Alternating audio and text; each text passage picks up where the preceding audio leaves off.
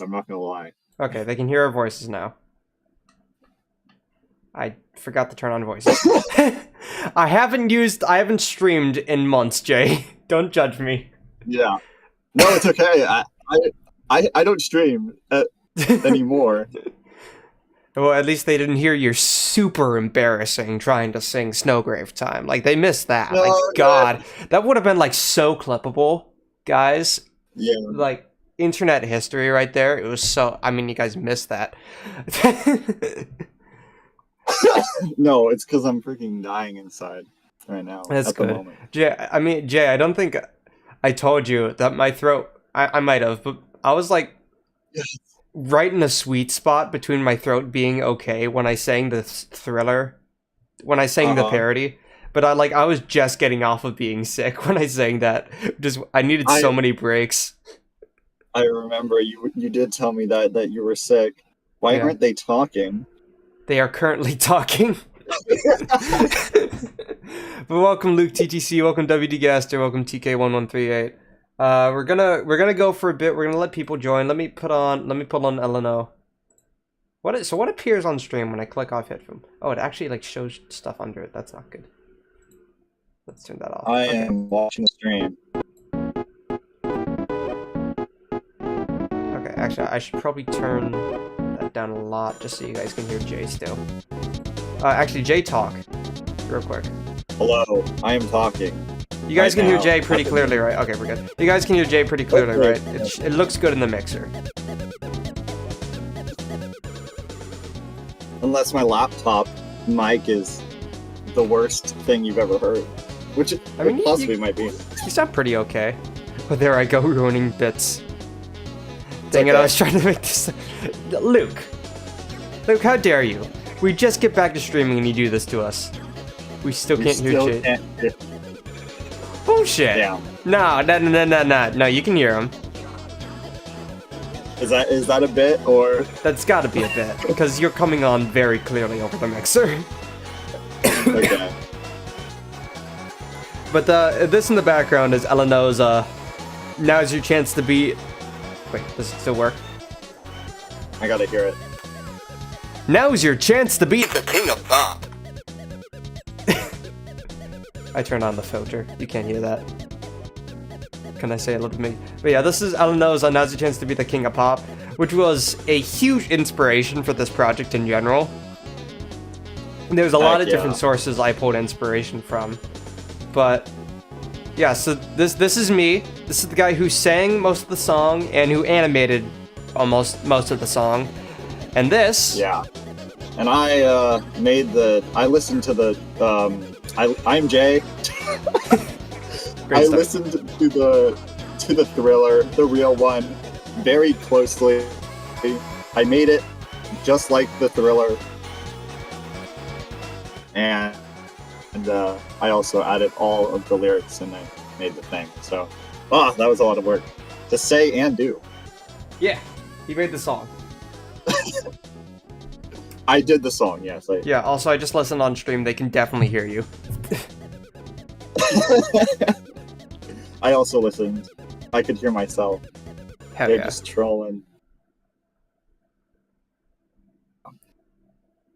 It's very fun. Yeah. You'll just try it sometime. But so, this project took about 4 months of work, which is kind of crazy. Let me go to like actually in OBS, can I add? Yes. Here we go. Okay. We can turn you on. Why are you so weirdly cropped?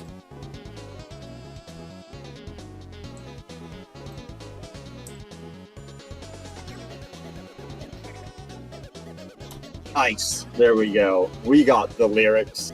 Yeah. Let me just center the screen. There we go. So yeah, so this is how it all began. Just a little Google Doc that I made. I ran back in like mid to late June. I had the idea, and sometimes I'll just like write down lyrics. that I find fun to write down. Like, I've got a whole backlog of random BS I've made. But I started writing this down, I just thought, hey, it's kind of funny how Snowgrave can, like, fit in the Thriller rhyme scheme, and, you know, Chiller's a good pun. Yeah. So I wrote down the chorus first. Like, you know, it's Snowgrave time, and then I just kept thinking of things. So if I turn this off... I love that verse. You love what? There, no one to save the city that the lightning's crystallized. Oh, yeah. Delicious. Sorry. I still have a cold. This is a different cold than the one that I had while singing Thriller. Yeah. But my throat's pretty much good. It's just, again, coming off the end of it. But yeah, so, because this is Snowgrave time, there's a lot of deliberation on making these lyrics. Thriller with Now Your Chance to Be yeah, that's literally no one's song. I turned it off for now because I'm gonna like be humming some of the lyrics, but I'll turn it back on in a bit. But that's literally no one. Actually, let me throw this in the description real quick. And welcome Heat TV, by the way. Thriller. Now's your chance to be.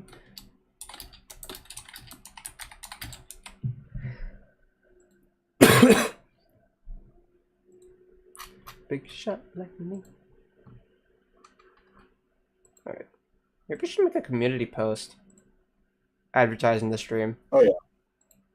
Just I don't know, I'm paranoid. Cause like part of the reason we're doing this stream, I'm gonna be full disclosure guys, part of the reason I'm doing this stream is cause the Thriller song only has like 1,500 views.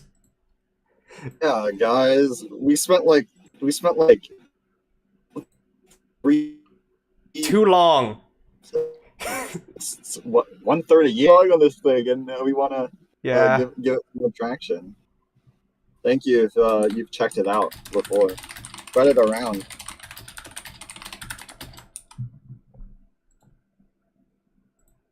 Okay, just throwing it in.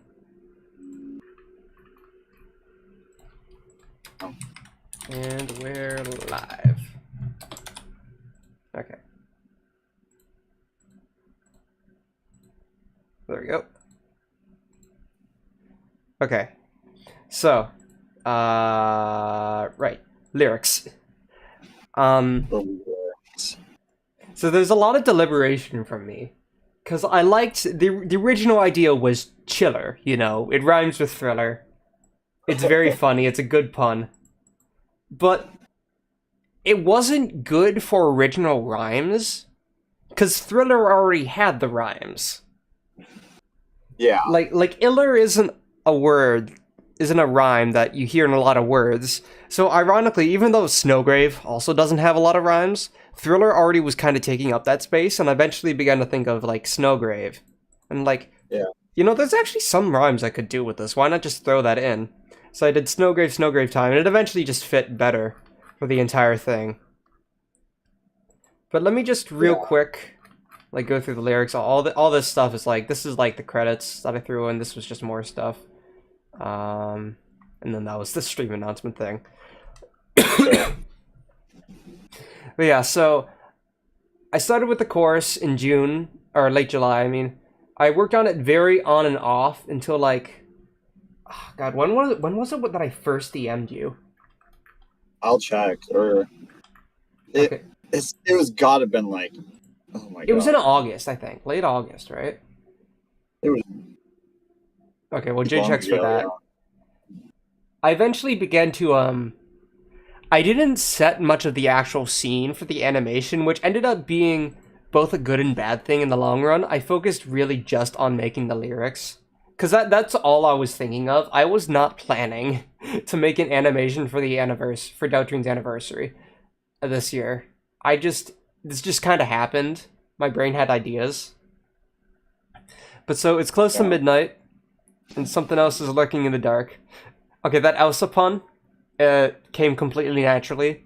That was originally just something else is lurking in the dark. Based on, I think that's just the original lyric from Thriller. But then I thought of the pun, and I'm like, oh, I have to, right? I have to. Under the skylights, you're hit by a spell that shocks your heart. Under the skylights is probably my least favorite lyric in here, just because I was having trouble setting up this original scene of, like, you know, being... The idea was, you know, the original song, you're scared of something lurking in the dark. I wanted to have this be, like, you're scared of Noelle freezing you. Yeah. But, I didn't want to put moonlight, because there's no moon. I mean, I guess there's a baseball moon in this type of world. I should have done streetlights. Streetlights would have made more sense, but whatever. Under the street lights. That actually would have been a little bit, yeah, because there is the city and they're under the street light. Yeah. Yeah. Okay. I had to figure out what when you sent it. It was August 22nd. That's when you asked me if I could do when I could do like the whole Thriller thing. You were just like, yo, can you create the whole Thriller? Can you create Thriller but Undertale Deltarune style? Right. I literally just slid into Jay's DMs and went, hey, can you make Thriller and Deltarune style? I said, that would be so cool. And I did it. And he did it, no question. Pretty much. Like, yeah. I think he asked questions like a few minutes later, but we just started doing it. It was great. It was honestly really good timing, too. It's unfortunate that I couldn't spend as much time in August working on this, which is why it came out in Thanksgiving mostly. Yeah. I really wasn't able... Yeah? Yeah. Yeah, exactly. I was able to, like, do most of, like, the skeleton work for the Thriller theme in August, because then I went to college after that. So it was pretty good timing. So... Like we had good timing for the start of it. It's just college got busy, stuff slipped away from me. It was mainly the animation that held it up. Because we got to like October. I sang the lyrics, I think like the first week of October, and handed those to Jay. And so after that, I was working on the storyboard, and we'll get into that. That's the whole thing as well. But the storyboard ended up taking a lot out of me, because I was just having to think of ideas and scenes. And that was the first time I've ever done a storyboard. That ended up taking like 2 weeks on its own, along with just adjusting the college. And after I made that, I ended up only having 2 weeks left before Halloween to like animate the whole thing, which just didn't happen. That was the original deadline for it. Right, that was the original deadline. That just didn't happen. Like, I tried. I think I got to the second chorus before I just realized it's not happening. But it was also pretty good as well to move that deadline back, because Jay was struggling with the vocal mixing. It was the first time he'd ever done that. Yeah, the first time I ever worked with vocals. So I worked a lot on that. Sorry. Same. Yeah. And I actually needed some help with the animation as well, so I got a couple people onto the increased deadline allowed me to get a couple people onto the project to help as well. So I think the full set list ended up being me on most of the animation and the singing, obviously, Jay on the music, the Lost Gamer, Lost Stuff, who the other three couldn't make it today, unfortunately. It was just holiday, you know. Busy, but the Lost Gamer, who's actually in our own Discord if you want to join down below. He made the dance animations, which we'll show off in a bit, of Noelle and Chris dancing. Octo, who, if you don't know, he's the guy who's still making? I'm not sure if he's done with them, but who made the Deltarune, like, animated OST videos, and, like, they came out with the big shot one recently as well, like in the past year, which was crazy. But they had a lot of experience with turning Deltarune into 3D environments, so he helped a lot with it. And finally, we have Audio Spawn Sudsy Bubbles, who obviously did the voice for Spamton, replacing Vincent Price, Vincent Price for the last section. Welcome, Sky Warrior cosplayer. Now's your chance to be a small shot. Now's your chance to get shocked. So yeah, that's we had that whole team. I contacted Audiospawn in like like, because he, from the start, I wanted on the team because I wanted his voice. I contacted him sometime in October, and he got the lyrics done, so his part was done with that. Lost Gamer, I contacted, like, a week before Halloween, and he just managed to get the animations done before Thanksgiving, which was perfect timing. And then Octo, I just kind of it kind of happened naturally. I'll give a segment to Octo because it was kind of weird how it worked out. Yeah. But yeah, so I finished the lyrics in mid-August.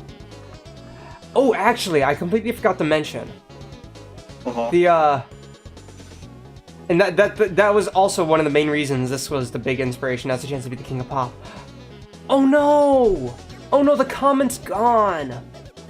Oh, I just realized. Okay, so the final speech, "Darkness falls across the land, beware the man who speaks in hands." I originally made that completely separately from this. I was watching Literally No One's Now's Your Chance to Be the King of Pop video, and I just put it in the comments section. Because I just thought of it on the spot, and made me think of that, inspired me to make that, and I put the whole "Darkness Falls Across the Land." That entire speech, I designed that. I did make some changes in the final project, but mostly the whole speech was just in here. But literally no one had like an existential crisis and deleted all their like Undertale Outroon shitpost stuff, and oh man, they moved on from Undertale and Outroon, and for like a year they had it completely all privated. And while I don't agree with their decision to private it in the first place, I am glad that they eventually made a second channel and posted all their Undertale Outroon stuff on there. So at least the content's still there, but no, my comment's gone where I originally had the lyrics in there. It's lost media, guys. Lost media. No. But yeah. Oh yeah, the animation. That was also a big inspiration for having Chris and Noel dance. And I originally wanted it to be like this smooth, but because of the way the Lost Gamer did it, having it like be an entire dance for the whole chorus section, it ended up being a lot longer. So I settled for like half the frame rate of this, which again, very glad he did not kill me on the spot for doing that, because he was a little bit mad about it. Yeah. He was like, "You want me to double the frame rate?" But yeah. So yeah, this animation style was definitely a big inspiration for the final product as well. Forward-facing fair, a little bit cursed. Simply will it back into existence. I don't know. If you guys want to go onto archive.org and find my comment, feel free. But yeah, so this Darkness Falls Across the Land, I created that originally, and that's what led to eventually me entertaining. Like, I created this like back in like May, I think. Maybe farther back, I don't know. But then that led to me making all the lyrics. I was actually I think what convinced me to use Snowgrave was the rhyme of depraved Snowgrave timeline. Yes, exactly. I did like that. That sounds so good to me. And I also really liked that I could throw in like yes, here it is. Bad save, yeah. Yeah, bad save, the third chorus. I was deliberating like, oh crap, I need another rhyme with Snowgrave. And I'm thinking for like a solid like hour. Like, I thought about it for like 5 minutes, couldn't think of anything, and was just thinking about it back and forth while I was doing other stuff, and I was like, oh! Duh! Yeah. Save files!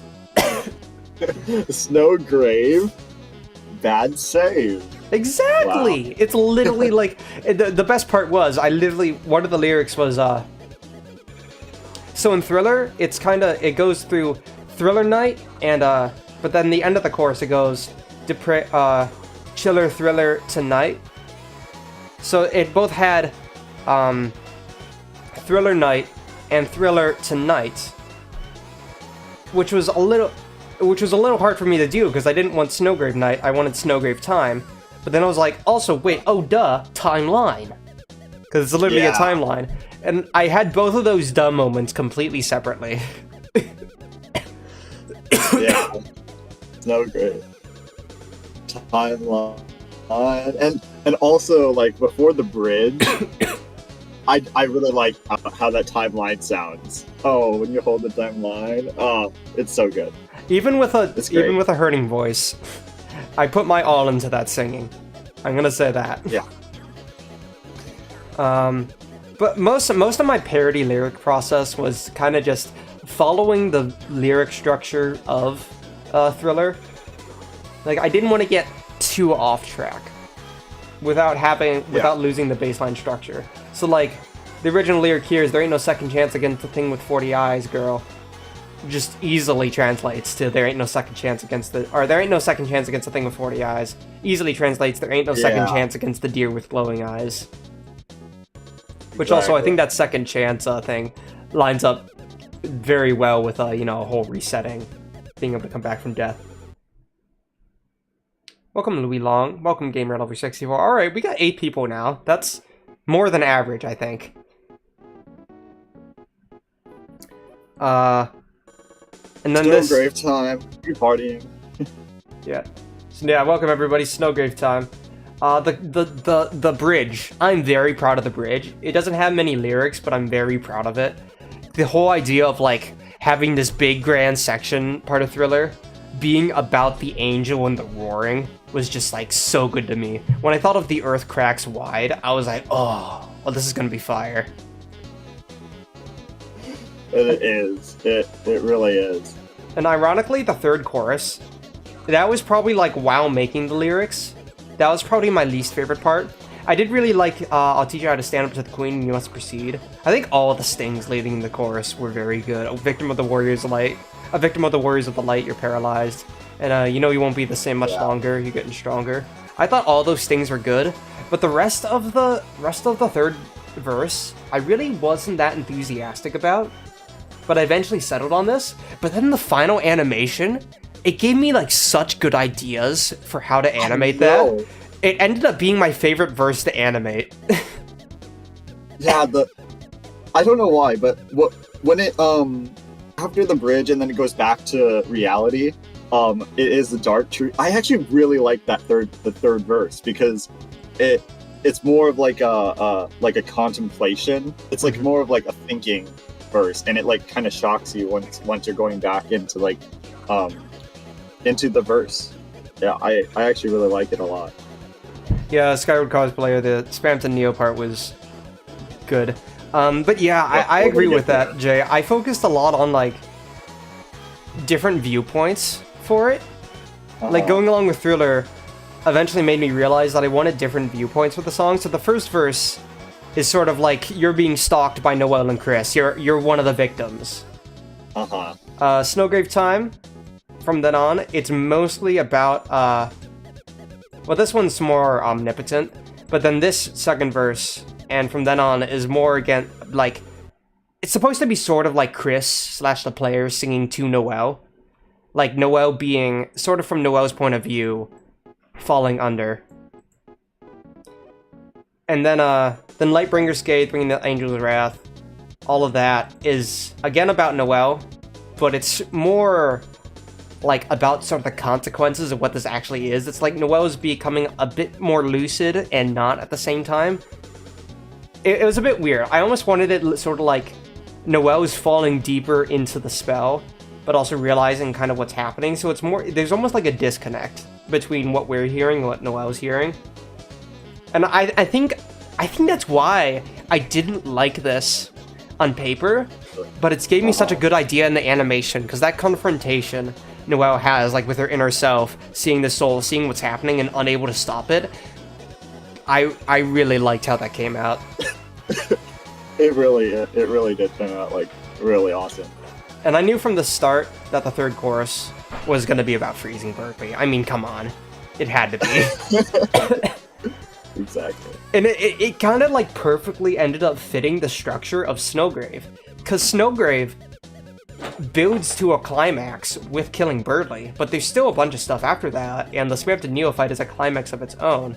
So this Darkness Falls Across the Land part, the whole speech after, gave, like, a very good, followed that plotline very well. You have the climax of the third chorus along with Freezing Birdley, and then you have the Darkness Falls Across the Land for following the rest of the route.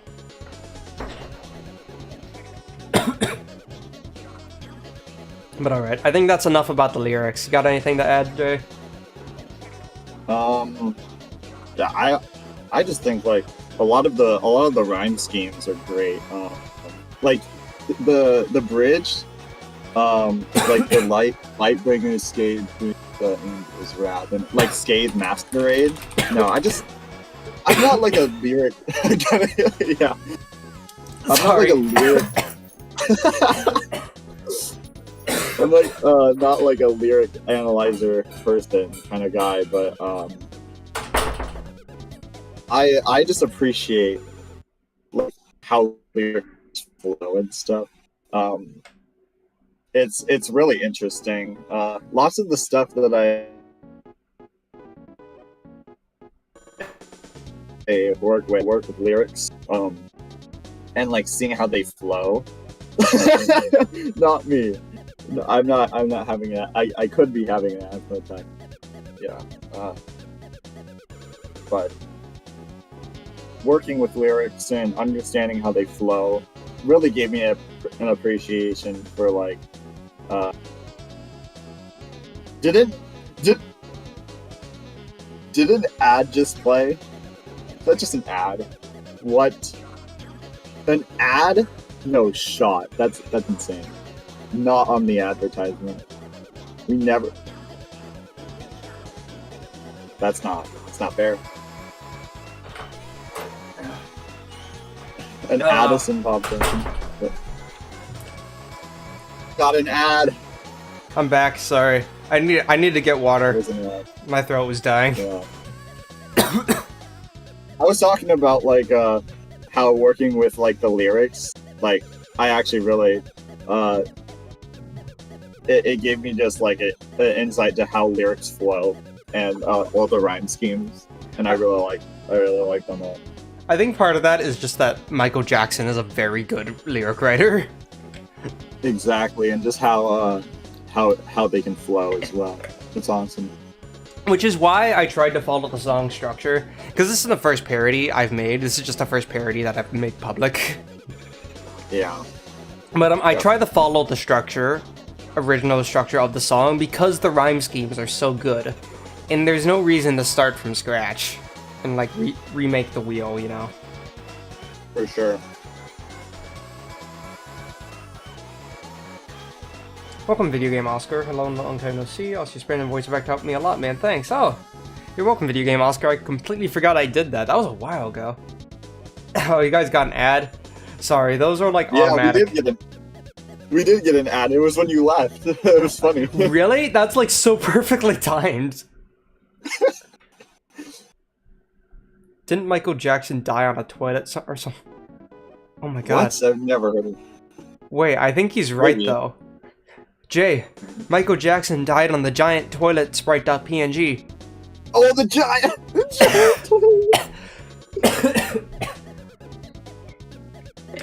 Toby knew we were gonna make this.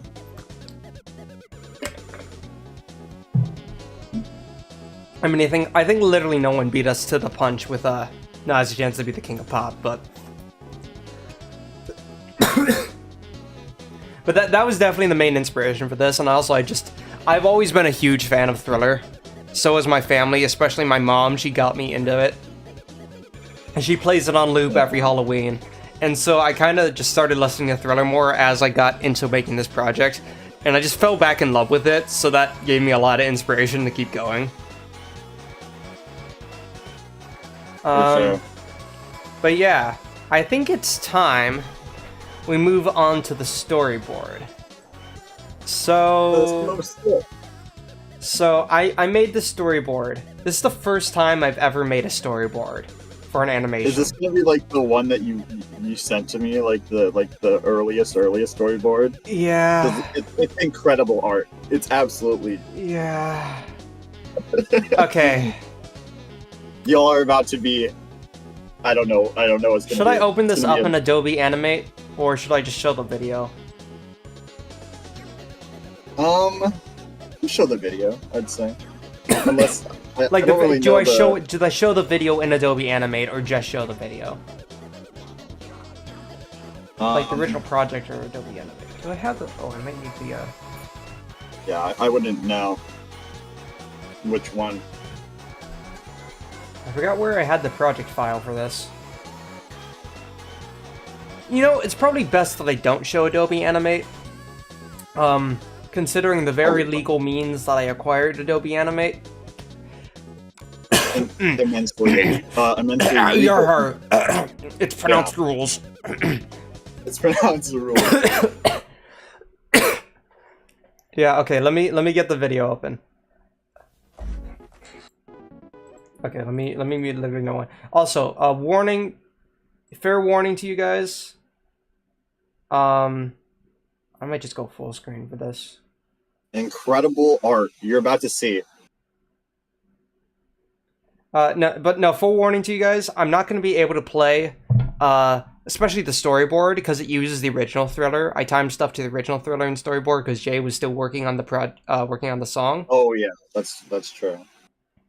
But also, I'm not going to be able to play the entire project file of like the final song, that even with Jay's making in its entirety, because it did get copyright claimed, the final video. Oh, it did? It did. However, it was recognized as a cover song, so YouTube counts it for shared revenue. And I've also made a dispute arguing it's parody. It should be recognized as parody. It's gonna depend on if Michael Jackson, well, whoever holds the song right now, it's gonna depend on if they see the email or if they just ignore it and it automatically falls. So we're probably gonna have to wait till like December 23rd for that, because that'll be like a month after. Mm-hmm. But so just warning you guys, I'm not gonna be able to play the thing in full because it will get copyright detected. I'll at least have to. I had a I don't know if I ever told you, I had like a journey with the YouTube copyright claim stuff. I'll have to say that sometime. It's really funny. I mean, is it related to the project or is it something else? Oh, it's not. It's a whole entirely different thing. But I mean, if we have time, I guess. But yeah, for sure. The only thing related is that it's the YouTube copyright claim system. Right. Okay, let's see. All right, hi guys, welcome behind the scenes to OBS. Hey, look everybody, say in chat if you want to be seen on the right side of the stream. I remember I had a stream chat on my streams. Stream chat. I used to have a stream chat on my streams. I had it for exactly one stream before I realized, first of all, it does not fit in the normal Undertale aspect ratio, but also it was just, I did not do it right. I also didn't write it like it. Oh my goodness. Everyone's on the stream. You had to uninstall mine for an interview. I can show this, even if it's spam. Someone just put spam for the stream. I'm in your stream. Oh my god, Mom, I'm famous. All right. Welcome everyone. All right, prepare your eyes, prepare your ears for the best thing you've ever seen.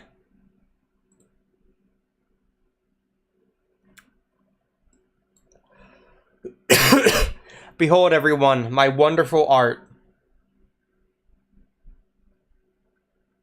Behold.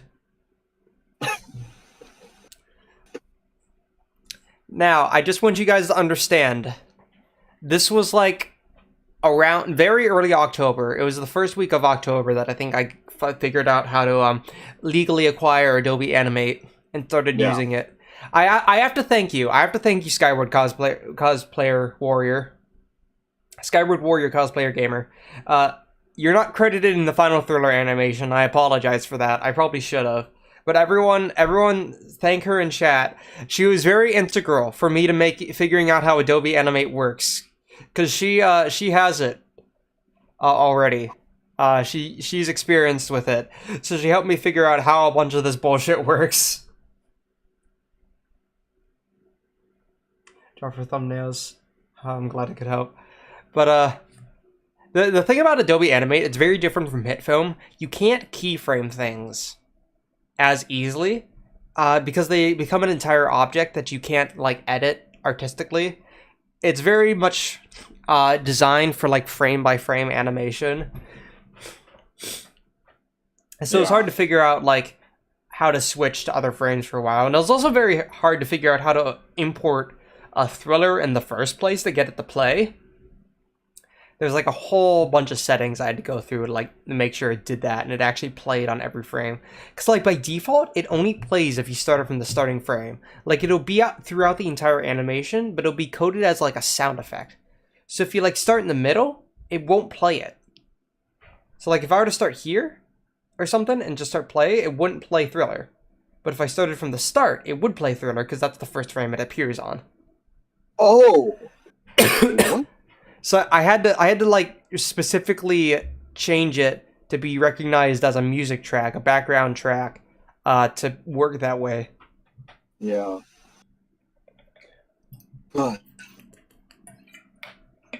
I saw someone mention Anton Blast. I do plan to play the Pizza Tower Halloween update at some point, and I do want to play Anton Blast when it comes out. Speaking of playing games, though, Undertale Yellow comes out tomorrow. Oh my gosh, so freaking hype! It really is. I'm so hyped for that because that's like the only Undertale fan game to ever complete the entirety of Undertale, like go throughout the entirety of Undertale, was Overtime, and it was so weird that was the one that did it because it was just so funny. It was just an Undertale Team Fortress 2 parody. And it's not like it was low effort either. It went throughout the entire game. It had custom fights. The only thing that wasn't original was the soundtrack. Was just use the normal Undertale songs, which was crazy. It's also really funny to me because like all the AUs like that are really popular, like Underswap, like freaking well, I don't remember what they are. Underfell or something. All the story swap or something. Like those are way more popular. And then the TF2. Exactly. The TF2 was the guys, one that got finished. You have freaking Glitch Tale and Underverse. Glitch Tale's like 5 hours of animation, and Underverse is like much better animation, and it's probably gonna be longer. I think it already is longer. And we have so many popular AUs, like they're working on an Underswap game now, but no one could come together to just create a fan game, and then Overtime out of nowhere just did it. And like, admittedly, Team Switch Underswap so far, and definitely Undertale Yellow, are gonna be higher effort than that and higher quality. Because really, Overtime did just sort of follow the structure of Undertale anyways. It wasn't super original, but it's also still the entirety of Undertale. Yeah, exactly. It's just crazy how that happened. It had like the puzzles, like the freaking waterfall puzzles were pretty cool. I'm not gonna lie. Yeah. No, I'm not saying it's low effort. It's just not like the level of stuff that like Undertale Yellow is gonna be. Yeah, all the other stuff. Yeah. Oh, Video Game Oscar, you gotta read the rules and click the verification little check mark thing. What is Undertale Yellow again? It was the one that follows the Yellow Soul. Yeah, it follows, I think they're canonically named Clover in Undertale Yellow. Clover! Yeah. Clover. Put the gun away, Clover.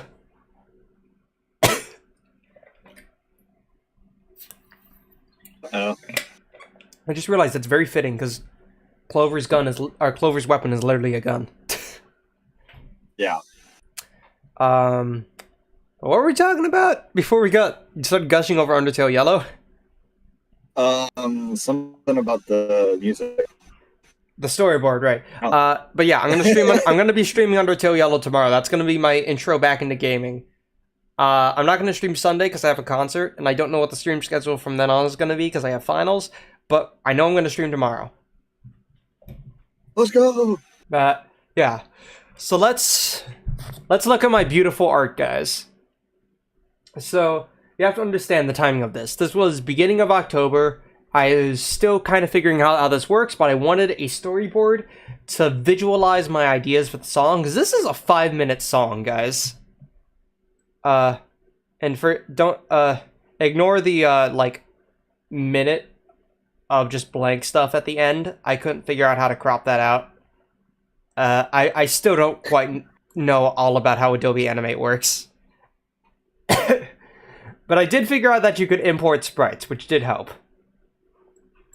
I didn't have to draw everything. But, so beginning of October, I'm figuring out how this works. The only tangible evidence that we have of making this project is Jay's like very rough draft of Thriller, of like the song, and my lyrics. That's all we had down. No animation was done. We still needed audio spawn for his vocals, and we still needed my vocals. And here's me with my little lyrics going into this. I've got the entire month to get this done. Ended up taking me about 2 weeks to get this done, mostly because of lack of time. Because I worked on some of this in class on my laptop, by the way. And my laptop has like the Chromebook sort of. It doesn't have a mouse. It has like the touchpad.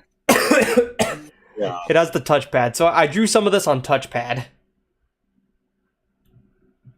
Incredible. I don't need help now with TTC. I'm done with Adobe Animate probably for a while. Done with this project for now. Yeah. I'm not making anything this big for a while. Don't worry. I mean, this was definitely the biggest thing. But this storyboard step was definitely like the most newest thing that I ever did as a part of this project. Once I got to the animation, I was much more comfortable with it, which I think was probably why this took so long. Just getting used to something new and also getting my ideas down. But yeah, let's actually look at some of it. So this is my attempt at a door opening. Because there's no, like, paint can I could find. So I just drew behind the door. And then my amazing animation of Chris walking along. Apparently it's called tweening. Apparently it's called tweening when you have something move like this in animation. Huh. And I had to, like, make Chris's entire body an object that I could no longer edit. And then I did have some notes as well, where wire howls in Times New Roman font. oh yeah, Noel. There's like oh wait, holy shit, wait. Did we have like the evolution of my Noel in the Discord? In our Discord chat? Gosh, yeah, we gotta find that. Oh wait, shit, I'm showing the entire right, it was full screen. Sorry. You're just scrolling through the Discord. Just going through the Discord chat, don't mind me. Let me open hit for. Whoops. Whoopsie daisies. Let's not show off all my DMs. I don't think they saw anything much, but yeah, they saw the little thing that I animated. I saw that. It was fun. Screenshot it already. I'm gonna get canceled. I'm just kidding. There's nothing I said. I don't think I... apparently the rules channel in the Discord, you cannot see the message history if you're new.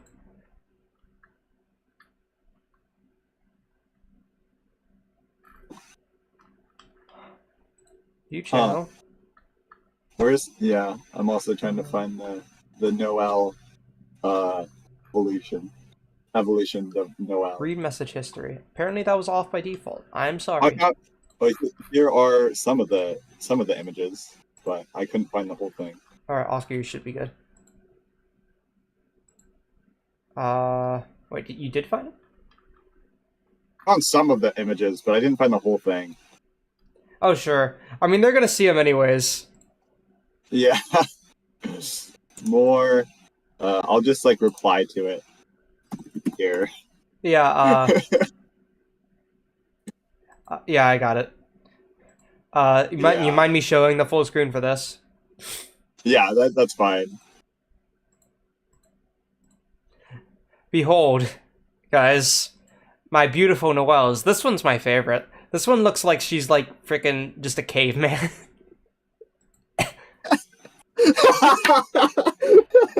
This one is this one's my Homestuck. This is my Homestuck Noel. There's actually if you know Shadok, I think that's how you say their name. They made a series called Love Web.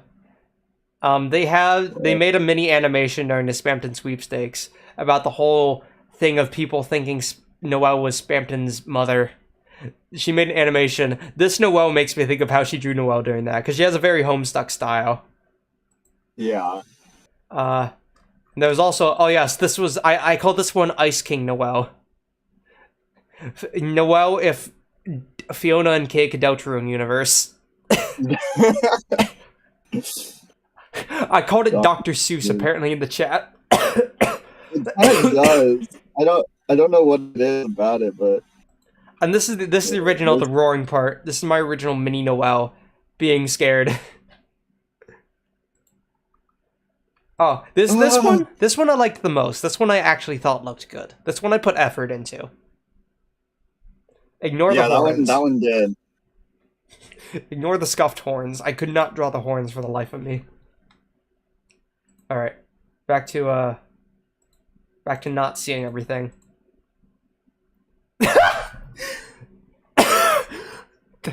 Jay, Oscar Stars. So Oscar Stars was DMing me about like the issue with the Rules channel. They just sent me this. Oscar, do you mind if I show this on stream?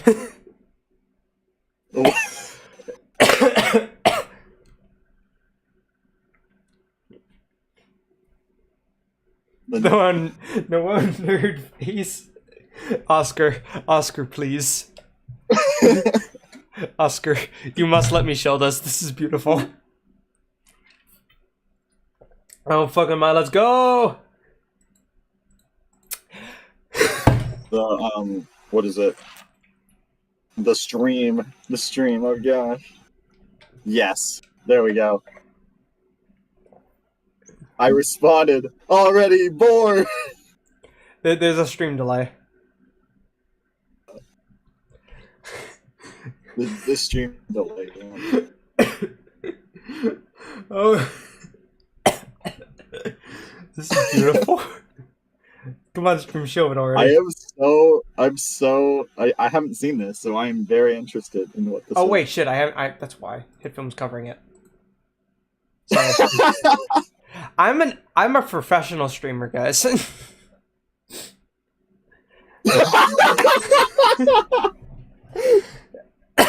It's a bit small, but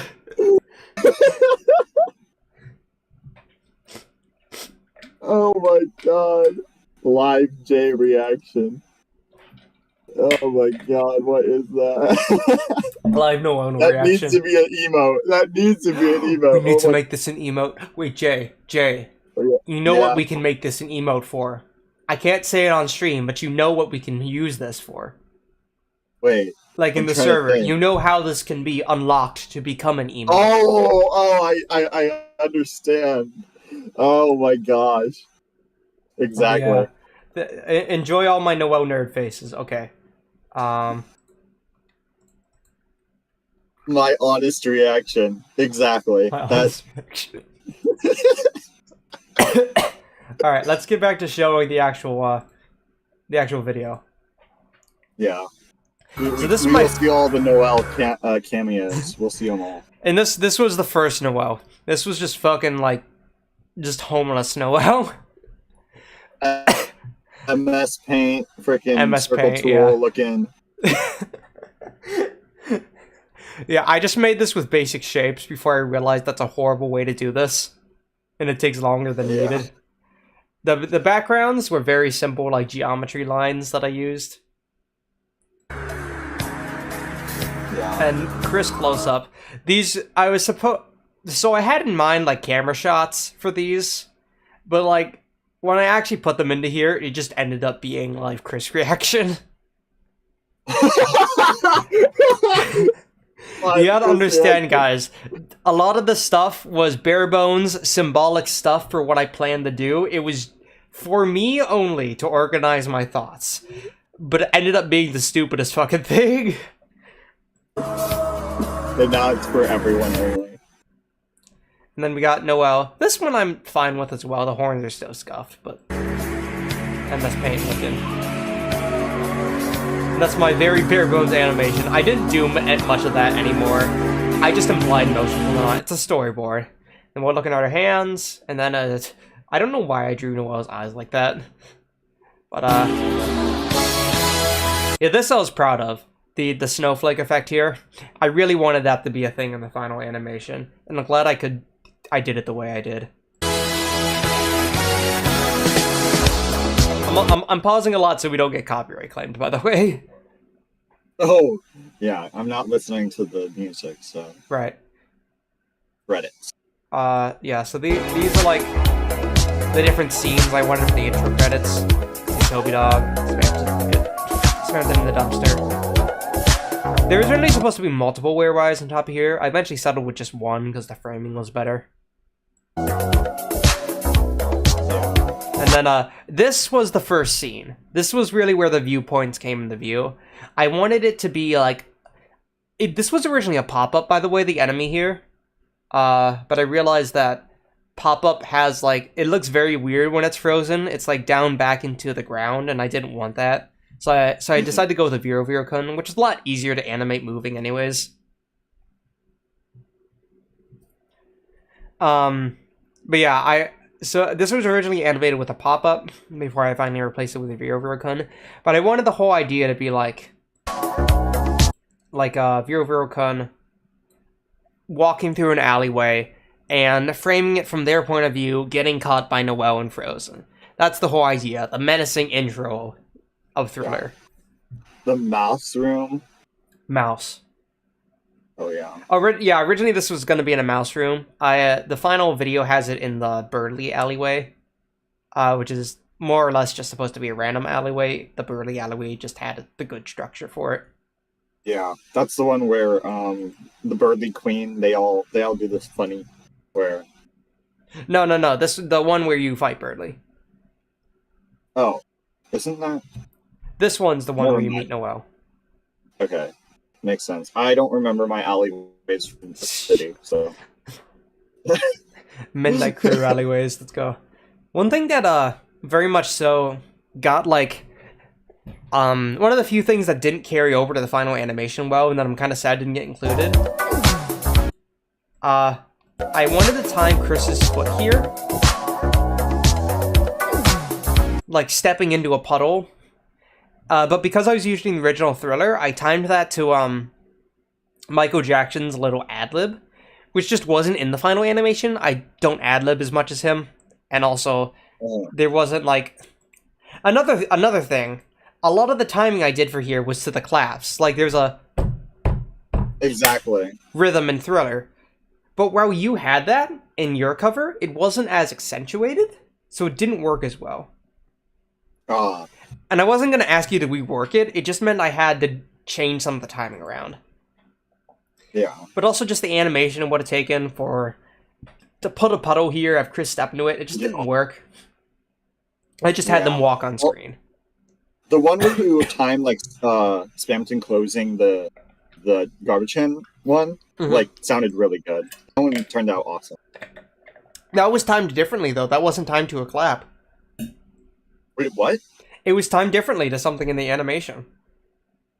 Like, let me That's so strange, because, like, when you put mine, like, it does, clap it really, like, on time with the music. Let's see. So, I don't know if you did that intentionally, but it slams with the clap of Where? the thing that I made. Yeah. Oh! Wait, that is a clap. Did you do them, like, more intermittent, then? Because, like... that noise only happens every, like... Doot, doot, doot, ch. Yeah, in the original Thriller, it happens every 2 measures, at the start of every second measure. In yours, it only happens every 4. Maybe I did it, like, every other one, yeah. But I remember the Spamton one making it, doing a good, yeah. Yeah, I guess that is timed with the clap, fair enough. Weird. But anyways, I really do like how the rest of the scene came out. This was probably the hardest scene for me to do, and it's partially my fault because of how I did it. We'll get to seeing it in a hit film, but it was just very difficult framing this with the Viro-Viro-kun. And also just because this was some of my first time doing 3D animation. I got the basics for how it worked when I did that, sorry. when I did that Queen animation with Pandora Palace times Scary Swings Spooky Month. So I did get some idea of how 3D animation worked, but this was definitely a lot more, or not 3D animation, but 3D environments, you know, with 2D animation in the environment. But yeah, so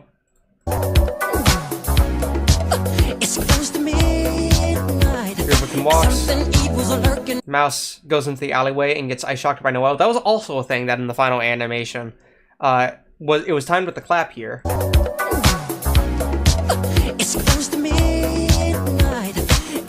But in the final animation, I had to retime that.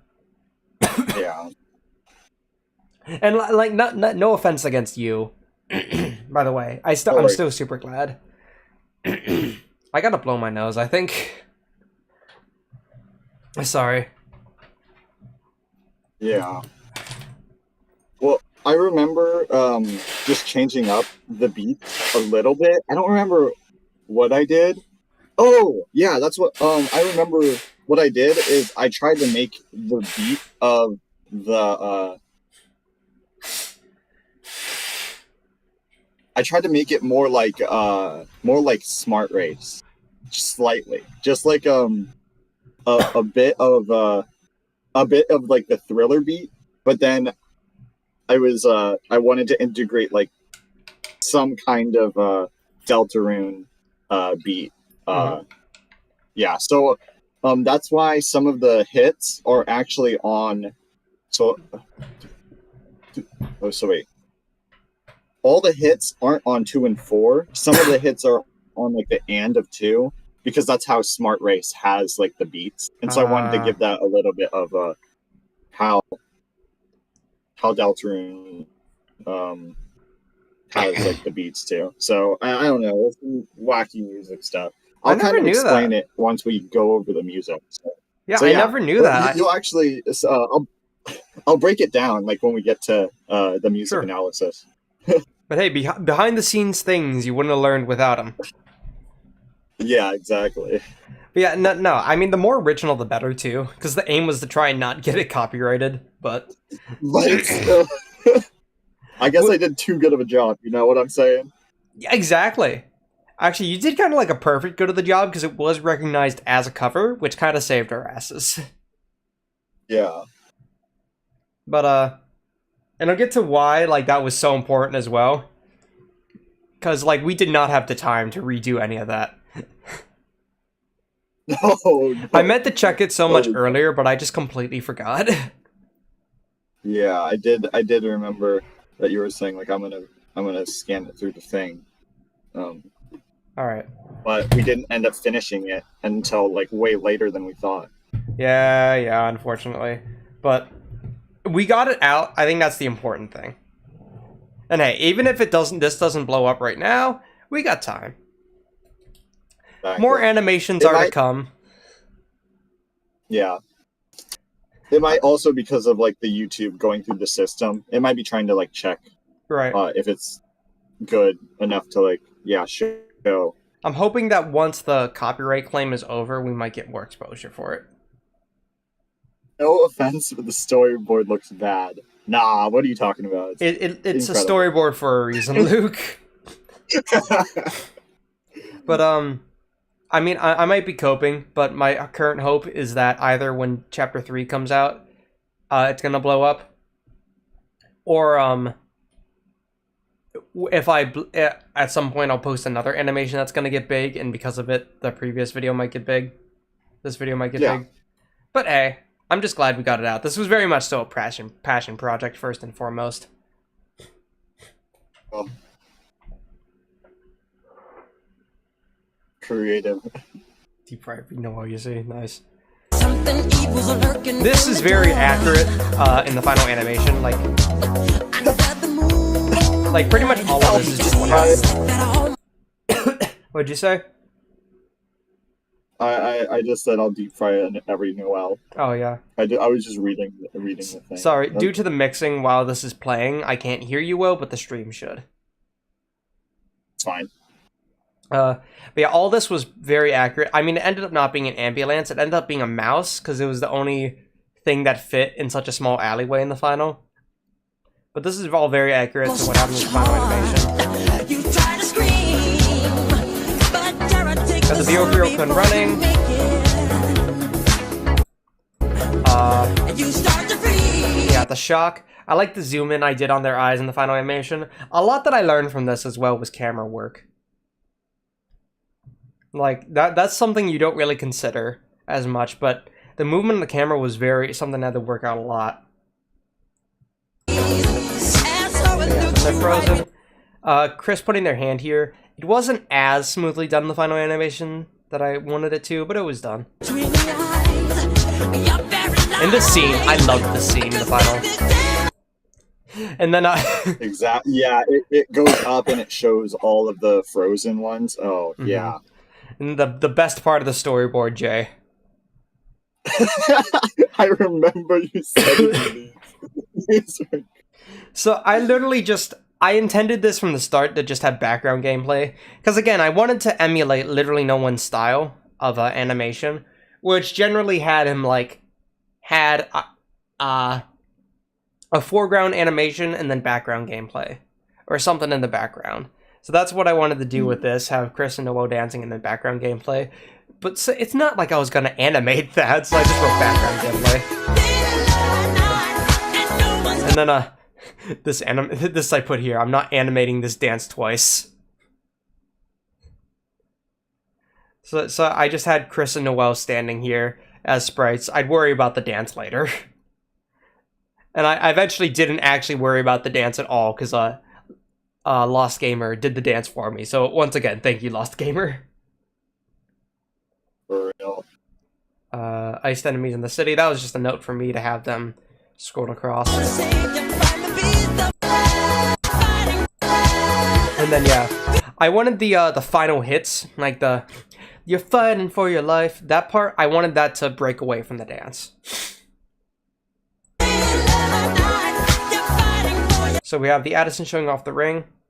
I didn't actually have this frame in the final animation, just because there wasn't enough time for it. It was much smoother to just have it framed like this. Like this for the whole scene. And that's very accurate. And then, yeah. I added a bit more animation, but yeah, the whole ring thing was in the final. But then I added more stuff here, because I felt there was too much empty space. So we see, like, Noel holding the ring and Chris looking up in the final animation. Yeah. How it transitions and, like, he turns into the ring and then flies away and stuff. Yeah. Yeah. I really liked how that came out, because I didn't like how this transition works, like, just showing them walking. I think the biggest problem with the storyboard is there's just too much of Noel and Chris walking. Like, there's too much. I didn't have as much transitory material as well. I just put them in walking a lot, so I fixed that in the final.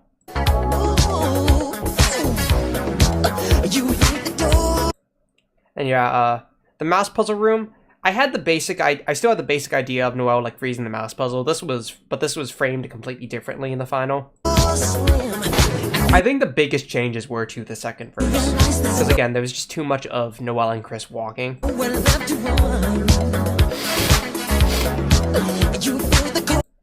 This was largely the same in the final. Noel looking up, and it's kind of fun. Yeah, it's kind of funny. In the original lyrics, I didn't intend for this to happen, but in the original lyrics, yeah.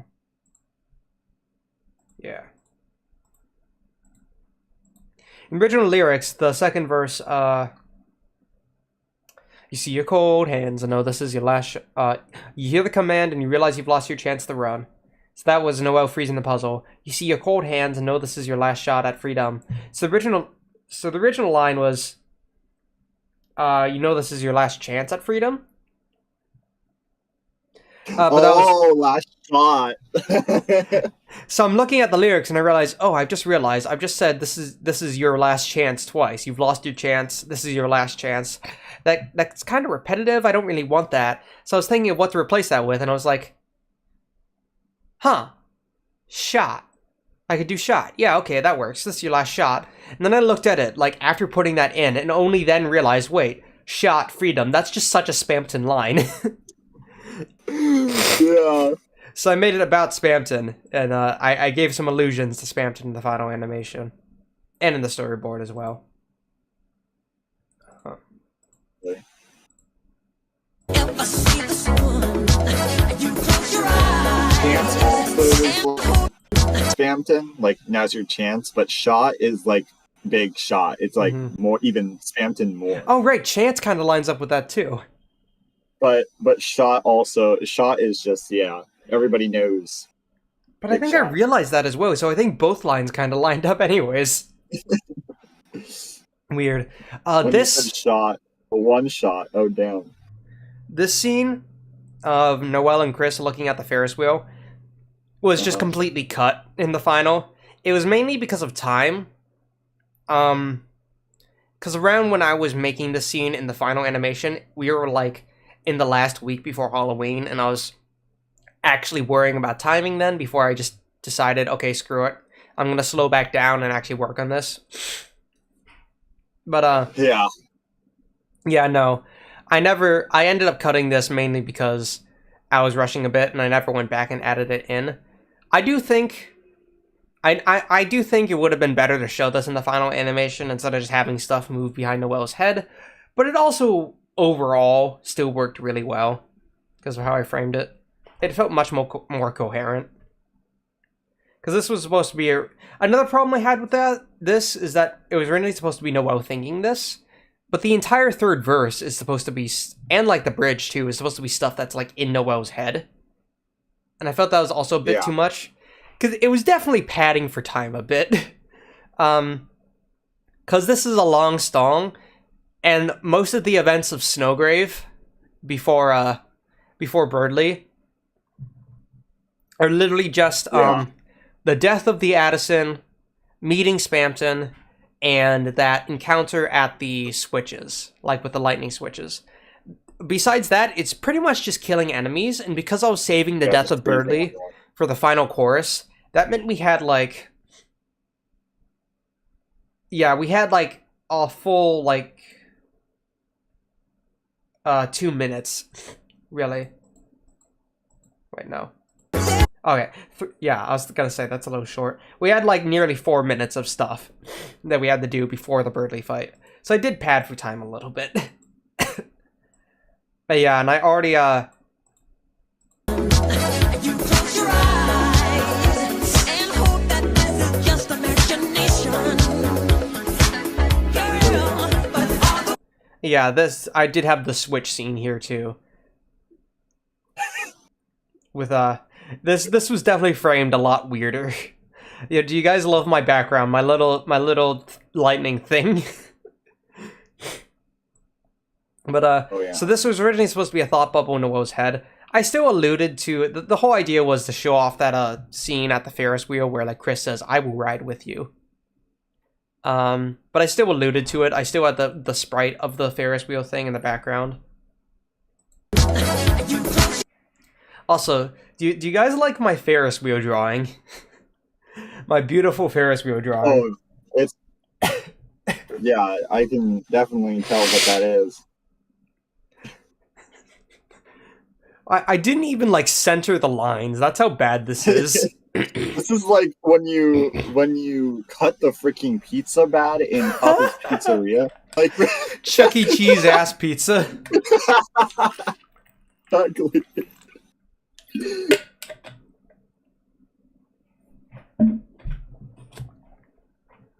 Oh god. I like my mini Chris there as well. Just staring at nothing. Just staring at the wall. The board is so bigger than them in this. It was a lot of trouble that I had with Adobe Animate that I didn't think I had. I'd realize. In order to like accurately draw stuff, especially on a mouse and touchpad, because I don't have a tablet, in order to accurately draw stuff, I had to like zoom in a lot. But the size of the lines that you're drawing with don't change as you zoom in. Which, as someone who's only done either pixel art, where it's always 1 pixel anyways, and you can change that easily, so I don't do much contemporary art. So there's a guy who's only done contemporary art, really, like in the physical world, like in real life, that was so weird to me and so hard for me to get used to. And the scaling, it ended up being really hard to work out how to scale things in the final product. But yeah. Oh, right. So this whole thing with Switch, again, this was like completely reframed in the final. And that I did have that look from Chris. That looks so good in the final. Chris looking at Noelle. And then here's Noelle's Ice King look. I like how I zoomed into her eye in the final as well. I didn't plan that, but I had that on the spot while working on the final animation. Really liked that. And then I'm really dreading animating this dance. That was a little note that I put to both myself, but also Jay. Yeah, that's... And one thing that was also cut from the final animation, Noelle was originally supposed to have sprites that kind of looked like this, like a darkened expression while dancing here, to help show her development over the course of the song better, but it just wasn't worth it in the end.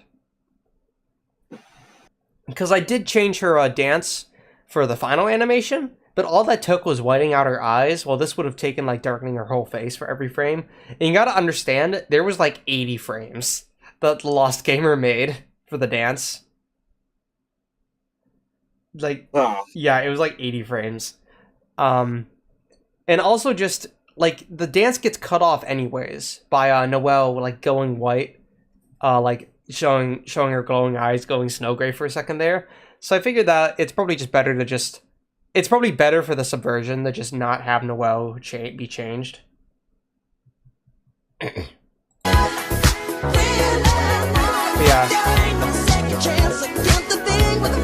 Yeah, Noelle transforms there, she gets scared, and then she runs off. And then here, I wanted the end of the second chorus to be like the deal for the Thorn Ring. And this came out really well in the final, I think, as well. This, yeah, right here, I think from the end of the second chorus onward, I think there's good critique and stuff I could have done better in the final animation for, like, the first and second verse, but I think everything from the end of the second chorus onwards is just peak. Like... This Noelle face right here, I'm not gonna lie. Okay, I mean in the final, not in the, not in the storyboard. I know. Yeah, no, great I know Noelle the final face. was pretty peak, but this Noelle face, I'm not gonna lie, it is peak. Yeah, that's my Homestuck Noelle. I love that. But no, I seriously though, I think I adapted this, like created this. I'm so proud of myself for how everything from then on is animated. It's like over half the animation. I don't think I could have done it better. But yeah, the bridge animation was incredible. And then yeah, don't look at me with old big old eyes, Noelle. You know what this makes me think of? This Noelle face. You know Jack Stauber? Oh yeah. Is this are you talking about Opal? Yeah, have you ever seen Opal? Oh my gosh, I did watch Opal. That is crazy. Like, I didn't intend for it, but looking back on this now, I don't think I even saw Opal when I originally drew this, because I first saw Opal in like beginning of November. Oh yeah. I watched it, but no, now that you see Jack Stauber, I kinda see it. Just those big eyes. Oh, big old eyes. It's so derpy, I love it.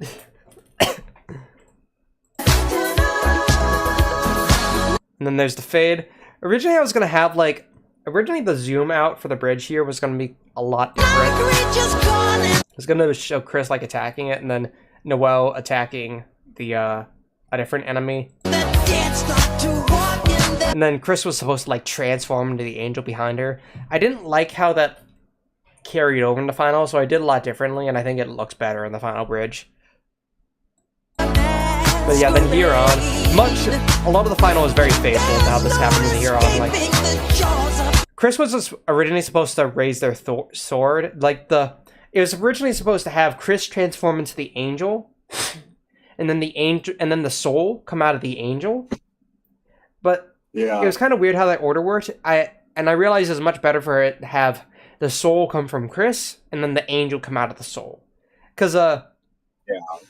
okay, I'm gonna admit, a bit of bias, headcanon, propaganda here. I believe, even though it's not really confirmed, I believe it's canon that the player is supposed to be the angel of legend in Deltarune. Okay. So which is what inspired this, like the angel coming from the soul being behind Chris, because it's supposed to be like the angel's power taking over. And actually, this ended up being changed in the final as well. But this lyric, darkness falls across the land, beware the man who speaks in hands. When I originally posted on Eleno's video, it was originally, darkness falls across the land, the angel's heaven is close at hand. Yeah. And I deliberated on that lyric for a while, because I really liked that lyric, because it mentions the angel's heaven, and it, like, again connects it to the Snowgrave, the angels taking over. Because another headcanon I have is that, when Noelle, like, has the points where she blacked out in Snowgrave. Listen, I have a lot of headcanons about Deltarune, and they led to inspired things for the animation. Okay, so it's good I have headcanons. Yeah, But, so that the animation gets done. Woo! Exactly. Yeah, you know, it's my animation, guys. I can put whatever bullshit in it I want. If I want frickin' Curdly, Chris times Birdly in there, you can't stop me. You can't It's stop my me. animation. I choose the ship. Boom. I mean, exactly. It's like guys. Seriously, I mean, it's not like I'm actually a Curdly shipper. I just said that for like. Oh wait, don't look at that. Don't look at that. I'm just hypotheticals, you know. Hypothetically, yeah.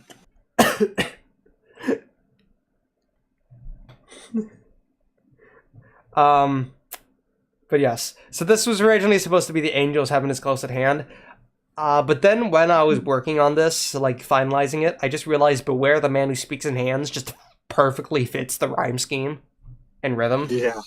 And I was like, okay, I have to do that though, right? I didn't Gaster. want much allusion to Gaster, simply because that wasn't the focus of the animation, but I had to put in this a little bit. I had to give him that. Yeah. And besides, during the bridge, there's already a bunch of allusions to the angel anyways, so I figured it was fine.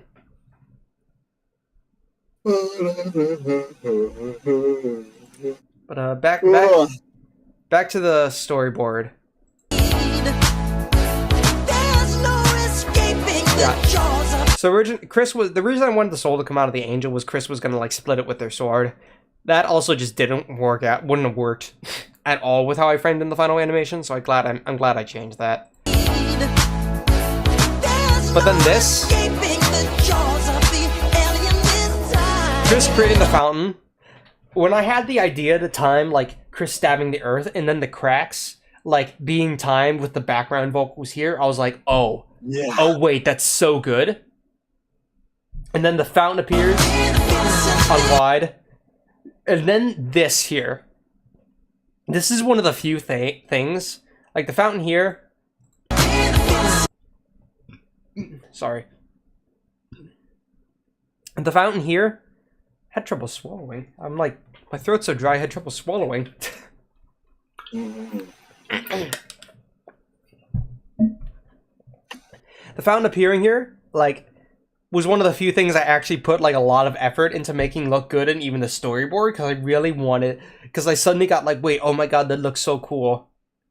And then this here with like Noelle stepping back and the Titans appearing behind her. The Titans appear in the foreground in the final, but whatever.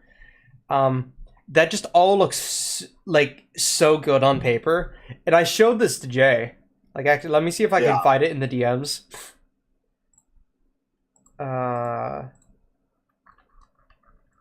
I showed this to Jay when I first made it. When I first made that part. Because I kept Jay updated. Jay, you were my lifeline making this. I'm gonna be honest.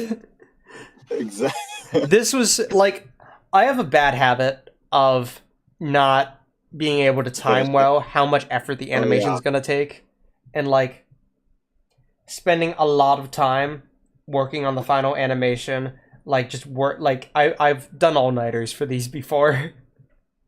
Yeah. And I did an all-nighter for this one still. But the problem was, this was so big, it's 5 minutes of animation, and it's not like my usual very low effort, I'm gonna be honest, like Deltarune style animation. This was actually like 3D environments and move and shit and all that. It's not something I could knock out in a night. So Jay, you were my lifeline to keep me going for this. It is a wonder. Found what I actually said, yeah. It is a wonder that I did not burn myself out completely, because I was a bit burned out by Halloween, but I somehow got back into it. And that is thanks to you. Oh, thank you. I found what I said on it. You said, frick, the bridge is actually going to look sick as hell, and then sent me that image. And I said, Lord, that is going to be a powerful part of the video. And it did. It was. It was. And like seriously, like, I'm not one to fish for compliments. But when I showed you the stuff, every time you said something good about it, it made me happy. It was like, yes, okay, it's gonna be cool. But yeah, so we go back to the full screen. Well, definitely. Yeah, when you're like putting all this effort into like this huge project, you don't want it to be like, for like, oh, it's not that cool. But no, it did turn out really cool. So. Yeah, I didn't want to rush it. It's another reason I believe if I did pull an all-nighter, like a few all-nighters maybe, I could have quote-unquote finished the animation by Halloween. But the problem was, it just wouldn't have been as good. It would have just been there to support the music and not be an animation in itself. It would have had so much stillness to it. Also, I wanted to like participate in Halloween shit this year. Don't judge me. I wanted to make my Gaster costume. I wanted to go out and do Halloween events, okay? Yeah, do the Halloween. Yo, it has a storyboard? I barely do the Halloween. Aw. You see, that's what happened, like, last year with Spamton. I made that Spamton costume in, like, a day, and all I did was go out to Halloween with it. And I was kind of sad about that, because, like, I really wanted to do more, but... And then when I released Deltarune, when I released that Spamton animation, Spamton baited, it was really good for my channel because it hit 300,000 views.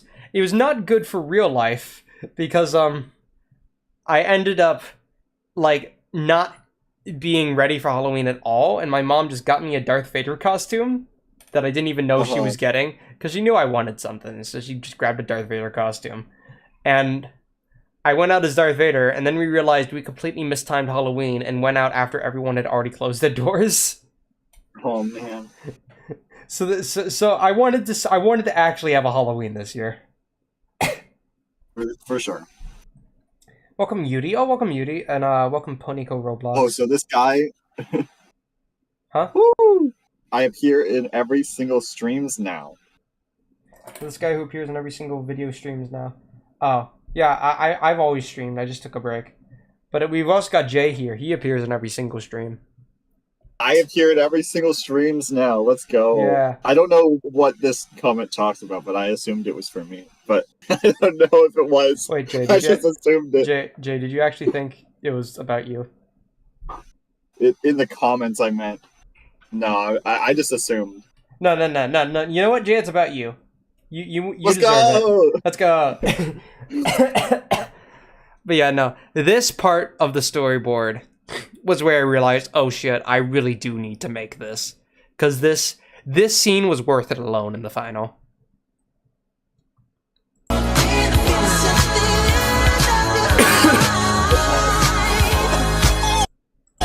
the comments. Okay, so no. No, it's about you, Jay. It's 100% about you.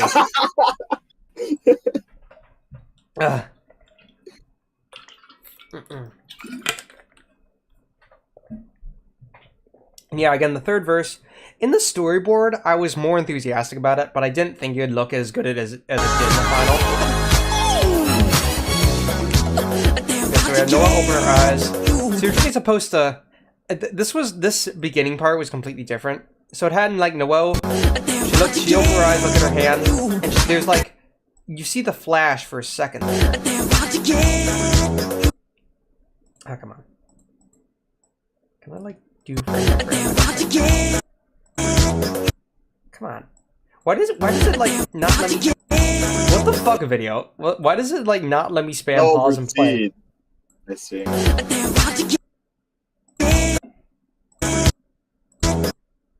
What? Okay, well, you guys can kind of see it. There's really supposed to be, like, a flash of the Titans. Sort of a question of, was it just a dream or not? And then proceed in front of it. That was, like, the most fanon thing that was going to be part of this. I just didn't like it in the final. It didn't time well. And it just looked weird. Also, we'd already had enough of, like, Noelle, like, opening her eyes. And I thought, let's not. So in the final, it ended up just her being, like, walking behind Chris. Also, again, the best Noelle I drew for this. This is the closest to, like, my art style, I feel. It's still not great, but... Guys, please don't judge me. I am actually good at traditional art. I have made good art. I just can't draw on computers. I can only draw with pencil. Me too. I can't draw. Actually, I had, like, there's an ad. Oh, I got another ad. I can't, like, check them, because, like, I can't look at it on my computer, so just, guys are gonna have to deal with the ads. I think I can delay them, but that's it. What was I saying? I mean, like, I've taken art classes. I made, like, a, realistic, like, still life of General Grievous once that I really liked.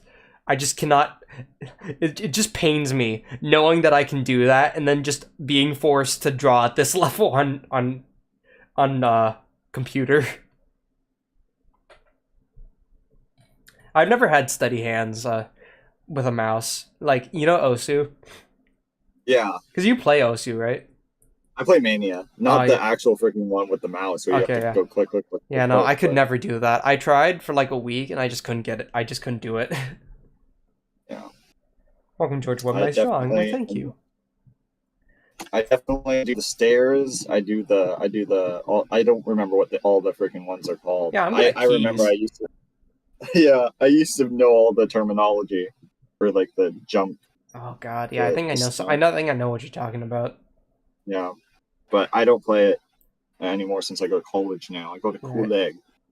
Nice drawing. Thank you, George Webb. Part of the reason I wanted to do the stream was also to show off the storyboard, because, like, this was not seeing the light of day otherwise.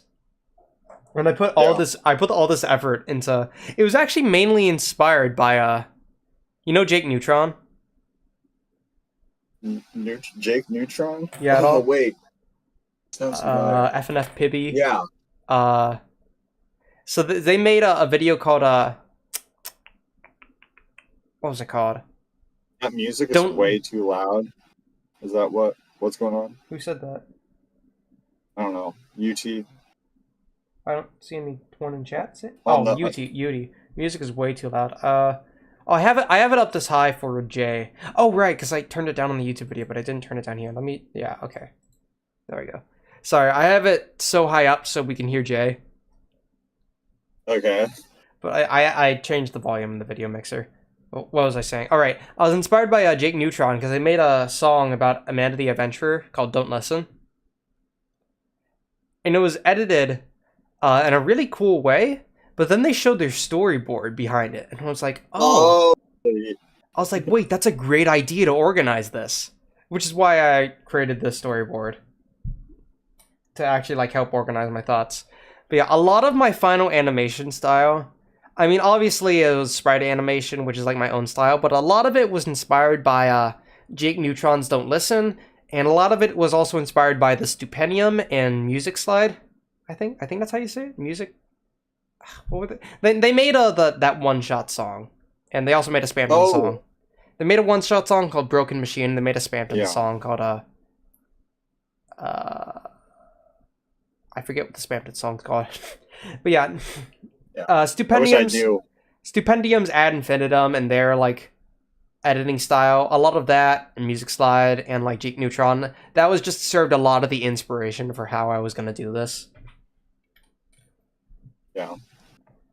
But yeah, keep going.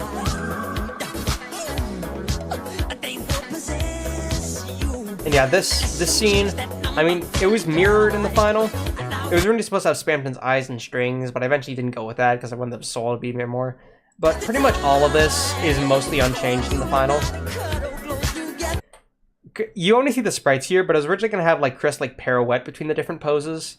But when I decided to add in the whole thing with like Noelle getting like hit by the soul and flop down, I figured it'd be better if like Chris just appeared as like a possessing voice like in different shots. I think it looked better. Yeah, it did. Well, yeah, instead of just appearing, I guess. When they like fade in instead of pirouetting. Like I could have had them pirouetting, but I think it looked more like ghostly and like otherworldly to have them like appear in and out. And fit the whole dream sequence sort of style better. Now this... Yeah, this with the... Not many people... I don't think anyone's caught this in the final animation. And granted, this may just because it hasn't blown up yet. I really want it to blow up. I want to see people find details. But, right here... Nobody has pointed out any of my freaking... leitmotifs that I put in yet. What the frick? Did anyone ever notice the stuff you put in Spamton baiting? I don't think anybody has noticed the I don't want to say what it is, but I haven't heard anyone say what it is yet. Doesn't want to spoil it. You're the only it. one who knows because I told you what it was. Oh, you have? I think so. A while ago, but maybe. Yeah, you're the only one who I told what all the leitmotifs in the Spamton baiting was. Yeah, but if I look here...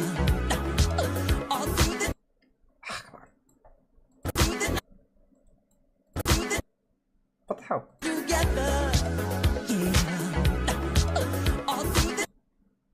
What? There's so many parts on this. Going on. Okay, it's like all through the... There we go, I did it. So, I wanted to have these two flashes. In the first one is like Chris holding Noelle's watch, because the original song and the lyric carries over in this one as well. It goes, "Now is the time." I wanted to have like Chris having Noelle's watch in the hospital cutscene. Because the whole idea is like Noelle like sees Chris with the watch and gets scared. And I wanted this to be like, this whole dream sequence to be like a forward vision of that. And then the second one, it was literally just a zoom in on that part of the room, that sprite in the final, because it doesn't appear for long. I wasn't going to make a whole room for it. But this is like the... I put more effort into this in the storyboard than in the final, this frame. Yeah. But this is the bead thing, roller coaster bead thing, you know, in the doctor hospitals. Yep. In the I used to play with those. They're fun. I legitimately thought this was genius, despite how long it doesn't appear. Because in the game, if you look at this during the Snowgrave route, it says the blue bead is broken off, and that's like the broken bead right there. Again, you can't see that in the final because I didn't make it. Yeah. But it says the blue bead is broken off, and there's like theories it's like a metaphor for you like breaking off the story path for the game. And so when I was killed Birdley, no. Yeah. So when I was writing the lyrics, that stinger I had break storylines. So it's originally, "Now is the time for you and I to cut across together all through the night." I changed that to break storylines. Yeah. And then I thought here, oh wait, break storylines. The little bead maze thing is literally, and the broken bead is literally a metaphor for you breaking away from the storyline. I'll have a flash of that. Yep. So I was super proud of that. Even if it doesn't get much like screen time in the final, I was really proud of that metaphor. Yeah, I did, like, I was watching the thing, so I didn't actually realize that. I was gonna ask about, like, about it eventually, because I did recall that you put, like, the bead toy thing but I didn't really know what it was for. So now you actually just explained it. So More behind the scenes stuff, guys. yep, exactly. I mean, this and this whole framing with Queen, I really love how that came out. Originally, I was supposed to have Noelle point at Queen, and then she just wakes up from the dream again, and she's in the Birdly room. Again, there was just too much of Noelle walking with Chris, and too much of Noelle, like, suddenly waking up and opening her eyes. So I think I did that transition a lot better in the final, with it having, like, flash between... It really was. Yeah, having it flash between Noelle and Queen and being in the Birdly room as she comes to awareness, that was a lot better way to do it. Welcome, And Jesse. then the expression change, I really like that. Oh, yeah. How Noelle was like, oh gosh, no, this is what we're gonna do now. Holy frick. And this frame is just completely gone. It's instead from looking from behind Birdly in the final. Do you like my traffic cones back there, guys? And do you like my big... I like birds. Do you like my big Birdly sprite as well that I made purely for this? This made me realize, and like the newsletter brought more attention to this, but Birdly has such a freaking complicated character design. It really was. Just And making I like him... Birdly's Yeah, what? Birdly's stick legs, the stick toes. Oh yeah, his bird toes. Yeah, I put more effort into this than I should have. I should have just shown a Birdly sprite here, but like, I wanted to make Birdly for one frame, and I realized, wow, this is kind of hard. But it's coherent at the very least. Yeah, you could tell it's Birdly. The battle axe and the armor. Also, one thing I'm sad that you can't see in the sprite, like Noelle's little flattened ears here.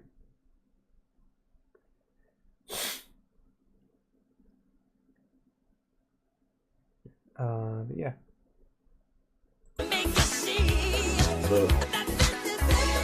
Oh yeah, and then I didn't realize this typo until I already like rendered the whole storyboard, and I did not feel like fixing it. Birdie fight gameplay. I was like, oh, okay. Yeah, that's not being changed. Yeah, so welcome Birdie fight gameplay and then Snowgrave Dance, baby. It was also I think I might have realized it before I rendered, but either way, I actively didn't work to change it because I was like, wait, that's kind of fitting. Everyone missays his name.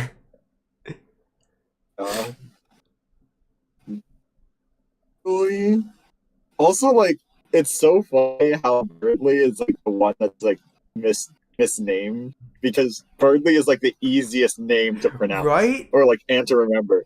Mm-hmm. And it's like why like rules, like everybody says like Roxels or something, like Roxel's card. But like Birdly, why is Birdly the one that's getting misnamed? Exactly. That's so funny.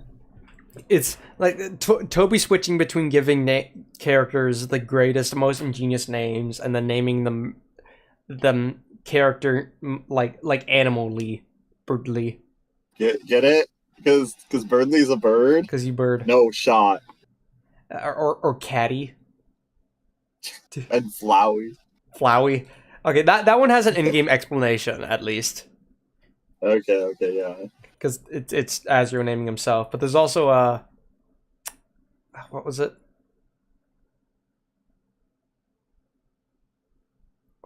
Frogget.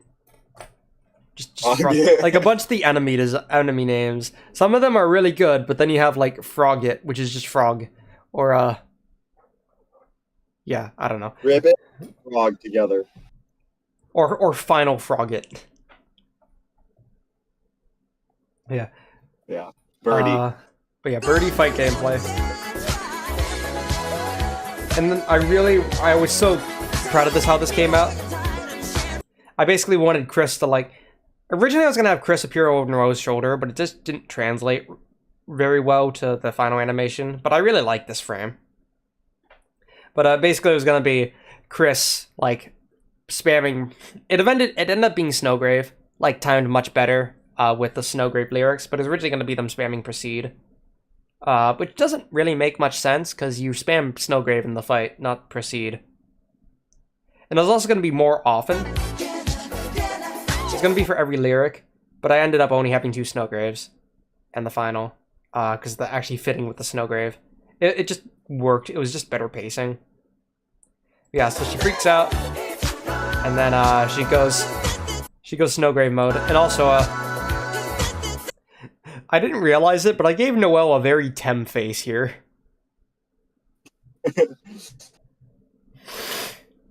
Yeah, there's a Snowgrave background.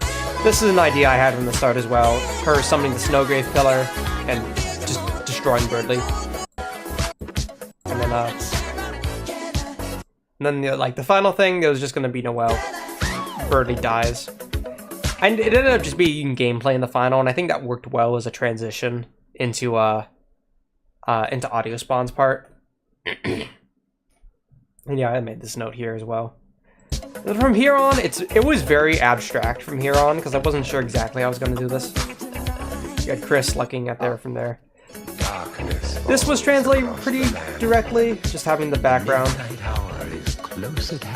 For Beware the Man That Speaks at Hands, I was actually going to have like Gaster like peering over the world, but I didn't really want to do that. It didn't work well with what I had, and also I didn't really feel like showing Gaster directly. So even if it's like a lot lower effort, I prefer like showing darkness falling over like the Eggman room. Yeah, I did like that. I felt like that was more abstract and mysterious. And that's always what Gaster is like, always more abstract and not present. So. Yeah. This entire segment was like completely changed. It was originally gonna like lead into Chris coming into the mansion. So like they hug Chris. I was debating on whether it was gonna be like show Lancer turning the stone in the inventory or show the actual scene of Lancer turning the stone in the main route. I went with the main route in the final because it just actually shows him turning the stone even if it doesn't happen in Snowgrave. Terrorize your neighborhood. It was originally going to be like lead a lot more into the Snowgrave mansion segment, like them actually going to Spamton's mansion. And then this part was supposed to be dedicated a lot more to like Spamton. So it shows his eyes there, and then it was going to fade into like the Thorn Ring. And the Thorn Ring falls, and it shows Spamton like getting out of his dumpster. It was going to show him like him having his own mini journey, seeing the aftermath. And seeing Birdly. So it was supposed to lead up into him entering the mansion. I just didn't like that though. It felt like showing too much of Spamton. Like in Snowgrave. Yeah. Also just in general, you don't ever see any set of Spamton sprites ever coincide. You only see Spamton's mini overworld sprites during his mini fight. You only see Spamton's shop sprites during his shop, and you only see Spamton Neo sprites when he's being Spamton Neo. It's always one after the other. They're never like ever at the same time. Or like you can't ever see Spamton's overworld sprites after you see his shop sprites. And in Snowgrave specifically, you never see any of Spamton sprites except for his Spamton Neo sprites. Which, yeah, I'm not sure like if there's any real thematic significance to it. I think it definitely adds to the creepiness, but it still like felt like a very intentional detail on Toby's part, and I didn't want to break that. So I ended up completely redoing this part for the final animation. So I instead had it more abstract. I had, instead of like showing them in front of the mansion, I had it showing like frames from the legend, or frames from the Roaring, actually, showing the Lightner fall. I still had that Lancer scene with him turning the stone. I felt like that was fitting. And then for the Spamton parts, I thought this was a lot cooler in the final animation. Actually showing the dumpster like open, fading to black, and showing the strings in the dumpster. I thought that was a lot cooler. Yeah, I definitely wanted like a slower. very abstract. Yeah. I definitely wanted a slower pace for this style, because it's like, it's the creepy speech part.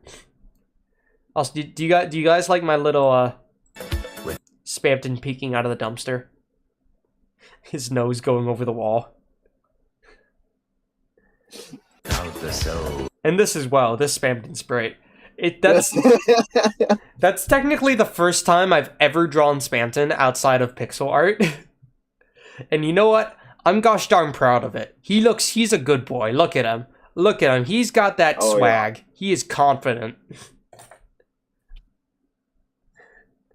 Yeah. Getting down. Yeah, I don't know why he like reminded me of like a Wall-E robot. I'm not gonna- oh my god, he does. I see it. I see.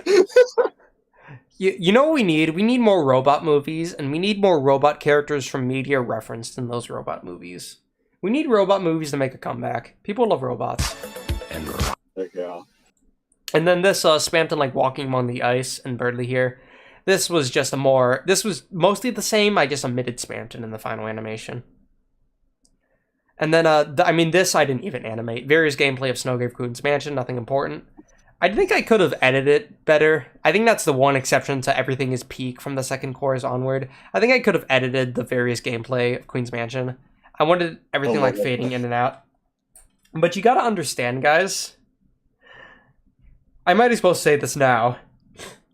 Even though I gave myself an extended deadline, and it definitely helped, the final week was like the bridge onwards.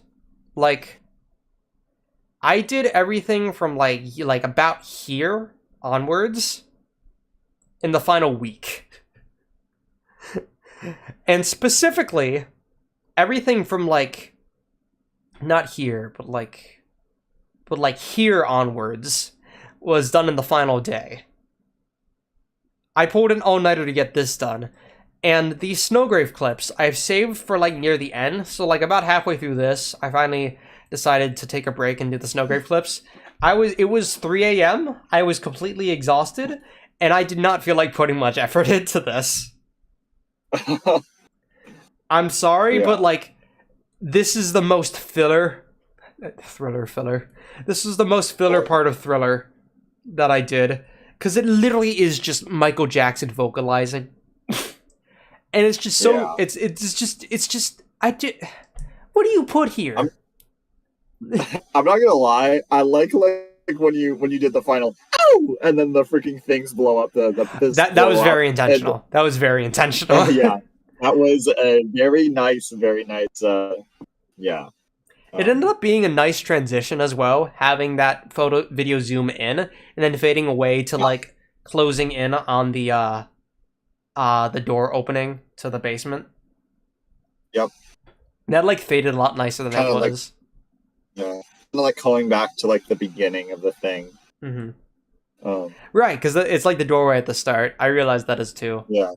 I didn't realize that until like after I made it, but I was like, oh, neat parallel. Yeah, a lot of it like might not be intentional, but like it's still cool. I'm not Toby Fox, guys. You guys already credit Toby Fox for too much stuff that he probably didn't think of. Don't do it to me. But yeah, I mean, I still like the idea and how it came out. I could have edited it a little better, but probably not too much. But like, if you have a segment of Michael Jackson just vocalizing, the best thing to do here was put in like a little time lapse or montage, you know. It led very well into the final segment. In the final segment, despite doing most of this in one day, I fucking loved this. Like, I thought the bridge was gonna be my favorite part, but this was like on par.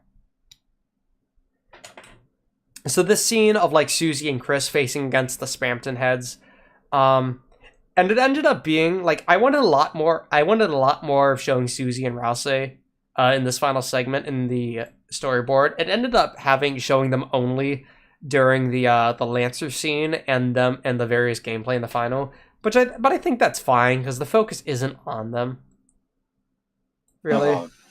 But yeah, so it was originally supposed to be like having Chris and Susie like going toe-to-toe with some Peebus and Spamton heads.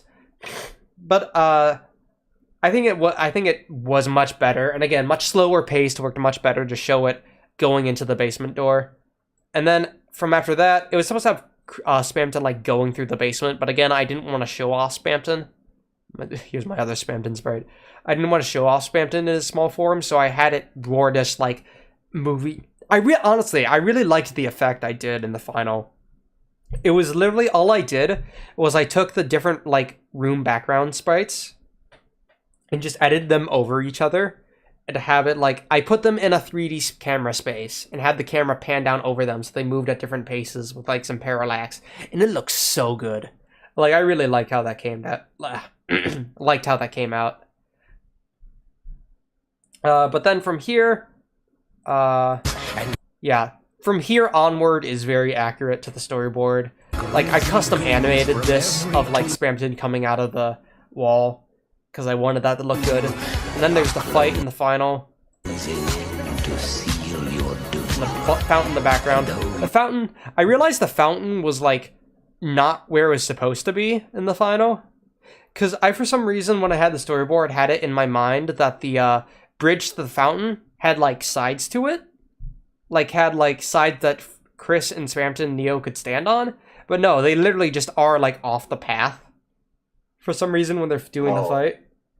So I kind of interpreted this as be like the path would be like down here, and then this is the little T-shaped part.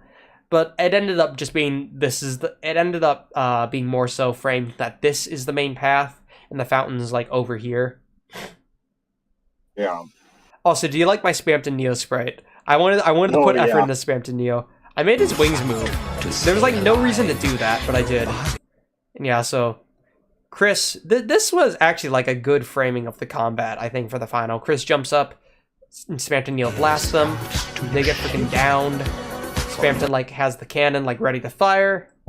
I ended up realizing that his cannon was on the wrong arm in the storyboard, so I switched the arm. Yeah. But it zooms in, and then I loved this part, like zooming in on Spamton. He's about to fire at Chris, and then he sees them call Noel. Like that was such a cool way to end it, I think. And then this is the laugh. The laugh was so dumb. Yeah.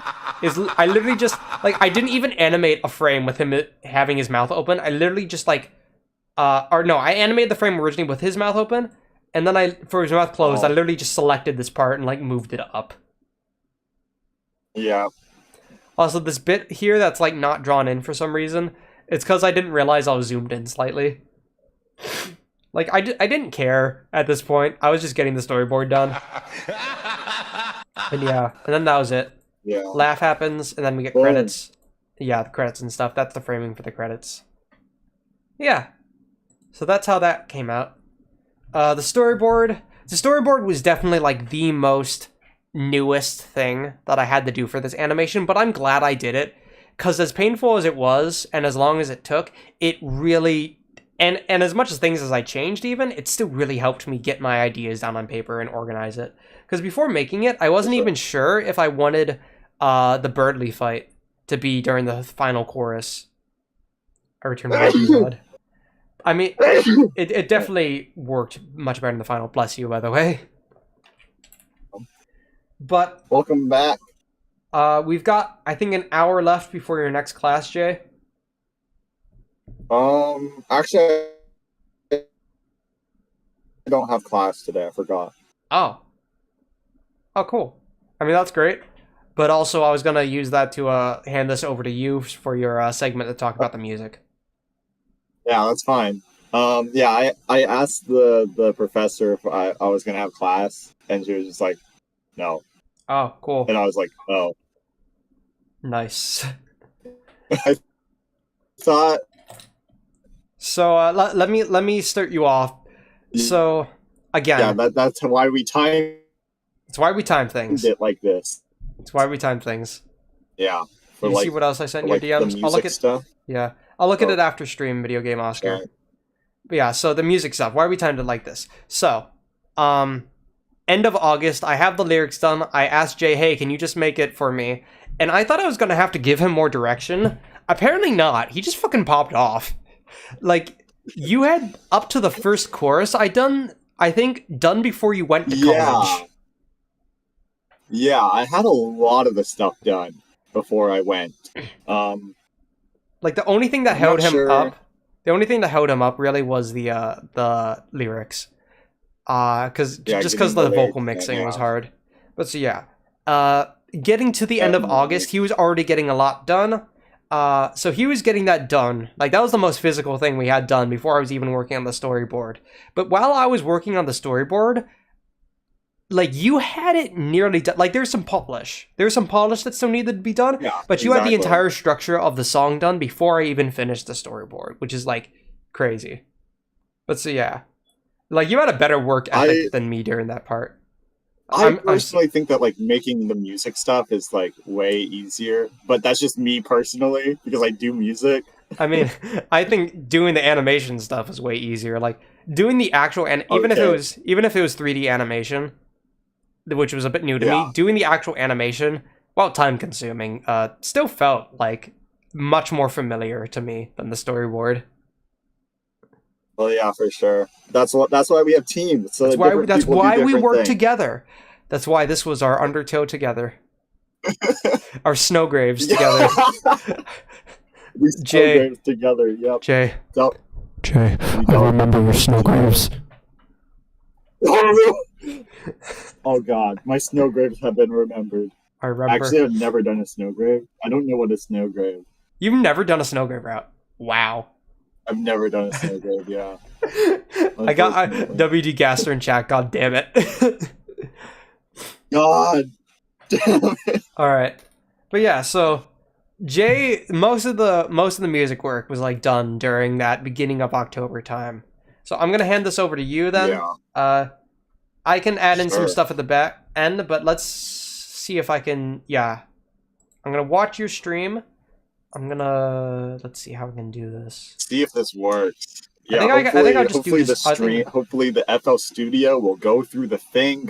I'll kind of tell all the story and what I did. It's gonna be great. I full screened it. Okay, it's a bit crunchy. It's still a bit crunchy.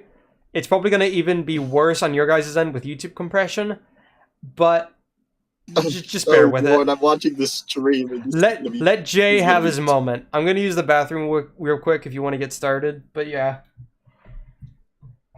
Okay, so I'm gonna kind of explain what's going on here. Stuff is like lyrics, singing stuff. You see this? It's all singing. I guess, and we can listen to the singing. It's close to midnight. Yeah, it has some edits in it just because, like, I don't know, audio stuff sometimes doesn't work out, but we can put that with the music.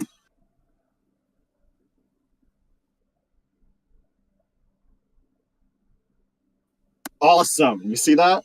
You see that? That's how that works.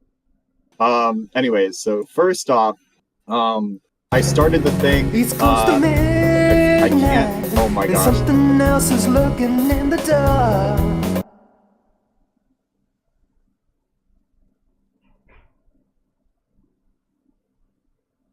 Actually legal. This is actually legal. I have the FL Studio. I do have it. I can kind of break down. Let me close this. This is the. Oh, I totally freaking forgot. I have to go over here and then I have to remix all this stuff. Let's just. I don't know if you can see the mixer, but I'm going to just mix. Just lift everything up, you know what I'm saying?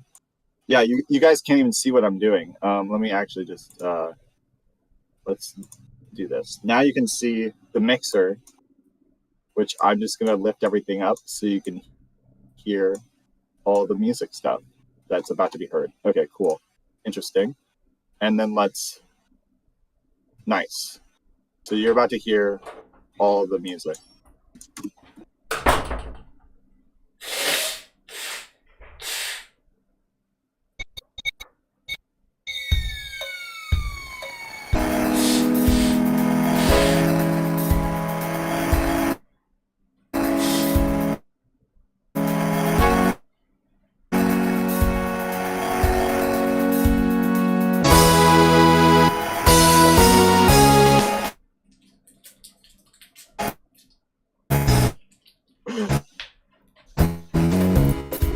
So yeah, right here, this is the dog. This is the art. This is actually I think a Flowey laugh. Mm-hmm. So this is from Flowey, just laughing.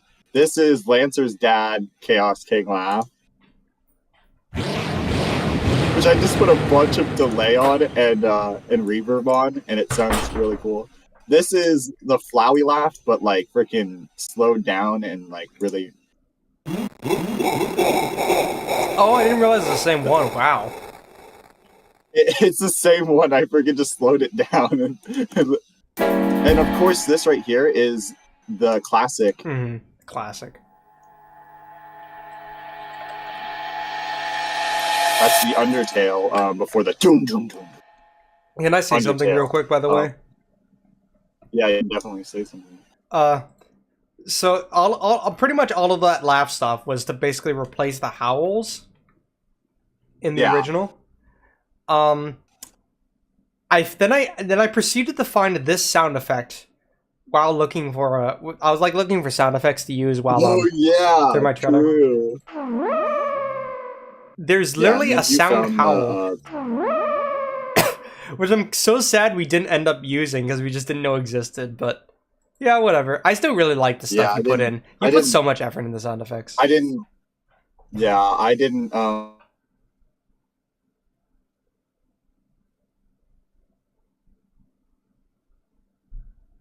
Hello?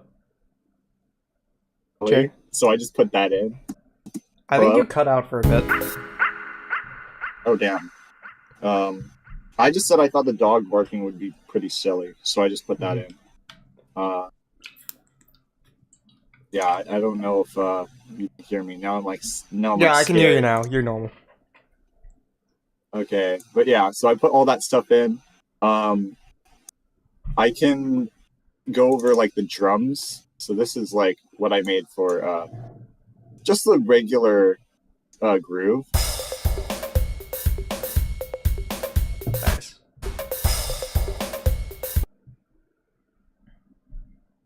Yeah. So this just goes with I don't know if you can see this. Is this being seen? I did see the thing that like showed up. Yeah. Yeah, I can see that. The window. And then this goes with the.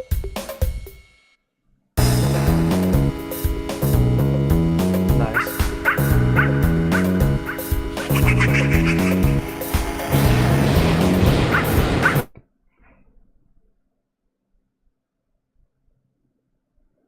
Uh-oh. And this is where lyrics come in.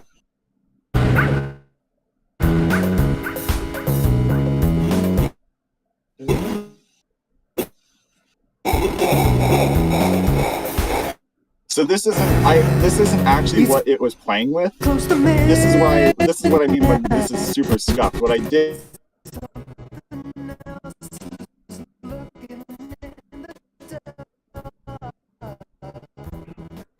I'm just gonna warn you, it's coming out very crunchy on my end.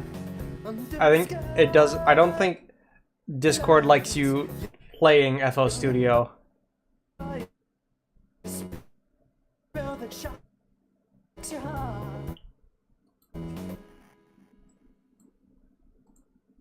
Basic then.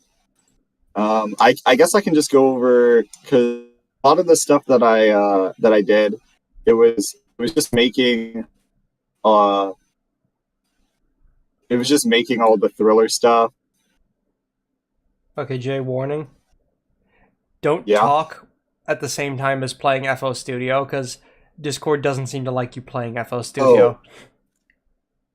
Oh. Okay, so don't talk and play the FL Studio. Yeah, at the same time. Okay, hopefully it will. If I play it and then don't talk, hopefully that works. But hopefully. But yeah. So, most of all this already got finished before the lyrics came in. And then with the lyrics, a lot of the stuff, it wasn't like that much. I don't want to I don't know how much I should show with the lyrics. What do you mean? and like what I did. Okay, so basically, I think if this pops up, yeah. So what I did is there's just some parts where the pitches weren't exactly with the because I had to learn all a bunch about like how to work with lyrics, how Right. to like integrate them, and then sometimes the lyrics would be like too quiet.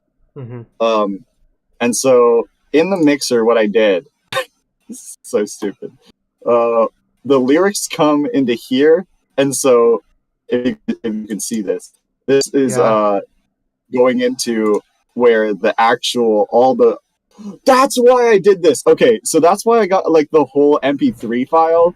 Oh, okay. Instead of using this, so that when your lyrics came in, it can make the whole song dip when your lyrics were singing. Oh, okay. So that's why I needed the whole MP3 instead of actually doing this. And so I just had a whole MP3 so that it would make the MP3 dip when you sang, and that would make Right. your lyrics project more. So freaking this is freaking so confusing to explain. I get it. Yeah. But yeah. And then so some of the pitches, I don't know if I can. Let's see. I'm about to like expose your singing in real life. Yeah. All right, guys, listen. So, I have a decent singing voice, but I'm not gonna be mad if Jay insults it, because like it's not amazing, and it ain't Michael Jackson, that's for sure. Yeah. So I guess I'll play. Okay, so this right here.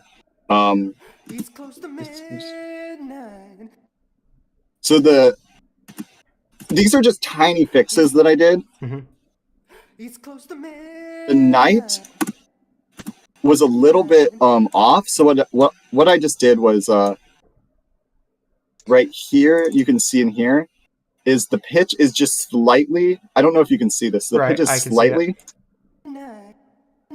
And so I hear it. I just It's close to midnight. I just made it. I pitch shifted a little bit up so that it would actually be in tune with the music. Yeah, this is the first time like seeing all these little fixes you had to make, because I was perfectly willing to re-record some stuff, and you were like, no, I got this.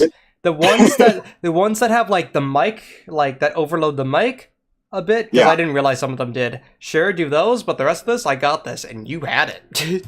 Yeah, I did, and I really just went through all of them, and so yeah, the heart. It was a little bit of pitch tuning. You can see that right there, and I just did that with every single thing you sang, but it was great. Yeah, I liked it, and so. I have to apologize to you, by the way, because we had a very back and forth discussion of this. Jay kept giving me like demos of how the lyrics sounded, and he gave me a full thing, and I listened to it, and I wasn't impressed. I'm gonna be honest, because I was like, it was better than how it sounded just raw, but it felt like so much was missing, and a lot of that was fixed with backing vocals. But I kept not quite understanding what was wrong, because I'm not the music guy, and I kept being like, okay, but could you do it like this? I kept giving like very vague requests, and Jay figured it out eventually. It basically came down to me saying, make it better. Yeah, it was like I was pretty confident that if I just like just did all the slight tweaks, that it would sound It pretty did sound good. a lot better. Like I have to admit, listening to it back, partially it was just hatred for my own voice as well. But no, I was actually just like I was like, no, come on, it really, and for me, if I were to sing this, no, I would be like freaking crying. I think that's just somebody like. Each individual person, if they were to sing it, they would not like how it sounded, but to like everybody else, it would sound fine. And I think that's just what it was like. and it would sound Yeah. okay. Yeah. Sound Also, my terrible. voice But I was did. like... Yeah, no, go on. Yeah. No, you were saying that like it was out of getting sick, so you were just singing. Oh, right. Singing right. My voice Out of was getting physically sick. hurting. Like this took like 4 days to record of recording sessions, because my voice would like physically start hurting after a little while, and I had to stop. Yeah. Yeah, and then the great here. I can just like get all of these individually. This is the stack. The stack. This is the. Oh! That actually doesn't. Yeah, that sounds pretty good. Yeah. I'm not gonna lie. It did, like there was a point where you started using those stacks that I was like, oh wait, this sounds like. I think one of the things I said is it needed to be filled out, and Yeah. that really helped.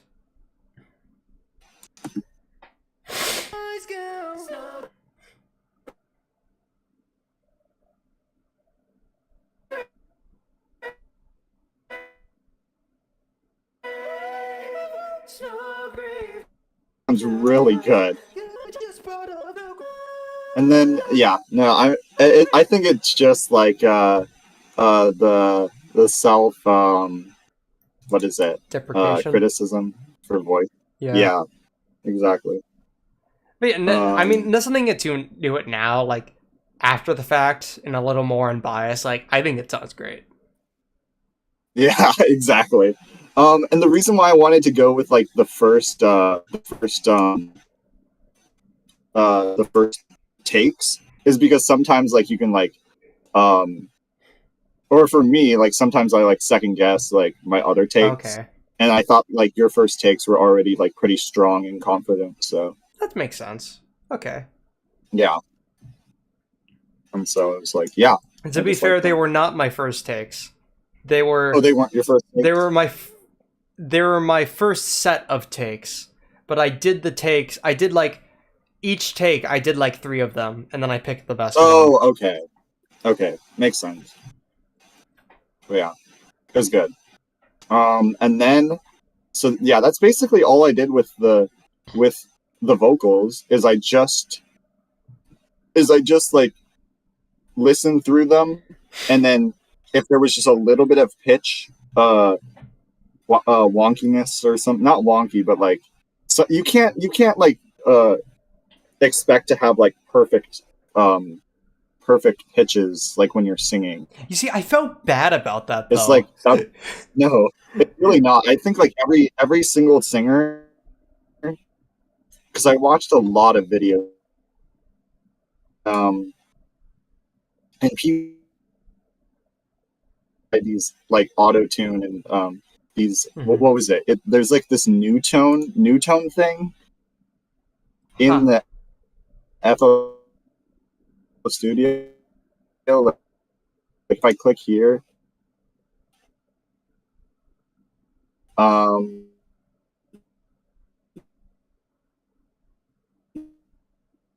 going a little bit robot. I don't. Yeah, Jay, you're cutting out.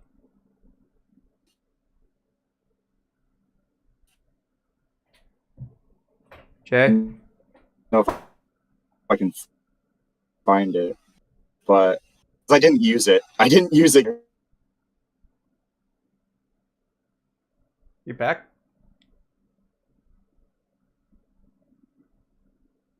Is Discord working? Is it mine? Jay, can you hear me? Oh yeah. Hello? Oh, am I back? Yeah. Okay. Okay. There you go. Yeah, I picked out my internet. My internet was a little. Okay. Oh, and I think that's gone again. Just on my. I'm on my phone hotspot. Oh, okay. Laptop to my phone hotspot, and so, yeah. There we go. Anyways. And then, so what I was saying is a lot of the stuff that I did was basically just tweaking the slight, like, slight. Mhm. There wasn't anything that I needed to tweak like that big All on right, the yeah, okay. on the pitch side. I was So definitely like going back and forth between Thriller and my own vocals. I'd like sing them at the same time as Thriller as well. yeah. Did you actually not have anything like listening? Well, like while you were you doing the takes? Like were No, you no, just I doing had Thriller on in the background while I was doing the takes. Okay, makes sense. That makes sense. And then right here is the this is the drop, Mm-hmm. like The bass the drop. yeah, this is the fountain. Right. We spent so So long in that bass drop, and then the fountain was just like perfect, anyways. yeah, I took a so this was the automation for the bass drop right here. Mm-hmm. And then the volume stuff. This is all like the stuff. I definitely am a little bit sad that I didn't mix it correctly. I'll just play what the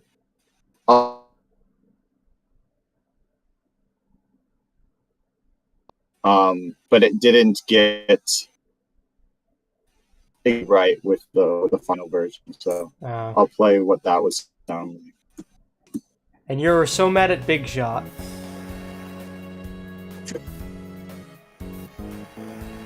I do like that Welcome to the City motif, by the way. It really came out well.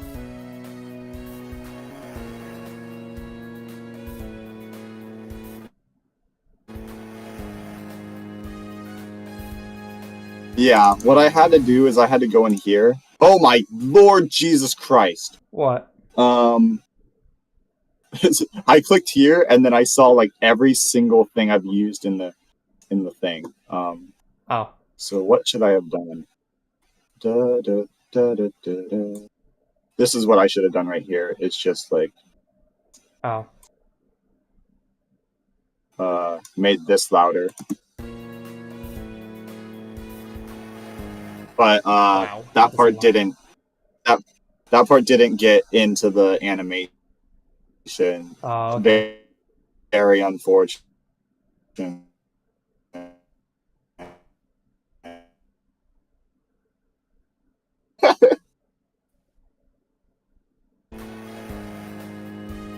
But no, that's all I wanted to point out, is Alright. that part got covered up. Rip to Jay's part. Yeah, But the most of it you can still hear, though. rip. Yeah, it's not in the original, and it's just like a harmonic thing that I thought was cool. Yeah.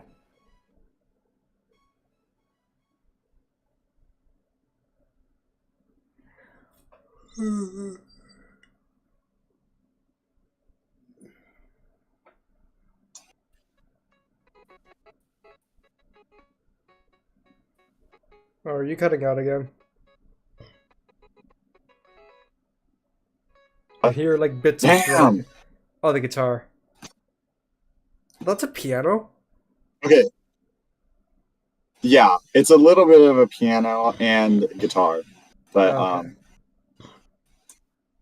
yeah. It's...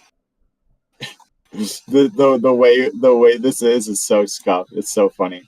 But yeah, a lot of this stuff, I kind of just did that with. Damn. Wow. Here's another part right here Love that the I name really liked. Groove. Yeah, I just called it wacky stuff like funky guitar, all the. Only you know what it means. I really like that voice there, by the way. It works so good. Like the another medium sort of voice.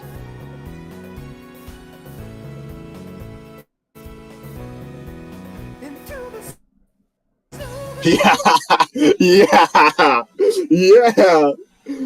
Oh my gosh, this song is so fucking hype. Thriller is no right to be this good. And For how long I it is. definitely learned it.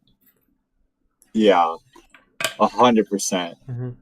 100%. It's so good. And then I'm not sure. I'm gonna shout out this little groovy thing, because I don't know if anybody knew about this one. Like, did you hear this in the song Hear before what? I pointed this out or like made this? Play it.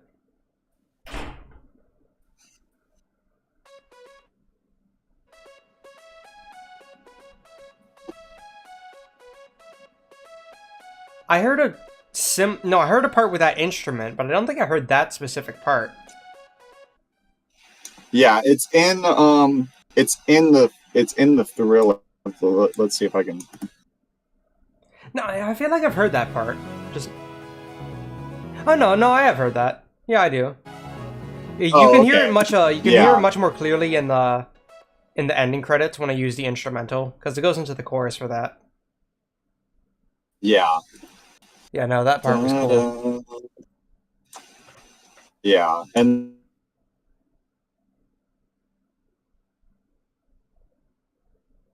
this is just it's so poorly organized. It's Don't worry, this Jay. is me getting We'll get to my I can't tell what animation anything after this, is. and it's going to be a lot worse. Yeah, I can't tell where anything is. It's gonna be Jay. There's a fumble I made that you're gonna laugh at me for. Oh goodness, yeah. This part right here, this funky guitar, this is absolutely incredible.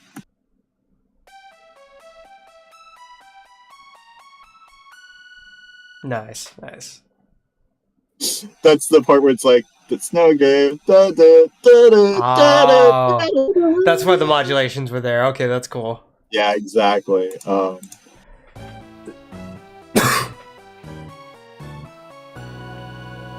It's so cool. It's offbeat too. Yeah, it really is. And then the drums, I was so lazy. I just kept the drums the same. I really just said like, nah, I'm not gonna make anything different. I mean, it does work well though, with everything else cutting out. But yeah. Yeah, for sure. I think the only thing I changed with the drums. Let me check this out. Dude, you're saying this is the easiest part? There is so much shit here though. Like, the only thing I changed was the bass. The boom, boom, boom, boom, boom, boom, boom, boom. Nice. I'm not supposed to speak while I play the thing for Gore. I think it's just Discord cutting out. I don't think it's FO's. I don't think it's the playing in specific, but yeah. But dude, this no, part seriously. was so cool. Seriously, you're acting like this was the easiest part. There's so much shit here. Like, dude, maybe it's easier for you because you've got like better pitch hearing, but still, like, oh my god, Okay. I cannot imagine doing this from ear. Oh yeah, okay. I concede that this is a lot of stuff. I am very used to just like kind of figuring stuff out and making it. Yeah. I didn't use any sheet music for this. This was all me just listening to the thing really hard and figuring it out. So Yeah, I can't do that. I really love that dun dun.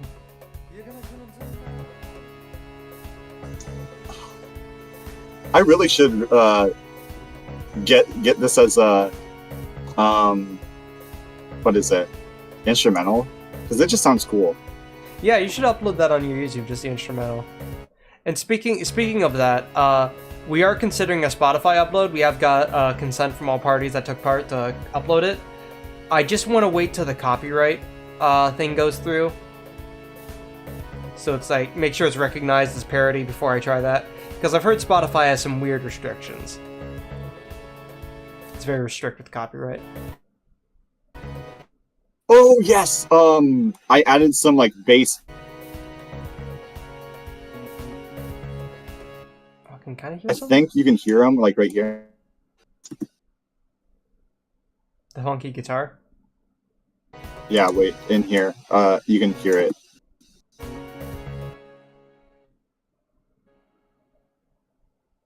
Oh my lord, it's so bad.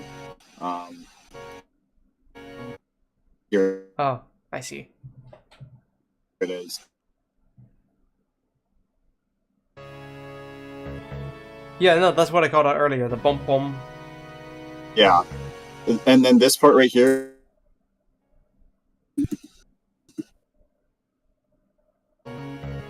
Maybe I should make it louder, but let's just make it super loud.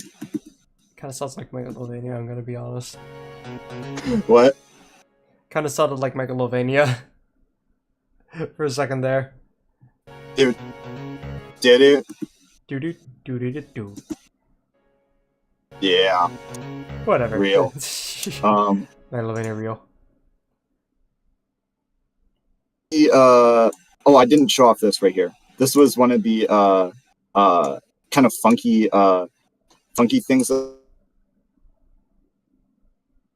like playing the synth, and he's like playing something. If anybody knows what leitmotif that is. Wait, the ba ba ba da ba ba da ba. I didn't realize that was a leitmotif. Yep. I thought that was part of the original Thriller. It's not. It wasn't Is part it of the Queen's original. theme? That it is. Ba-da-da-da. Oh my god, that's so good. It kind of sounds like it's in Knock You Down.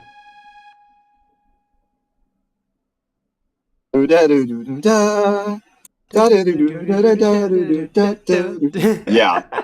Nice. Yeah. And then for this funky guitar, this one right here, the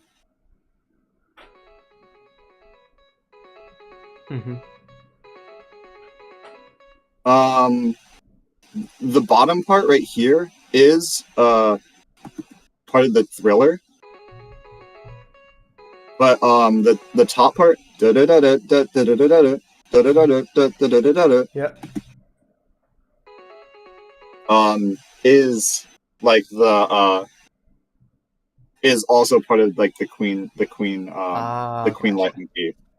So I added like one guy playing like the funky guitar, Queen leitmotif, and then I added another guy like playing. I'm talking about them like they're guys. But Yeah, I was gonna say. Like, they're literally just like Jay's little thing. Thriller band. Yeah, my band, and then of course I got like the audio at the end. Right. This was mixed that so well. Okay. Confession, guys. Confession. I really wanted audio spawn on this because one, I don't have any contact with Alex Rochon. But also two, because Audio Spawn has a really, really good Spamton voice. And I was like, oh my god, wait, if I could get this on it, this would be great. But the problem was, I didn't realize his Spamton voice is so high. Like, his normal voice is about, I think, my voice level, maybe lower. And he can do deep voice, like... Yeah. Like, he did a whole Discord event where he was, like, X-Gaster or whatever. And he had a really cool, deep, menacing voice. But his Spamton voice in specific was, like, really high. And it had the tone I wanted, but it didn't have, like, the menacing quality to it that I wanted. The laugh was perfect, but the rest I was like, oh, wait, how are we gonna... Huh. And I didn't say anything to him, because I was still gonna, like, this was a problem with my end. He still did his job very well. But then Jay was just like, oh, yeah, no, wait, I had some reverb here, and we had the idea to just double it at lower, and it just sounded so good all of a sudden. Yeah. Unfortunately, that is part of the thing that was lost. You could freaking see like this whole part here and this whole part here just absolutely gone. Like the original files? So the good thing is that I had the mix. I had the original files were gone of me like because what I did is I split it all up and then I chose which voice lines were the best and then I meticulously like I put them exactly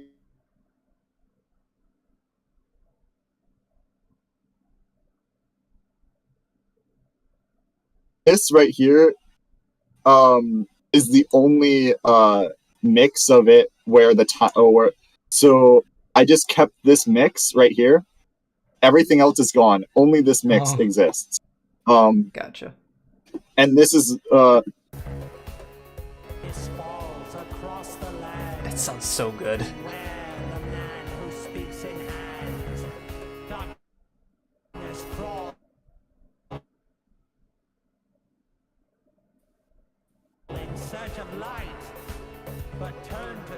oh my gosh. And I think now's a good time to talk about how I actually got Audio Spawn onto the project. Because he was probably, for sure. besides Jay, he was probably the earliest guy that I actually mentioned to get in. Because he was the only other guy I actually planned to help out.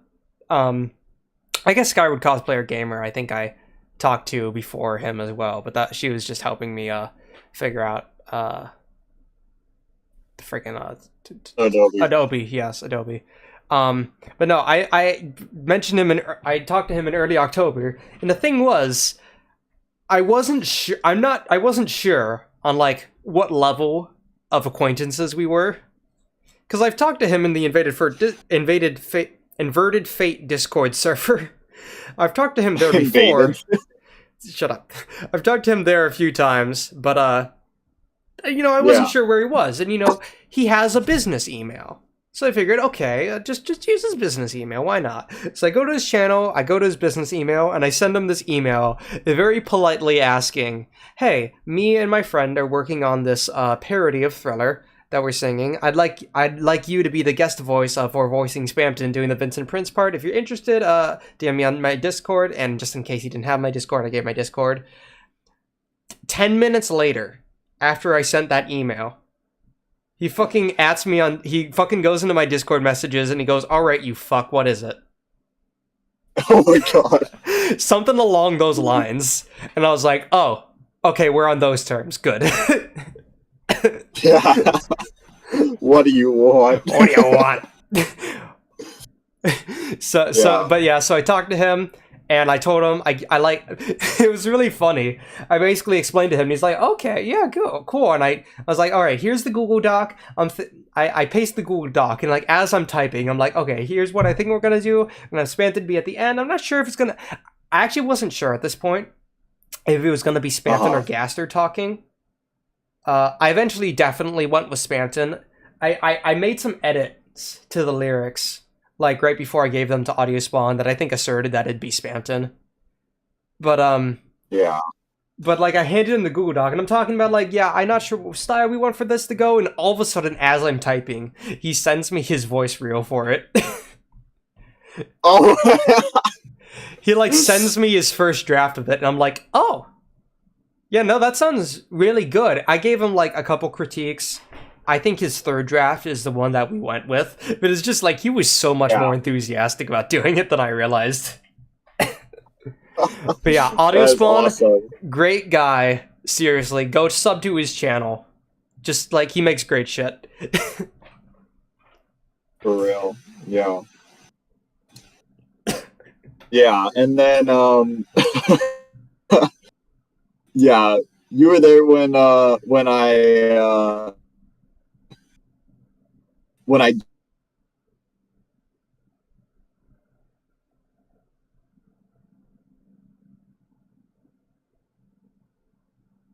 And you what? Oh, I can just not hear you. Oh, wait. Hey. Frickin' Discord. I think once we like get off your streaming side, I think it's gonna be a bit easier. But maybe wrap this up in a second. But what were you saying? Oh no. Oh dear. Oh golly gee, guys. Please. Is he back? Hello? Oh, he's back. Yay. Yeah. Hello. You sound like you've been waterboarded. Yeah, no, I said help. But no. What were you saying? Oh, frick. I can see the dying, but this red thing is like the file that's like been lost. So oh, okay. What were Yeah, you saying earlier so- before you cut out? I was just saying that like you were the one who told me to like double the thing, or like I doubled Right. the thing, but then you mixed it like so that the high end was more there, but then still like the low end can carry it. Well, I didn't mix it. I just instructed you to mix it. But yeah, we worked together on that. It was still mostly your project. I just had a good idea. Yeah, well, I was just But yeah. Yeah, no, it came out great. like, Is there anything Yeah. else, or with the trip, and yeah, I think that's mostly all there was that I wanted to show. nice? It's a mess, and it turned out good. It's a mess, but it sounded freaking The great. only thing, The only the thing. only thing that I would say that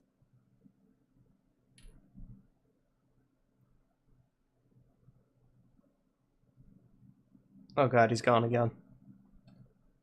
Oh, we're so close. Come on, internet. Hold on for just a bit longer.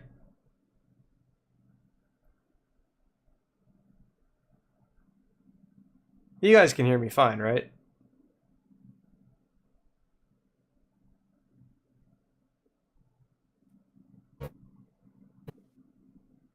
Oh, so much scuff.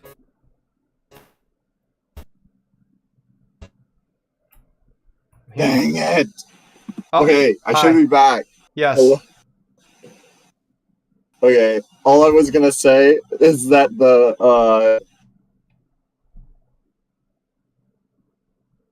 No, you're kidding me. I got, Oh, that got cut out. yeah. Yeah, Yeah. Wait, you're back. when I was editing them together, Yeah. I couldn't perfectly get the mixes like uh uh at the same volume. At the same volume, okay. So if you listen Oh god, he's going full robot.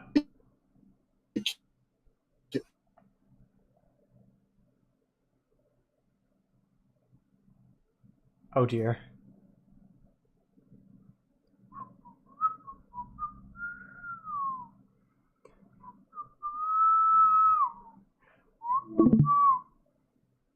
Oh my god, he actually just died. Guys, Jay's dead. Jay?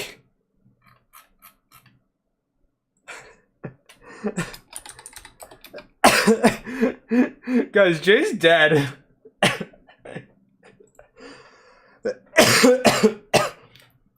Oh dear. Alright, wait, so is he actually like gone? Jay, I can't hear you.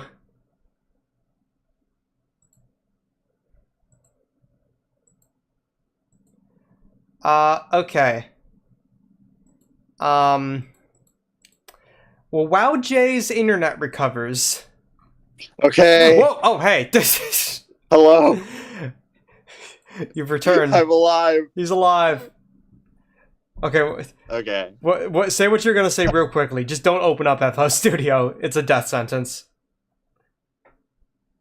Yeah. I am. What I was gonna say is that I couldn't mix the volumes of those two MP3s. Mhm. So if you listen really carefully, in the final mix, you can hear a dip in the volume. It's Okay. pretty. It's the only thing that I am kind of sad about. But I have never noticed that. If I tell people about it and you listen for it, if you now that I said it and people listen for it, they'll hear it, and now I just ruined the whole thing. So Where is it? it's right before the 4-part thing where you like the chill 'em tonight. You're gonna chill 'em tonight, It's like right before that. The mess, And then yeah, right before the mess. Yeah. Okay. Well, now we have to demonstrate it. This is your fault, Jay. You're gonna hear it dip a little bit in the audio because it's going from a different recording to another recording. And so it's actually just like a whole cut. It sounds really silly. Okay, let me open up one window. Yeah, there we go. Let's see. Falls to frozen hell. Also, I'm gonna go to the bathroom. I'll be right back. Okay, see ya. Each corpse inside an icy shell. You're gonna choose another slowly. Oh wait, I think I heard it. Right, but turn to Let's turn it up. stone in roaring night. A tortured soul hell. Each corpse inside an icy shell. You're gonna choose I heard it. I did it. I heard the dip. Oh, he's right. Oh, Jay, you messed up, man. You messed up, buddy. No, but no, it's fine. That's hardly noticeable, though. But while Jay goes to the bathroom, I just want to talk about something real quick. I am, like, super proud of this animation. Like, yeah, I'm glad I got my big break with Spampton baiting. And even if... Wait, no, this is the wrong channel.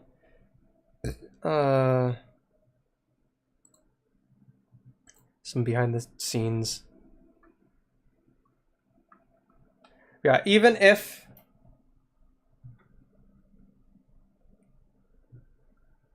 You know, what was I saying? Right, even if this doesn't get popular... I need to go to my own channel now. I've returned. Oh, hey, Jay. Woo! Can I organize this? Okay. Scream in the There we go. microphone. Okay, there we go. Alright, I'm super proud of this animation, and even though I'm glad, like, I got my big break with Spampton baiting, Yeah. I'll still be happy if this doesn't get popular. Also, the thumbnail I'm super proud of. I made it my profile picture on my other channel. But even if for sure. even if it doesn't get super popular, this is probably like the greatest animation I've ever worked on.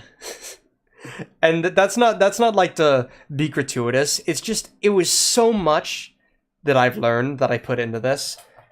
I once heard a quote from the guy who made the Tank Man series on Newgrounds. I think his name's Johnny Utah. So he said that he loves voicing the Tank Men in the Tank Man series, and he like if he could, he'd voice like 10 episodes worth of them just on a whim because he loves voicing them so much. The problem is he also animates them. So there's only 3 of them out right now. And he says part of the reason they take so long is because he always tries to one-up himself every time. He always tries to improve upon himself and do something that he didn't do before. And that's a quote I really take in heart too.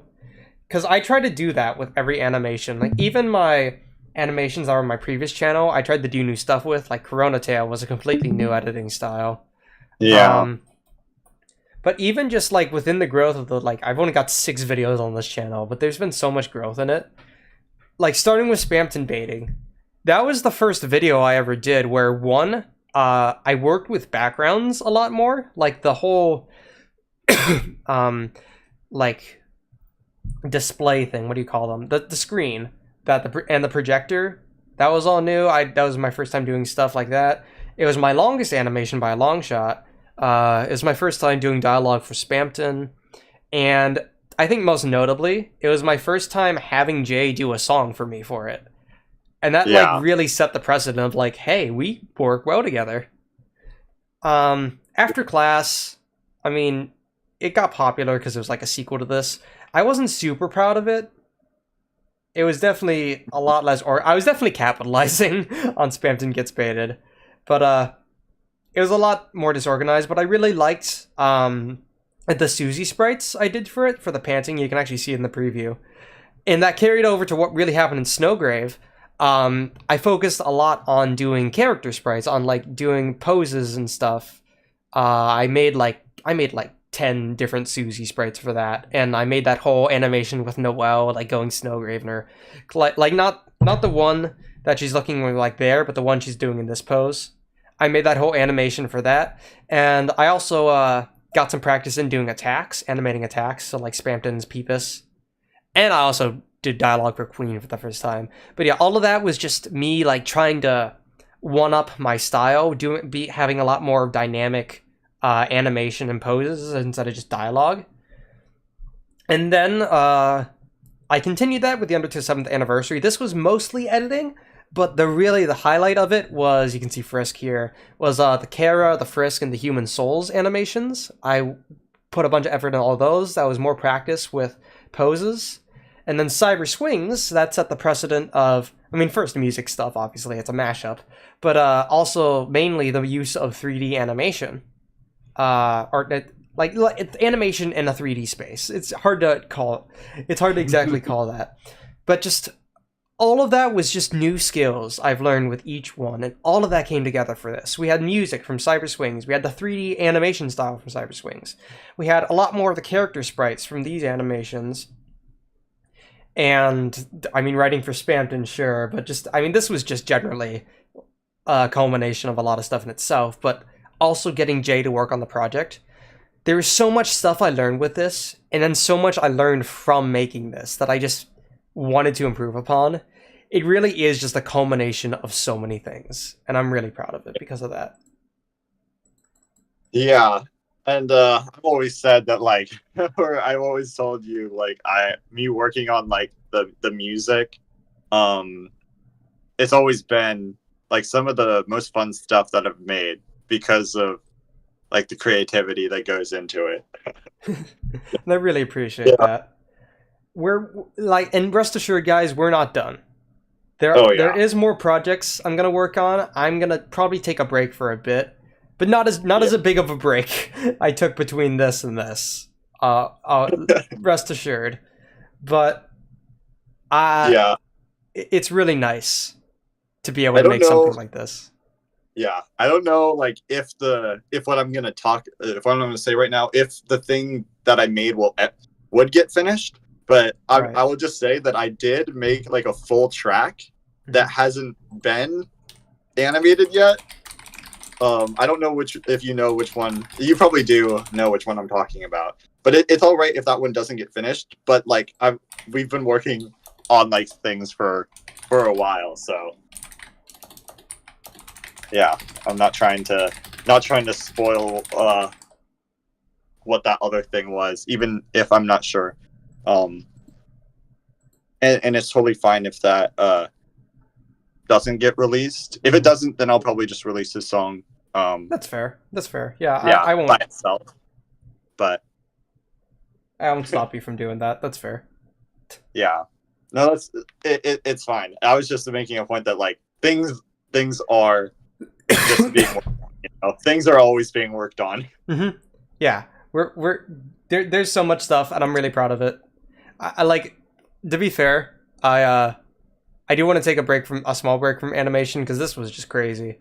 I think my next upload is either going to be a newsletter video on my main channel, or I wanted to edit my Spamton no-hit video finally, because that video was still crazy and I still haven't made it. But for my next animation, I've got a couple mini ideas in mind. And I won't say anything explicitly. There's a small animation I have in mind, and there's a slightly more intense animation I have in mind that,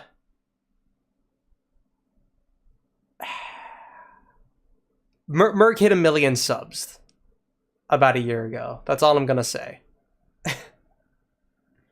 Oh yeah. Sorry I missed your storyboard. Welcome, Skyward Cosplayer Gamer. Well, actually, you're here perfectly in time, because now that we're finished being sentimental, I think it's time to move on to the craziest and stupidest, and I'm not even sure, honestly, freaking hit film.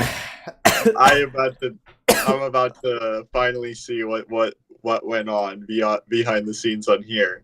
Just as you saw, yes, my FL Studio. I'm gonna see the So, hit film. This is the export area. I don't think not many people know about HitFilm, which is kind of crazy because it's like the best free video editor that I found out there. Yeah. And it's like legitimately free. Like by default. You can pay extra for like premiums and like some extra stuff within it, but every basic tool and everything you can, like everything you pay for, there's some effects you can pay for, but they're pretty much just conglomerations of other effects. They're like presets more likely. You really are getting pretty much all of this for free.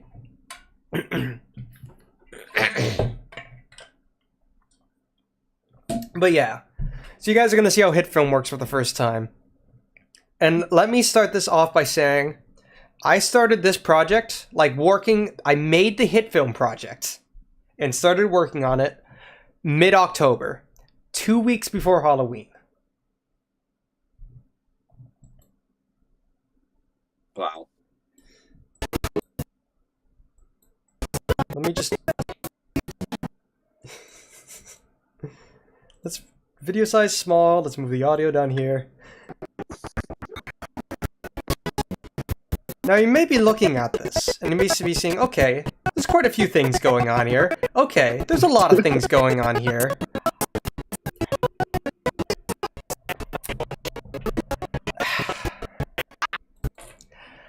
That isn't the half of it.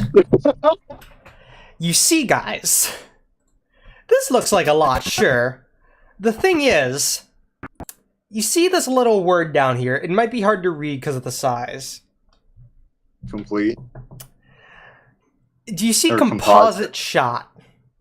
Yeah. Do you know what the word composite means, guys? Probably compiled, like things that are connected together. Oh no! Oh no! Most of them, these composite shots are mostly the scenes. Every single one of these is a different scene. Okay, not true. Some of them I cut because there's camera cuts in the same scene technically. But like, it's a lot more compiled than you think it is. Yikes. And just for the record, the lyrics were the only thing. Okay, let's start from the beginning. The way I did this animation, because I had the storyboard and the lyrics and all the song laid out, I worked with the song and the storyboard as a baseline from the start. So I had the instrumental, not the full lyric songs, because Jay was still working on that. I worked from the start to the finish, and the only thing that I really didn't do in order was the lyrics. I saved the lyrics for last. But up to about... Oh, and also the dance animations, because Lost Gamer was still working on those. About here? Yeah, about here was what I got done in the first 2 weeks of October. Or the 2 weeks that I had in October before Halloween. So that's what I got in October. This...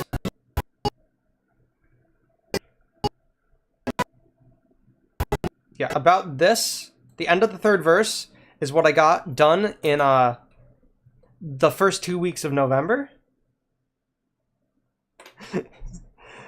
And then this is what I got done in the final week of November. This is just the credits. This is very easy. This took like 10 minutes. But all of this, I got done in the final week of November. So this chunk, 2 weeks. This chunk, 2 weeks. This chunk, 1 week. Isn't it crazy how time flies working on a big project? And specifically...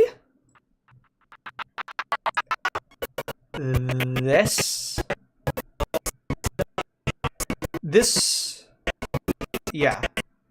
All of this was easily the most complicated part of the project to make.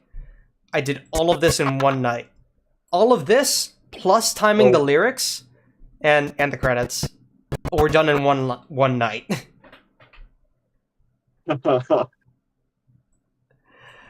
All right.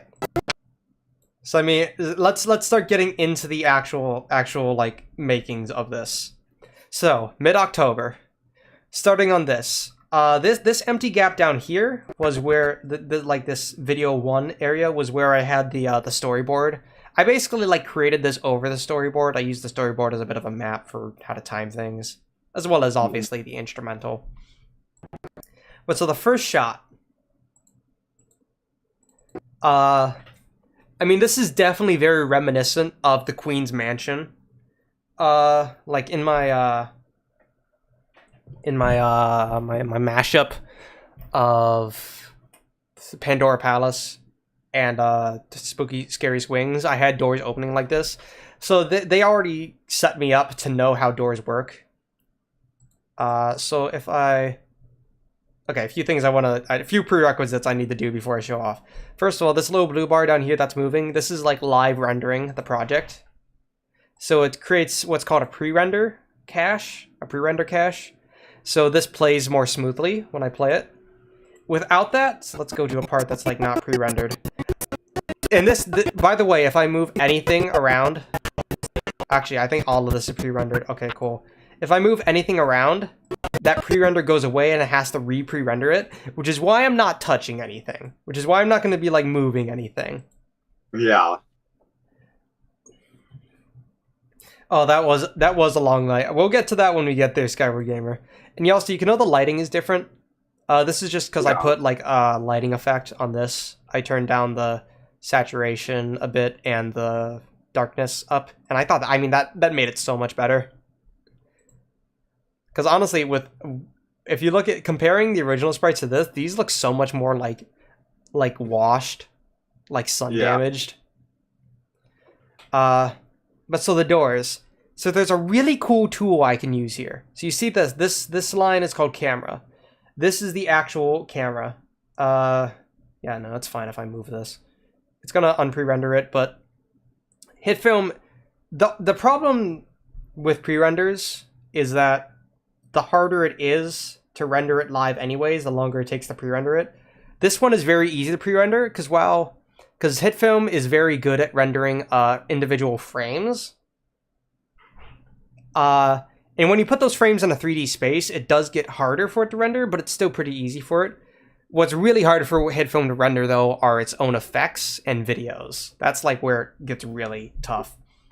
But yeah, this should be fine. But so this is the camera. We got like the position, where it is. We got the orientation. And there's also rotations. The only difference between orientation and rotation is that orientation is mapped to where the camera's facing. It's relative to where the camera's facing. Or no, rotations are relative to where the camera's facing. Orientation is relative to the axis. It's like the global axis. There's a lot of technical terms here, and you don't realize it really when you're editing. Actually, Skyward Cosplayer Gamer, you might realize it. There's a lot of math that goes into it. Just numbers that you have to keep track of. And there's also zoom. So you can see these little like notches over here. These are keyframes. So you can see the zoom as we go forward. It zooms out, which really helped give it this effect. And the reason these keyframes, there's different shapes up here. So this diamond one is linear, meaning it just goes straight from one to the other. Square one is constant, meaning it only changes once it reaches the frame instead of gradually over time. Smooth in, this is just smooth in general, and then there's smooth in and smooth out. This just means it slows down as it comes into the keyframe to give it a more, natural feeling of shot tracking with frame counts all the time. See, Skyward gets it. This one is called Manual Bezier. And that means I handled these... Oh, shoot. I handled these manually. So for the zoom, this graph, these little points, I move along and they change how the zoom works. So if I do like that...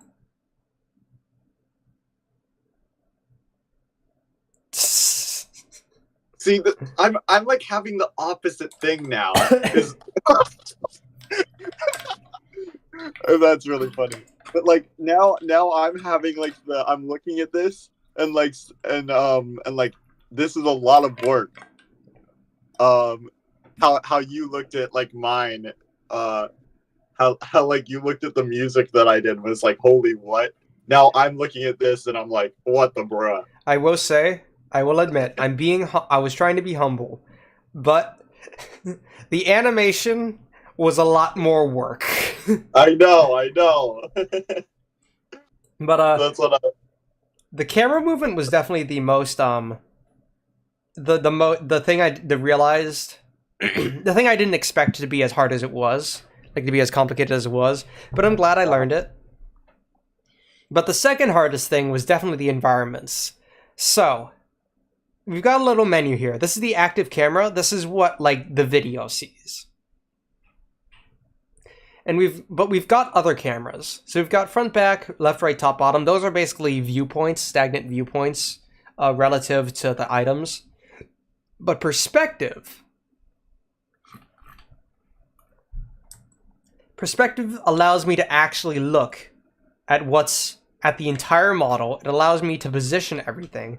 So perspective I use to basically build the models. Sorry. like in Minecraft. Are you just Jay, you're banned. Yeah. Jay, you're banned. No. Okay, I'm back. Oh wait, you're muted. Jay I'm back. No, ban yourself. Go back to be muted. Go back. Good. 5-minute timeout. Not actually, you can come back whenever. Okay, I'm back. Okay. So this is the model, and you can see it's basically just a series of flat planes. So let me go into my process of how I build these. Let's open up a sprite. And let's open up Undertale mod tool as well. Why not? Let's go into, I'm only gonna do this for this room specifically so I can show the process.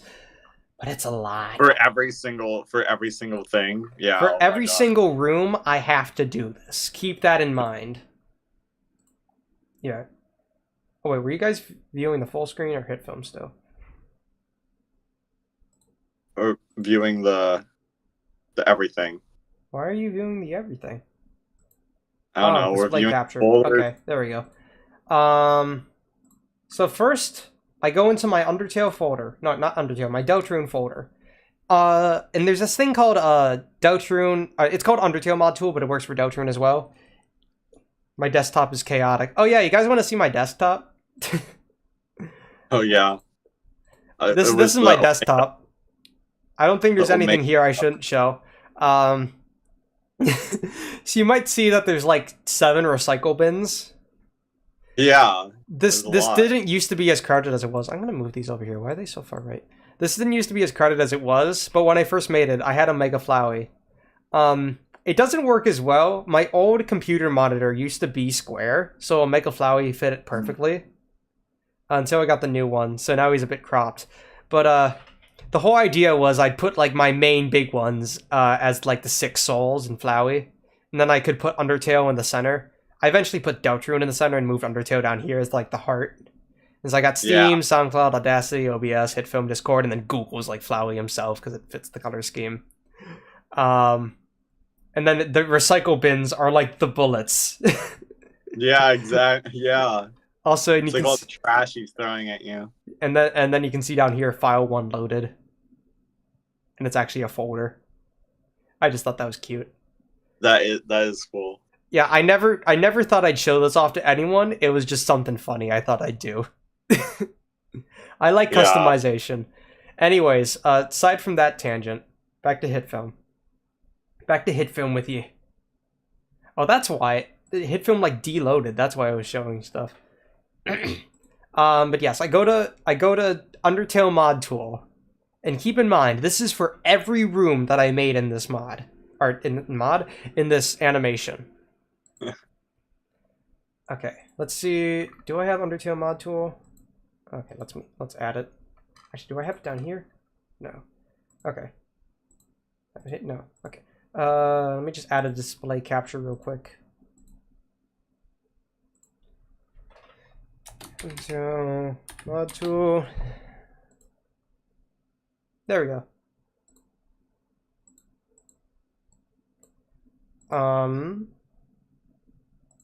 So if we go into Undertale mod tool, we go to rooms. There's a lot of stuff here that's all for modding. Trust me, I've learned a lot about it a long time ago. But if we go specifically to rooms, these will load the rooms that I want. So let's say I wanted the specifically... Actually, you know what? Let's go to the library, because that's the one we were using. Mansion, we want light. That's late. Okay, library. Yeah, room library. Okay, they just don't have any prerequisites. So, this is the library room. Normally. Oh, yeah. There's a lot of stuff here that you don't see normally. So, there's the main character. Delete that. There's the NPCs. There's markers that they use for like where stuff goes. There's the door, which is like the exit. Those placeholder sprites, they make it very easy to like get rid of them though. These are the triggers for exiting the room. Those I get rid of. Readable room, those are the triggers that signify that if you interact with it, you can read something. I get rid of those. NPC facing, just more NPCs. Not the readable room. Scene 8, these are triggers. Usually they have like this, they're like labeled event. But sometimes they have like weird different sprites for them, I don't know why. But these are triggers for how to start a cutscene. These ones are position based, some of these are just if you entered the room. Those I get rid of. And then language helper, I've actually not seen that in any Dark World rooms. I'm not sure why it's in this room. And then, compatibility tiles. These are the top sub sprites, basically. We don't technically need them. We also don't technically not need them, but I'll keep them. Those are basically layering stuff, so if Chris was walking here, they wouldn't be on top of the shelf tile. Then there's compatibility instances, depth. By the way, the depth is just basically if they're layered over each other. That's all it is. But the solid block, these are all the boundaries of the room. And I can delete them one by one. Usually, I just delete the entire thing, because there's usually not anything that's worth it here. There's also like more doors and more markers, so I just delete the entire thing. And finally, we're left with the bare bones. Oh, I just realized that's the Japanese version of it. Oh yeah, it is, because... Yeah, okay, there we go. Teens up. Maybe that was the language thing. But yeah, so this is the bare bones of the room. So what I do now is I save as PNG. And I won't do that now because I already have it. And by the way, and then I exit the thing without saving because I don't want to save that because I deleted like all the functionality of the room. But by the way, also for Dark World rooms in specific, so let's go. Actually this one's good because you can see the grid here. This is only for Dark Worlds. I think it's got something to do with like the overworld battling stuff. This grid, I had no idea how to get rid of it because it's not an object. Apparently it's an actual thing within the code, like within the settings of GameMaker. But if I set that to 0, it gets rid of it. So I got to do that for every Dark World room. So again, yeah. I basically got to strip each room down in Undertale mod tool. But then after that, I take the Aseprite. And let me just get the image ready. So I have like an entire set of sprites. I've got folders upon folders of sprites and stuff, and I've got specific stuff for rooms. Dutch rooms. No. Yes. No. Undertale Dutch room maps. There we go. So if I grab the library, here we go. And if I just throw that onto here, let me throw you all the parts. By the way, I enlarge after each sprite, after I make him, I enlarge them to like 8 times, so they're not like singular pixels. That's usually what works best in HitFilm. Alright, so now let me change this over to capture a sprite. So you download the sprites right from this layout as opposed to dissecting screenshots? Oh yeah, no, dissecting screenshots is a death sentence because the pixel ratios are always off. That's like the most annoying thing. So this is a little hard to load because there's 8 pixels per thing. But this is the basic map. Now, the way you cut up the map is completely relative to what your camera's looking at. So I didn't need this bottom part. I didn't need these parts because the camera starts right here. But as you can see, I have to cut out everything from the map. So what I do is I cut out the bookshelves. I export them as a sprite. I cut out Teen Zone because that's like a higher up thing. I export that as a sprite. Also these bookshelves, I export that. The back wall, I export that. This segment, I export separately. And then there's a little sliver of space there that I put in myself that I just use the basic, coloring for it. And then the base sprite that's left behind, that's the back wall. Ignore that part. You can't see it in the animation because the shell's blocking it, so I just didn't fix it. Okay. And yeah, that's also, I added some parts on top of it, and because usually there's that black part. I added some stuff on top of it so it doesn't, so when the camera zooms out, you know, you can actually see stuff up there without it looking weird. These are the individual doors. And this is the biggest map. I just filled in the parts that I had already like taken stuff out. I just filled that with green. These are more shelves. And that's Teen Zone. I have to cut it up. I have to take out the parts and figure out what needs to be moved relative to everything else. That's how that works. That's my process for every single room. Jeez. So now if I go back to HitFilm, that's not even the worst part, because after all that, I then have to organize these. So I usually have the floor be planar. I put it at the default 0, level.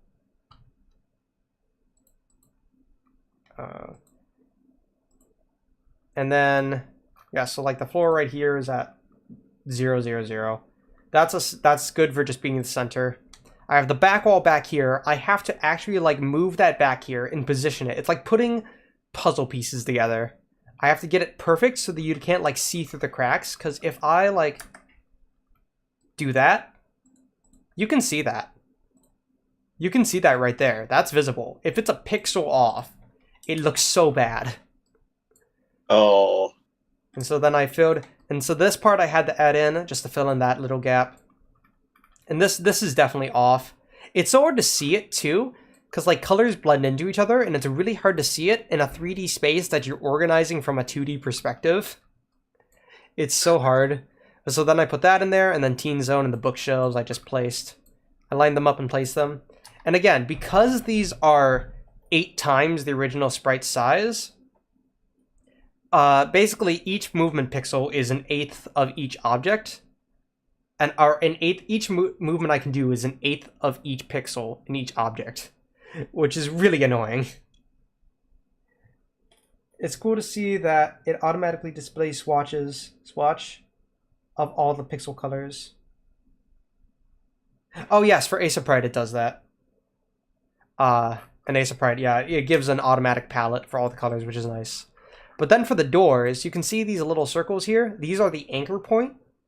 The anchor point is different than position in that it's basically what the center of the object is, and you can actually like physically move the object by changing its anchor point. It's like works inversely to the object, which I've used sometimes to get both animation and looped, to get both like have something move and have it have a looped position animation. because it doesn't coincide well, but if I attribute the looped animation to the anchor point, and then the main movement animation, so let's say I want this moving up and down as it's moving around, I can attribute that to the anchor point separately. And I do use that a few times in this. I'll show that off later. But the important part with the doors is that the anchor point needs to be right at the hinge, so that when I swing them along their axis, so yeah, I use the Y rotation, it actually swings at the hinge, because otherwise it spins around like this, and that doesn't look good. So the door is open and you rush in.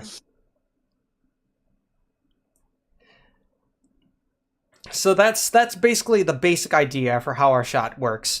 I get the idea for what room I want for the shot. I break it down to just the actual visual stuff in Undertale Mod Tool and get that PNG sprite. I then chop it up in Aseprite, and then I throw all the pieces into here and organize them together. And once that's done, then we can get started with the actual animation of the shots, which for here was just the doors opening and the camera movement. The camera movement's probably the hardest part, but it's not too bad. Alright, so that's shot 1.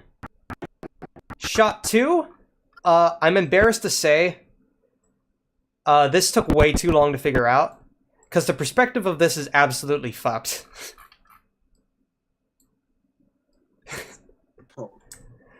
For most of the shots in this, I used very normal maps. I actually made the map of what's going on. But for this shot specifically, to get this bottom part to look so big, I had such a skewed perspective. Stole this from the starting bit of Welcome to the City. This top bit is separate from the... Actually, is it? No, it's the same as the grid part. And Chris isn't even technically stepping on it. It's hard to see that. But yeah, they're not technically touching the ground. Perspective is basically everything. And then it was really hard to get used to, but having a black background is something that you take for granted until you suddenly have a giant grid behind it. Because it doesn't look the same as if you just had a black background, so you gotta constantly remind yourself. Yeah. Oh my goodness. This is actually reminding me of when I watched videos about how Hollow Knight was made. Oh yeah! No, I get that.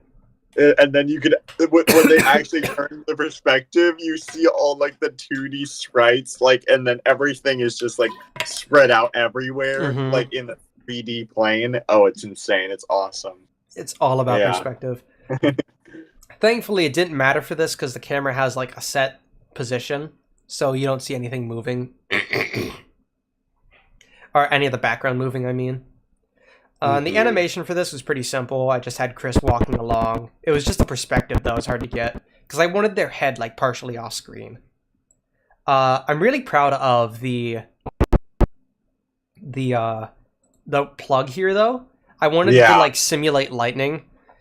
Literally just what I did was I took the animation of the plug. But then when it flashed, that spark there is also just the normal animation for the sparks. Sorry, the normal animation for the sparks it sends. But in the background, I really liked how I was able to make the signs light up. Because this is them darkened, specifically darkened, but then I have them be normal here and then go back to being darkened. But I did want to talk about how exactly I have Chris move and animated at the same time. Because the thing is, this was something, not for this project in specifically, because this is a very basic tool I needed to learn. I learned this all the way back when I made that Jevil I Am a Banana animation, but it took me 3 days to figure it out. So you see, the thing is, when I have... the thing is, GIFs don't work in HitFilm. If you upload a GIF into HitFilm, that's the biggest downside of HitFilm. If you upload a GIF into HitFilm, it only takes the first frame of the GIF. It only renders the first frame. They just don't work.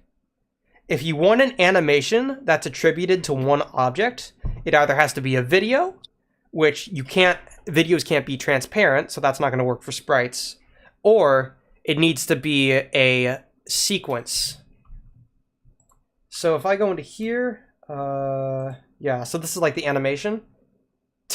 You can see it going super fast because it's just giving one frame per frame. This is actually each individual frame split up in the files that I imported as an animation sequence. So it's basically HitFilm's own custom GIF. Yeah.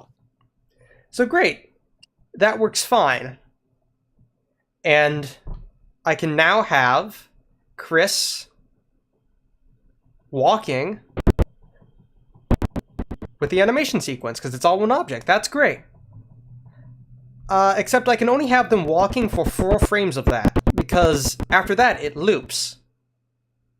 Which you can't loop the animation sequences. You just have to paste a second animation sequence of the same one. So it's still the same object, but you have to copy paste it after itself a bunch of times. My goodness. The only other way to do that was if I just individually had each frame in the files for how long I wanted to use it, which is just not. No. Yeah, no shot. That's no shot. So that's still fine. I can just paste them after each other and let me, yeah. You can see this composite shot. I'll get to where I'm going in a second. But the problem with that is I need Chris to move, and I need them to have solid movement.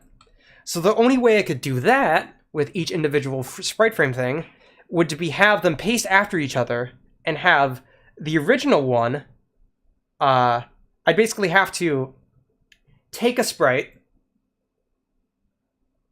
I'd have to take the sprite on its own so I could get it long enough to cover the full movement. I'd have to then keyframe the movement, and then I'd have to copy that keyframe movement to each separate individual movement one and like cut them accordingly. So it'd be like as if they're moving together, but they're not really. Which is just, again, annoying. But I found a loophole. Composite shots. So, this is one loop. This is the second loop, this is the third loop, this is the fourth loop. They are all in Chris's custom composite shot looped one after another, and it can be as long as I want it to. All I gotta do is select them and paste them. And I can like increase the composite shot length as well. And so because that's all in one object now, I can just have its movement be like that. So again, this is a very basic trick that I learned a long time ago, but it was... I felt so smart figuring it out. Yup. Welcome, Holy Shard. Hello, Holy Shard. Hey there, Ad. Welcome back. And Jay. And Jay. Hello to you. Hello. But no, everyone loves Jay. Jay's my friend. Actually, Jay, you're a mod. You can ban him if you want. No. No, don't do that. Also, by the way, just one annoying thing I wanted to point out. Each composite shot, for some reason, when you make them, it automatically syncs an audio layer to them. So all of this down here, if you don't see, like this is a little visualizer. If you don't see that, that means these are just all composite shot audio tracks that just have no right to be there. They're just completely useless. I just didn't feel like individually unlinking and deleting them every time. Oh my god, same with Premiere. Yeah, okay.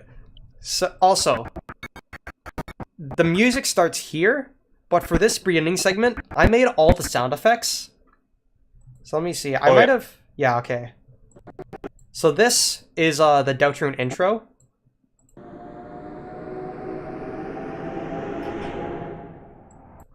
That I made in, just from the Deltarune intro sound, I just slowed it down and added some reverb. And actually, while I'm talking about this, let me open up... We're gonna move away from HitFilm again for a bit. Let me open up Audacity.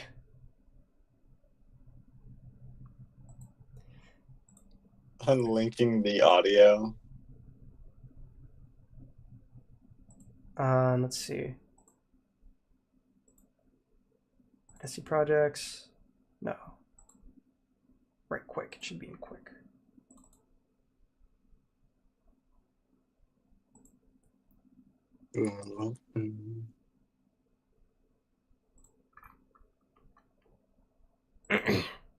Alright, I think I just might be able to do this.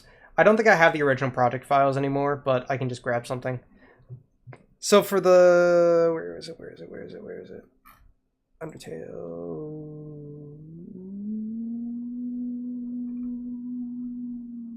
Audio intro noise. Okay. All right, let me show you guys Audacity.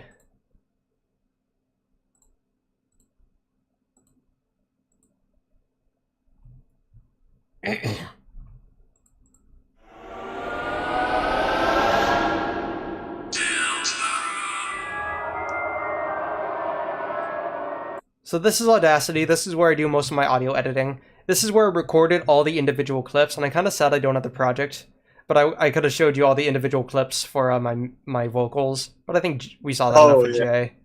But basically how I made this sound was I added some reverb.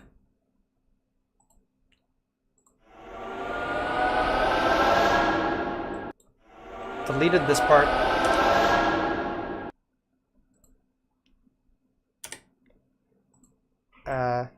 And then like added more reverb. And then I slowed it down. Where is it? Pitch and tempo. Change speed. So I put it to like half.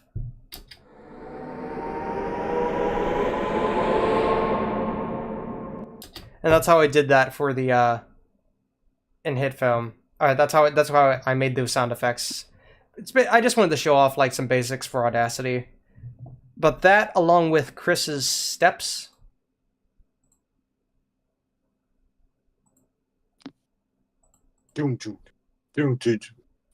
Yeah. Chris's steps here. I believe these are the individual Chris's steps. Yeah. Those I didn't change. And I also put the wind ambience from I took that from Undertale. I think that's also used in Queen's Mansion though, like at the top of the roof.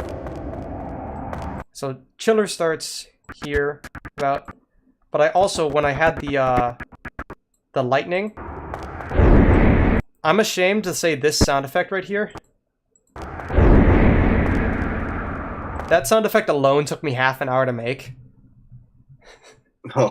Because I think I was talking to you that time, because like we were trying to discuss ideas, and I couldn't find any sound effects that fit for lightning. I believe that sound effect. Oh yeah, I remember that. I was trying to find the like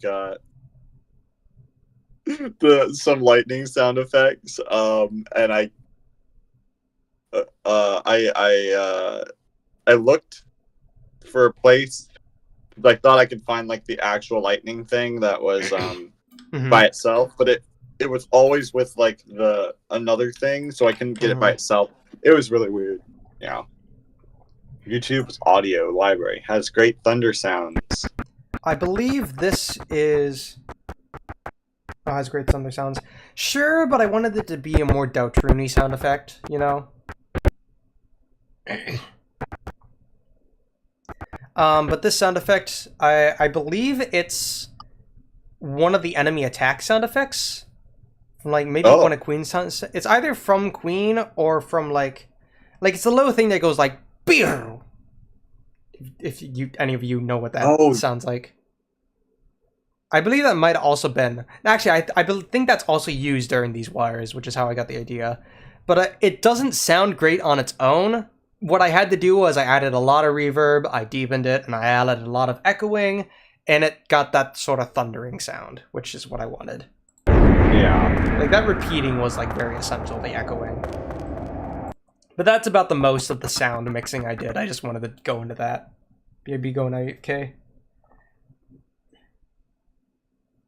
It feels like forever since I was here, ain't it? I'm gonna be honest, Holy Shard, I don't remember the last time you were here. A long time. Yeah, it was a long time. And this is just like some fading in, fading out. And then we get into this scene, which once again, a lot of puzzle pieces I had to put together. Also on top of that, had to have some backgrounds. I honestly don't like how I did this. I realized later on that you can actually set an object to be like 2D.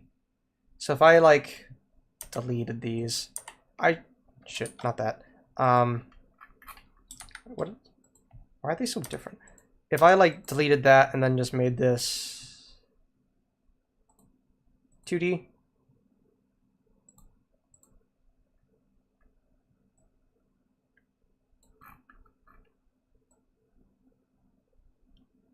I can put it in the background.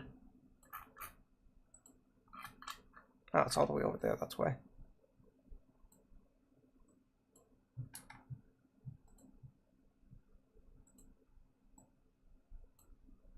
So I did a style like that for many of the other shots, because that's just a lot easier to do if you don't have to worry about perspective.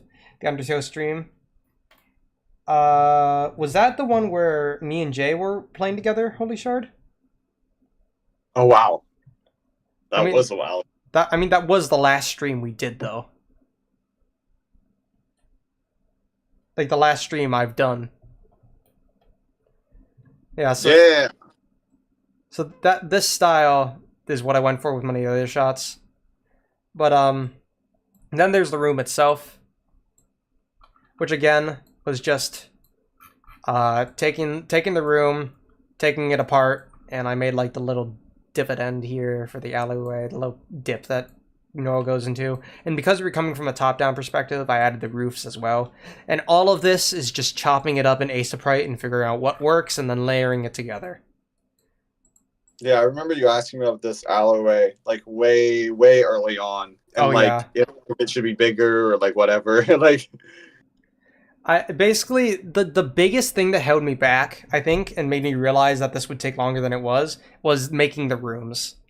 The rooms were a process that I had to learn, I had to refine, and I had to get good at. And I did get a lot quicker at them later on, and I actually had some help with them as well, which I'll get into. But they were hard to do. They were hard to do. And then the actual animation here, I made a lot of, and that's why I mentioned the other Snowgrave animation earlier, and I made a bunch of sprites for Susie. I made a lot of simple movement sprites for this that I didn't realize I'd need, but honestly, because of my experience with them, it wasn't as hard to do as I thought. Like, I've never been great with anatomy, and especially like character sprites, but I've been getting a lot better. So this sprite was with Noelle turning her head. I basically just took a sprite of Noelle looking right, moved her eye back, and pasted it on top of a sideways sprite of her and did some edits. So that's like her turning around, looking at Chris. Again, this animation of Chris doing the act thing, that's another in-game. Yeah, another composite shot right here. Just all the frames put into here. I had Noelle sighing, because that's a thing she does at the end of battles, and that's actually like really fit. It is really hard to see, because her sighing particles like get blend in with Chris. Which I'm kind of sad about. Yeah. But all of these are basic animations right here.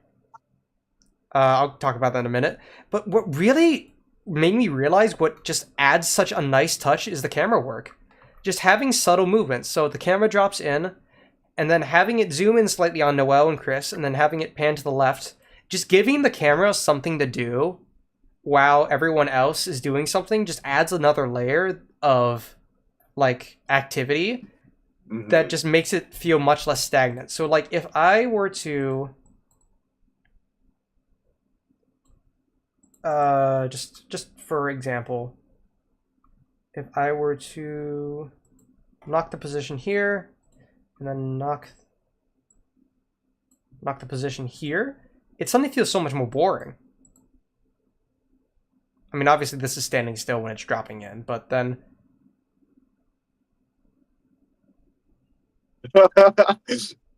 Yeah. It's so much more boring. It's, like, amazing just how much some camera works. Just suddenly, like... Obviously the music works to do it as well, but it just adds in so much. Just a bit of camera work. Welcome, Foxy Gone, the Weird Artist. I mean, we've been going for a few hours now, but we're about, like... I'd say we're over halfway. Because I'm just getting some, like, setup stuff in, talking about it. This part was funny. Noelle's hands, I made as a custom sprite. Yeah. You can see they just cut off at the end there. looking at the hands. Yeah. Oh, it still And works. the little shake effect on them. Yeah.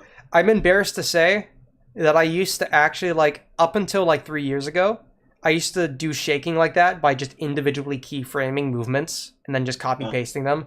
I just keyframe a bunch of movements to it, moving around a bit, and then I'd copy paste them. Turns out there's just an effect that does that. Okay, well. There's just a shake effect. You take the amount. If I wanted to put amount, I can just do it like that, and then suddenly she's fucking dying.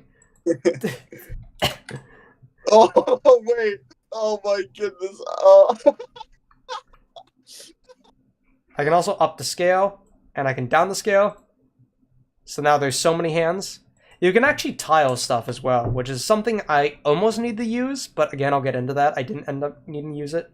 And you can also, like, do individual controls, so if you want it only shaking on the y-axis or the x-axis, which again I used a lot later. This shake effect was like my biggest friend in terms of effects for this animation, I think. Hand spin, yes. And yeah, this effect I wanted to talk about too, because this snowflake sprite. Oh right, this we'll talk about. This snowflake sprite was actually not an in-game sprite. I originally wanted to do this with the snowflake sprites that Noelle uses when she ice shocked enemies, but the problem was they're just too big, and they didn't fit the scale right. So I halved the scale, set them to be entirely white, so this effect of them like appearing over each other, because I wanted this spell effect of her like loading up the spell, powering it up, and I think it created a really cool effect. I basically just had snowflakes be small. And like one snowflake enlarge and spin.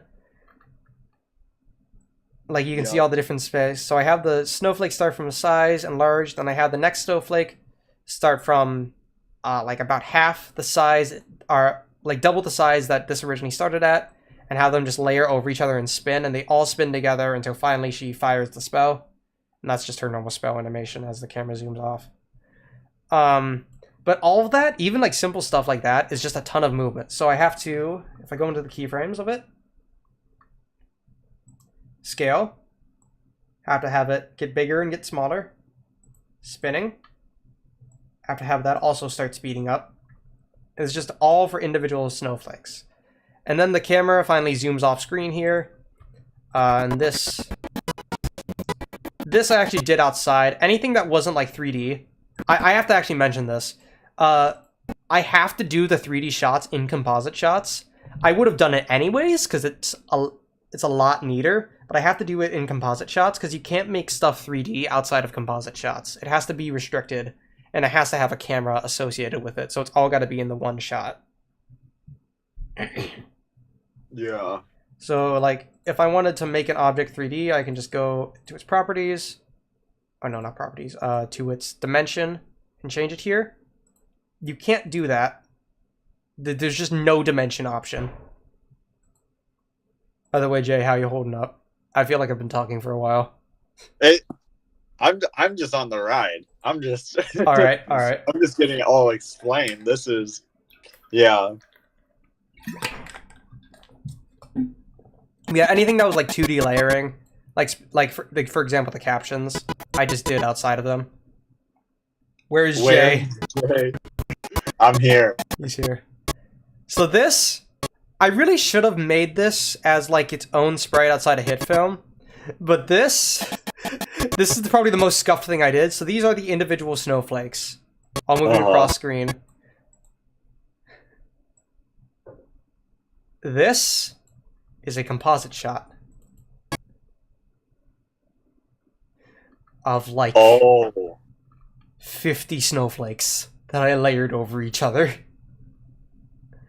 And then the tundra fog, that's the fog thing used in Snowden during Papyrus's fight. What did I fuck up? Okay, there we go. I moved it to the side. This, I mean, if we look at it on its own, this is just the tundra fog, except I removed some of the background details and gave it some transparency. This I used for like a smoother layering, so I could get it to the actual fog. And then this, I just like used a loop of animations to loop them over each other, to have them pass each other.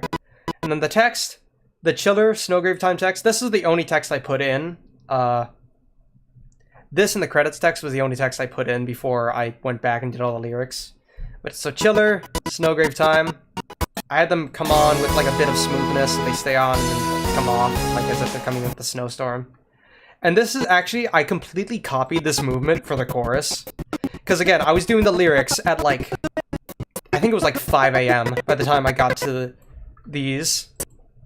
It's the exact same movement. Yeah. Snowgrave time. It is the exact same movement. I did not change a thing. It looked fine as it is. I was like, screw it, that works.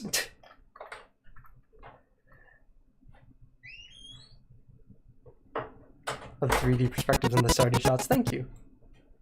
And then, yeah, this is probably the, like, one of the densest parts up until, like, the finale was spammed in terms of just making so many shots. This ended up taking, like, I think almost like half a week on its own, I think, this intro part. But so this here is another botched perspective. So the if I go to active camera, this panel here is actually 2D. I just placed it over the shot. So this is like you're peering a wall. And the road here is actually like tilted downward. You can see right there. In comparison to the camera, it's tilted downward out of the plane. This was just to give it that perspective leading off. And also because the Toby car needed to go along with it. And it needed to get smaller as it went along with it. And then the rest of the stuff here is just like some paneling on the sides, and then I put a street light in. And I'm gonna admit, this is super dumb. I'm not sure why I put so much effort into this. I made a custom Toby car. This was back when I didn't realize how long this frickin' animation was gonna take, and that I was gonna run out of time very soon. I made a custom Toby car. Going diagonally.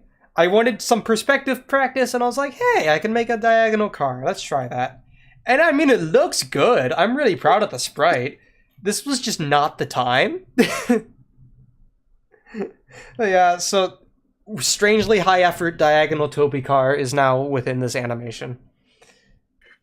Okay, I think the reason I made this partially as well is because I remembered the Toby car spinning gif. That's like a pretty popular gif. And I thought that was like in-game sprites. I didn't realize someone actually made that. And I didn't want to just steal someone's sprites. So I ended up just making it. I really should have just had it be sideways though, but whatever. Yeah, if the road went like but no, I like this shot. This shot is like the diagonal shot. I just mean I should have had the Toby car just be the normal Toby car. Because, like, again, it's a 3D perspective. It doesn't need to be changed. We can see it from the sideways, and it can still move along this way. I had to actively angle this. So the freaking, like, look at this. Doesn't this fuck with your eyes? The perspective. It's like one of those illusions. What the heck is going on? Nothing's moving here. It's because it's diagonal. It creates this stupid optical illusion. Why did I spend time on this? This is stupid. It's like, oh my gosh, yeah, that is a strange optical illusion. What the heck? Custom sprites are worth it. Are they though, Skyward? Like, I made a lot of custom sprites for this, and I'm proud of every one of them, but this one was unnecessary. Nah, it's the unnecessary ones that are necessary. I guess it is very Toby to have this be weirdly high effort, isn't it? Yeah. Then the next scene. This scene was actually very important. I'm glad I spent time on this, because creating the dumpster allowed me... So, this is just the alleyway. I just added, like, the side at the end, and I did the angle over here, so you did have to look out over here and do a void. But the dumpster was actually very important. There was so much about this dumpster that I had to make. These side paneling, just completely not in the original sprite. I had to make those myself. And I actually didn't add the panel over here. That's completely gone. I think I added it in other shots, though. And then I took the... Oh, it's just gone. It's just gone. And then this bottom layer here, not you, the other one. The one that's under it, yeah. This one I took from the open dumpster and I extended it to fit the dumpster scale, and then this one, the lid, I took from the closed dumpster. I basically created the model from like, this was probably the most amount of like making an environment I had to do. And it looks so cool in 3D in there. Also, it's not against the wall, and that makes me so mad. But it didn't look right against the wall, because I had to lift the lid in other shots. And it just looked weird. True. I literally redid the Spamton flag, the national Spamton. Oh, nice. So I go with the active camera. Yeah, I mean, this is just normal. The Spamton, though. Having Spamton look like he was in the dumpster was so hard. Because he's coming out of the darkness, sure. But the darkness isn't, like, shadowed in the whole dumpster anymore the same way it is from a 2D perspective. Yeah. And so he'll, like, look up against the lid. So I had to be careful to, like, not make him peer up too much against the lid. So the perspective's still kind of lost here. I should have kept it at like that, I think. But then I had his arm. This arm sprite is just literally just Spamton's arm chopped off. I had it lift up and like grab the lid and then slam it shut. And that's literally just one frame slam shut. But yeah, a lot of, again, the biggest difficulty with this was not having stuff move in the environment. It was having it look like it was moving the right way in the environment. Uh-huh. Yeah, just like having it match up with the camera. And there's another dumpster scene later with Spamton's arm that was like so hard to get it. You've got to work with the camera and with the perspective a lot more than you realize. And then, of course, there's the credits here. I put them in front. Lyrics, animator, instrumental, crispy boy. Animation. I didn't mean for this to turn out this way, because I wanted to just cover each part separately, but I ended up crediting myself for each part, because I did take part in them. Yeah. But I'm literally credited in every shot. And I know it's my animation, but like, that's... No, that's fine. It's fine. It is a little bit silly, though. But... It's a little bit silly. Yeah, it's different from 3D. This shot is incredible. Because you have to fake a lot of shit. Yeah, Jay, for some reason, is obsessed with this shot. I think it's okay. I really do like the background layering I did here, though. But one thing that pisses me off, you can't see it well here, but if I go to the, this chiller time animation, and just show me my, one window. Right in the middle here, this middle line, I didn't line them up correctly. And now in the final animation, there's a split there. And it pains me. That's funny. I don't, you like, seriously, you can't see it here. I don't know why it shows up in the rendering. It's, on the plus side, self-love, I guess. Welcome, Robert Rex. But yeah, this shot, I am really proud of the layering here. And I'm proud of the sprite work I did here. I basically just did some dithering at the bottom of... Okay, actually, the Aseprite doesn't have a dithering tool. It has a spray tool, which works well enough. It's really funny, because like Pixeler, whatever the online thing that I used, was just so inferior to Aseprite in every way, except for the fact it has a dithering tool. But yeah, so I just basically had them fade to black here. And this sprite actually, this pillar sprite actually naturally dithers, which is the idea I had to have it fade to black so easily. And yeah, this shot, again, this was a lot of perspective work, because I had to like cut this off behind the buildings, I had to give them rooftops, and I know they're just blue, but you only see them for a few minutes, or a few seconds. It's just a lot of perspective work. And also, the end of the wire. Oh, let's see. We can see the end of the wire. The funny thing about this, I actually have I have a long story behind this wear wire. So I actually had to first of all, I had to copy this wire twice. So it didn't get cut off screen. But I originally wanted to animate it. I eventually did not go with that, because I realized the animation for the wire is like animated in game. It's like procedurally generated in game. So, but there was a and this goes for a lot of the procedurally generated stuff in Deltarune. There is an example version of it, which was this sprite, which was supposed to basically have the connection point and start it off, and it could procedurally generate from there. This originally didn't have an outline. Shit, didn't mean to move background. This originally didn't have an outline. And granted, I shouldn't have spent time on it, because you barely see it against the background, instead of just the black, but I gave it an outline. But the problem is, this example, I didn't downscale it, so the outline is like so much thinner compared to the entire thing. It's mixels. It's the one... Oh, whoa, what happened? Oh, it's the one instance of mixels that happened in this project. Because, like, see, they're like 1 pixel offset from each other, but it's still blockily made. It just looks so bad. I'm so sad. It worked in the end, and then you see I connected to the wear wire there. Yeah, but at the bottom, they're like the pixels are smaller. It's so ugh. But also the wear wire animation. I wanted it to like I realized it's hurt sprite, so this sprite was like perfect for the howl. Yeah. Which is again why I only went with one wear wire, because the way I had the perspective set up, it just wasn't enough room.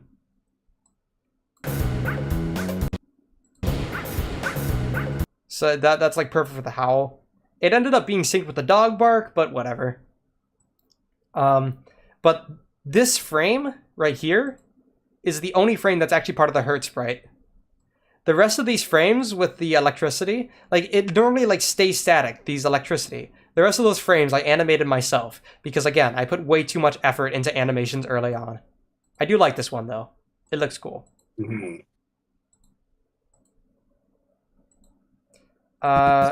Then we have some text floating on. And finally, we get to the first scene. So you can see why I spent so long on that. That was all the setup, but the first scene was thankfully a bit of a breather. Or it would have then, if I didn't fuck it up super badly. Oh god. So guys, avert your eyes.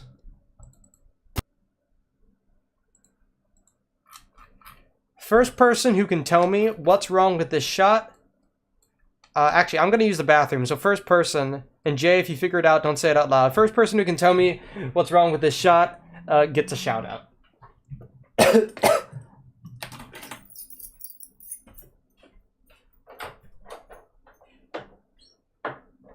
This is like supposed to be some kind of illusion.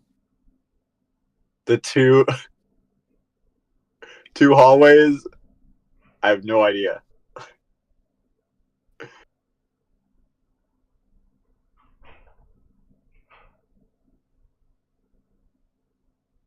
Is it supposed to be possible to tell, like from right now?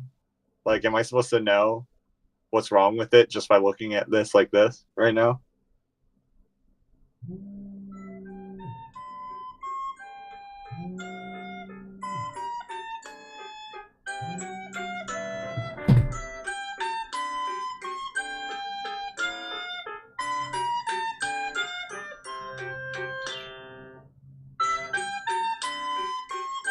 Is that a phone call?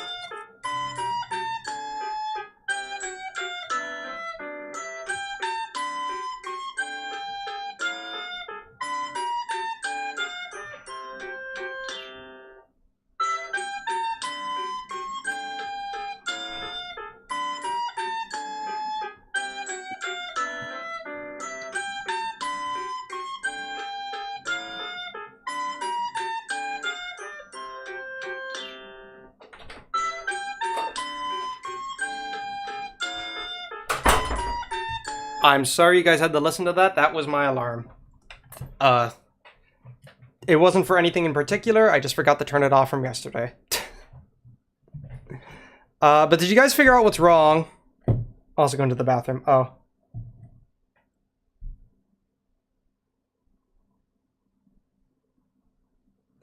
Okay, you guys haven't figured out what's wrong? Okay, let me let me give you a better view. The blue, red, and green and red lines, those are the axis lines.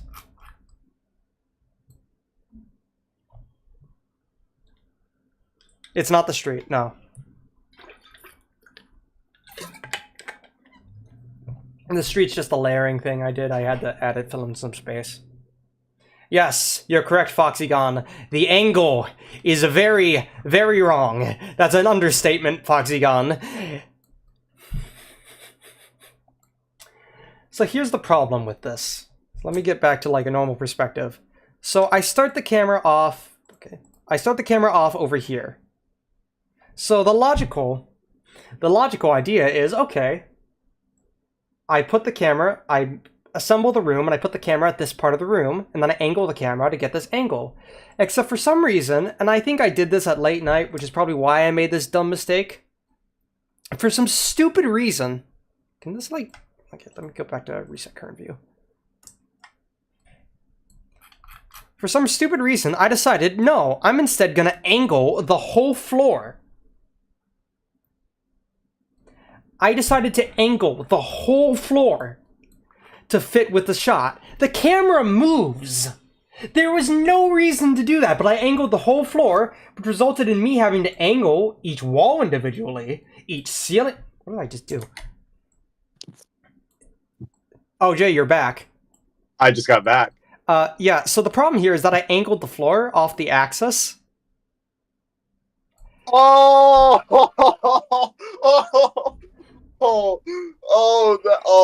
Yikes. Because I wanted the camera shot to be angled. So, you know, angle the room instead of just the camera that moves around anyways.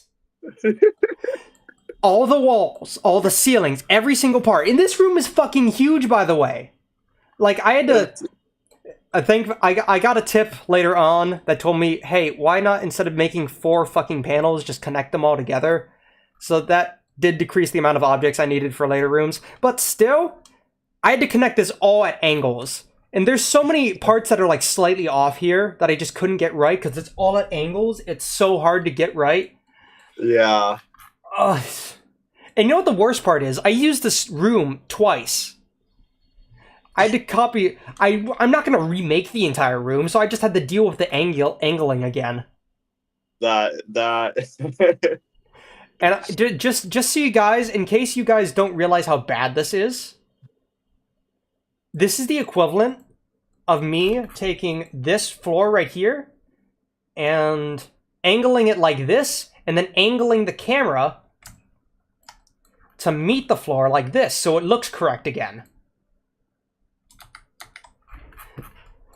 There's no reason to do that. And what this results in is, okay, so if I go to this camera right here, what this results in is that if I want to move the camera left or right through the room, I now have to work between 2 axes.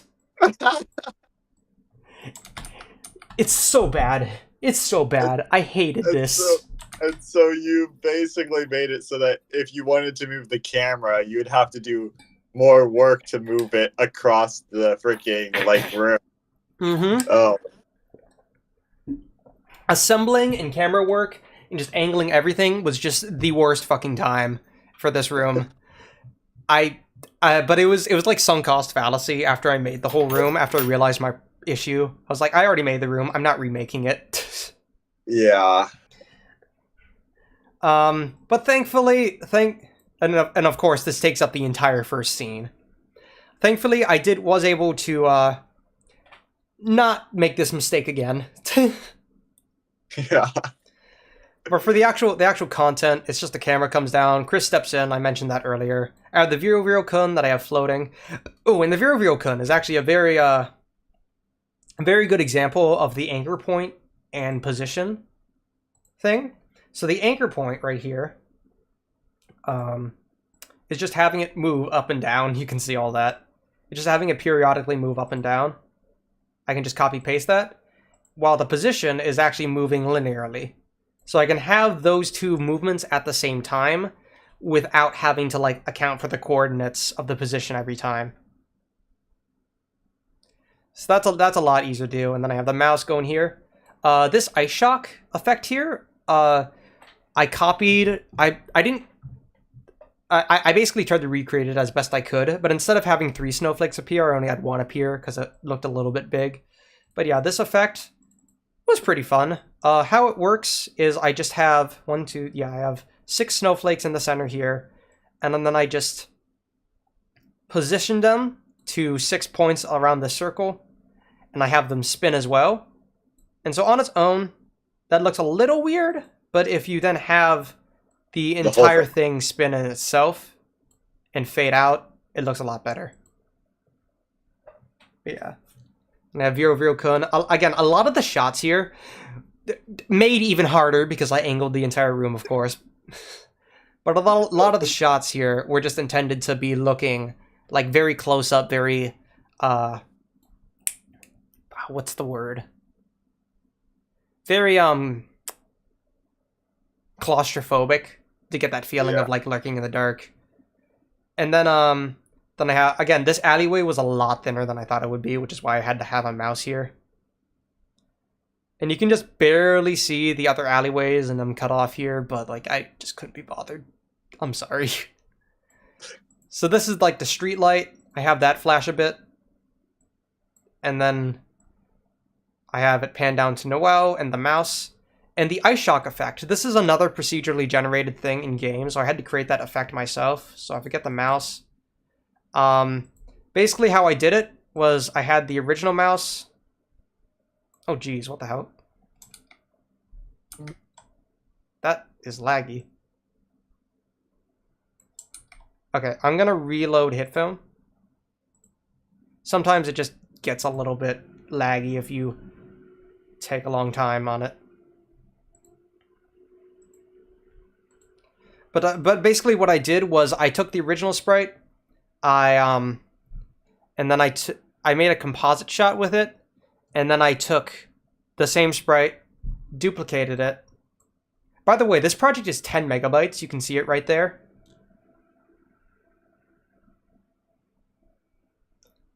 Yeah, I basically made a separate overlay. And it's actually different than how it's done in game. The way it does it in game is it takes 2 copied versions of the sprites, and it duplicates them. It's over the sprite, so it takes 2 versions, and it like let me get back to the shot just to show you guys.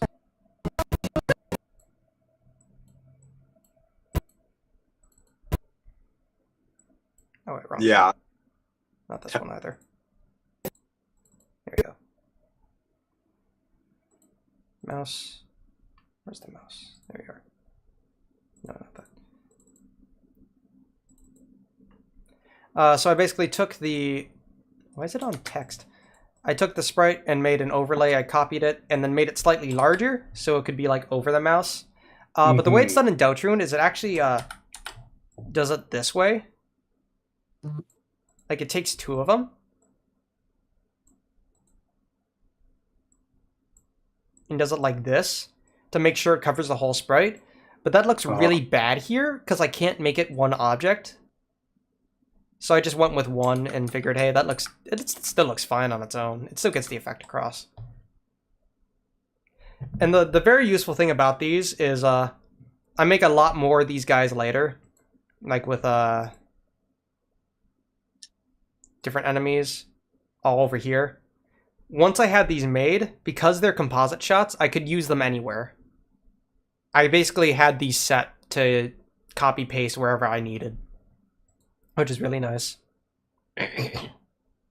Oh yeah, and Skyward Cosplayer Gamer, this project is 10 megabytes because of the 3D coordinates.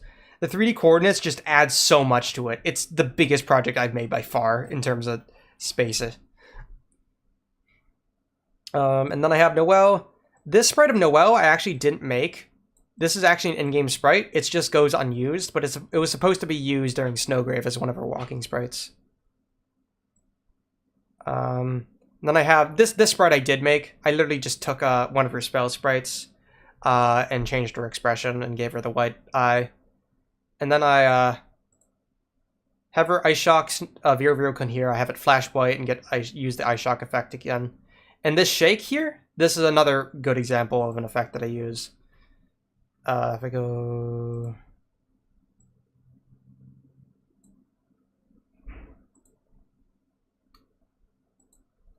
hard to select it.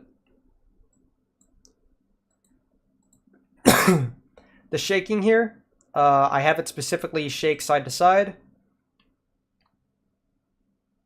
Wait. Oh. Oh, I manually did this. Oh. Manually shook it that time? I manually shook it that time. Oh, have I not learned? God damn it. Okay, well, if I put the shake effect on it, just to show. I use it later, but if I put the shake effect on it, I can get the same exact effect by going to individual controls, turning off X shake and tilt shake, so it just, or not X shake. I turn off Y shake, so it just shakes side to side. That's basically how I get a side to side shake like that. If I'm actually being smart. Man, I just made so many stupid mistakes with this room, huh? Never mind, my newest 3D model alone is 11 megabytes. Holy crap. And then that's actually where this composite shot ends. I saw a perfect plan to get away from this hell. And for this room, I did bare bones for the Birdly room. I just put the floor in and had this alleyway in. Look, And it's actually it's actually angled correctly. It's angled correctly this time. And then I just made this big room with this big hallway. I just took that same street sprite I used, again, chopped up from room backgrounds, and added some paneling. And then you can see all the monsters here. This was actually a very interesting shot to do, because it's basically like a Snorri cam effect. I had to have the camera and Viro-Kun move with each other, and I don't think you can attach them. You can attach angling to the camera, but you can't attach movement to the camera, I don't think. So I just had to make sure I moved them together. So I had like the Viro-Kun dodging ice, and I had that timed with the lyrics. And speaking of the lyrics, again, these are just text. And the way I did like the highlighting is I just simply made separate text boxes each time. I'd make like the whole thing and then I'd cut it up based on when I highlight each syllable. It's a very simple process, but very tedious. It took me like, I think of the time of that final night when I did the lyrics, it took me 2 hours just for the lyrics. Yeah. Oh god. Because you have to do the timings of every single one of them. Yeah. But yeah, I have like, yeah, I have it like dodge around to the timing with the lyrics there. And then this sprite, I should have like kept the blush. I feel like that's integral to the Viro-Kun, but I still like the expression. It's like, oh shit. And again, yeah. Another example of the camera just really helps. If I turn off the zoom, it just suddenly just snaps. It just looks so wrong. So yeah, that's why I do the zoom. It helps get that effect across. Then again, it gets ice shocked.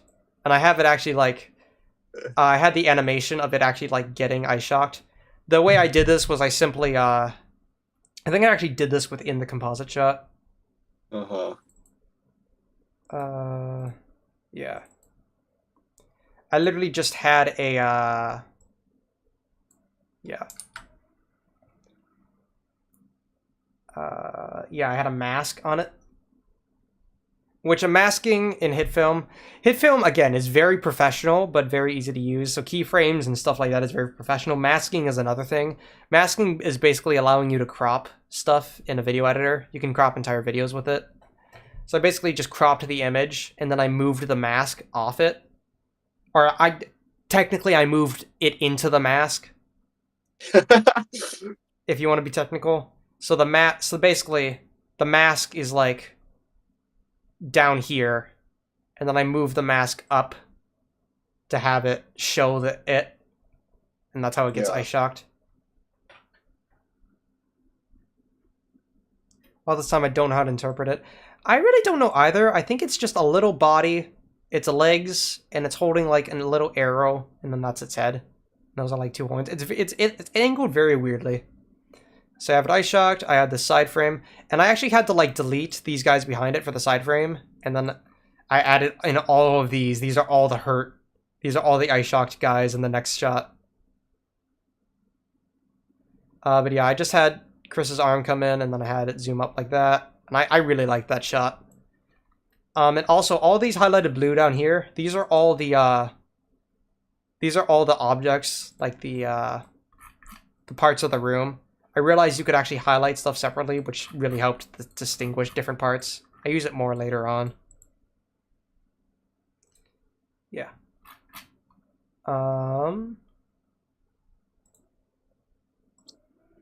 You're moving on. We get to the chorus. Oh, also, I actually had the text appear under the composite shots, because the composite shots and 3D shots have transparency. So I figured, hey, I could have it appear in the actual background. Mm-hmm. And yeah, I really like this shot. Every stinger up to I feel like I did justice. And then you see the flash. It's a very minute detail, but I actually made the flash be the snow fog background. When it flashes on the yeah. And then the background stuff here, this is actually a separate composite shot from the footage. And this is literally just their dancing. And shout outs to Lost Gamer, by the way. Actually, let me give a little segment to Lost Gamer for making these. Literally a week, I think, before we released the animation, I was starting to have like dread. Or not a week before we released the animation, a week before we were supposed to on Halloween, I started having this sense of dread, realizing, oh, this was not going to get done. And I was really dreading making this dance anyways, because I had no real idea how to do it. And again, I'm not the best with movement, which, to be fair, I kind of proved myself wrong on that by doing a bunch of movement stuff otherwise. But I went to Lost Gamer a week before we were supposed to release on Halloween. I had gone to Yudi already, who they were here earlier, but he's a great spriter, but he wasn't able to do it because he was busy with his own stuff. I might have gone to the Winterer, which I don't know if we're that close yet, but I would have felt less bad going to them if I would have felt less bad going to her if I like had planned this out from the start, if we weren't like a week out from release, supposed to be releasing it. But Lost Gamer actually accepted, because he's another great spriter in the Discord, and he made these, and huge shout outs to him. Thank you very much, sir. I tortured you, and you took it.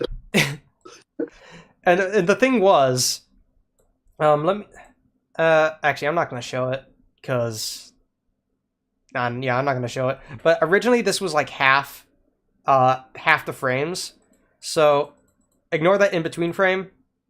It was basically this. Actually, let me see. I can probably get the same effect if I like change the frame rate. If I half the frame rate.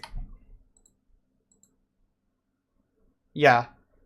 That was the original animation for Noelle. And I'm looking at it and I'm like, wow, okay, first of all, great movement, but it looks very choppy, especially compared to the style of me wanting to get literally no one's animation. So I asked him, hey, can you double it? And he was like, what?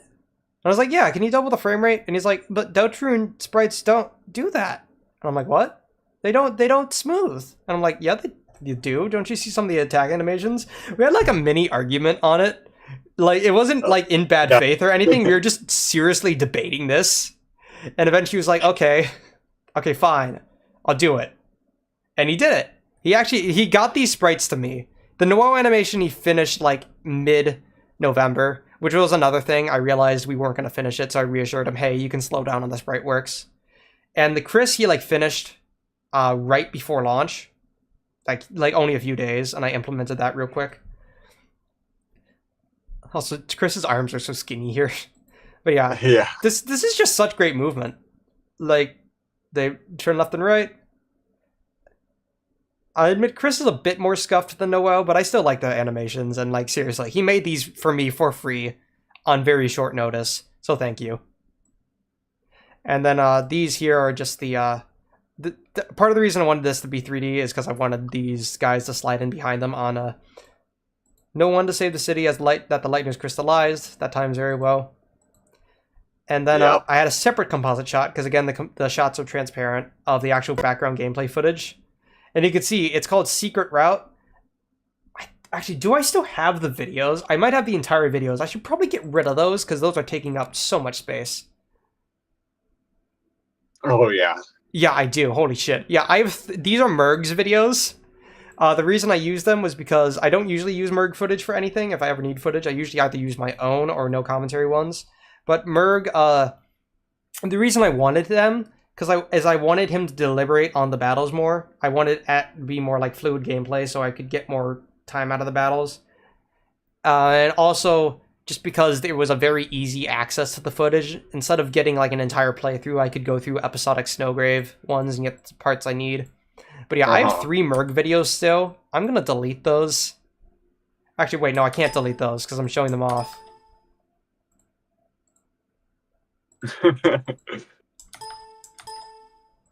Yeah, never mind.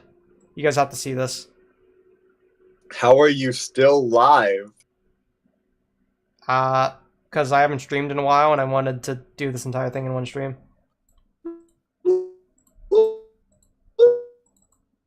Jay, you good? You've streamed so long that Gaster showed up. What? I'm just reading the chat. Oh. Hello? Yeah, you I went die? robot for a minute. Damn, what the frick? Oh, I think the other 2 videos deleted. They're just gonna show up as errors. It's fine. The project's done anyways. But this one's still here. Yeah, literally I just took segments of battles and I sped them up really fast. That's it. And then I just added a blur effect on them so they looked more in the background. Very simple to do. Definitely the simplest part of the project. But then for the hits at the end, I actually really liked how this effect came out because, again, I decided to only go with this shot because I could have the camera, like, pan quickly. Like, if it starts here and pans quickly onto the scene, it gives a really cool effect. You're just part of the grind.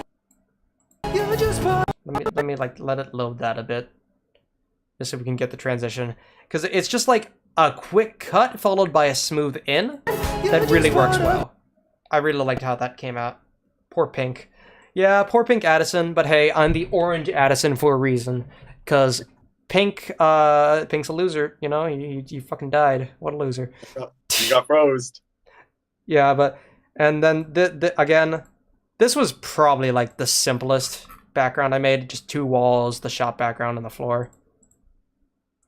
But yeah, I have them facing... I really like how this came out, because... Have you watched Smiling Friends, Jay, at all? Not really.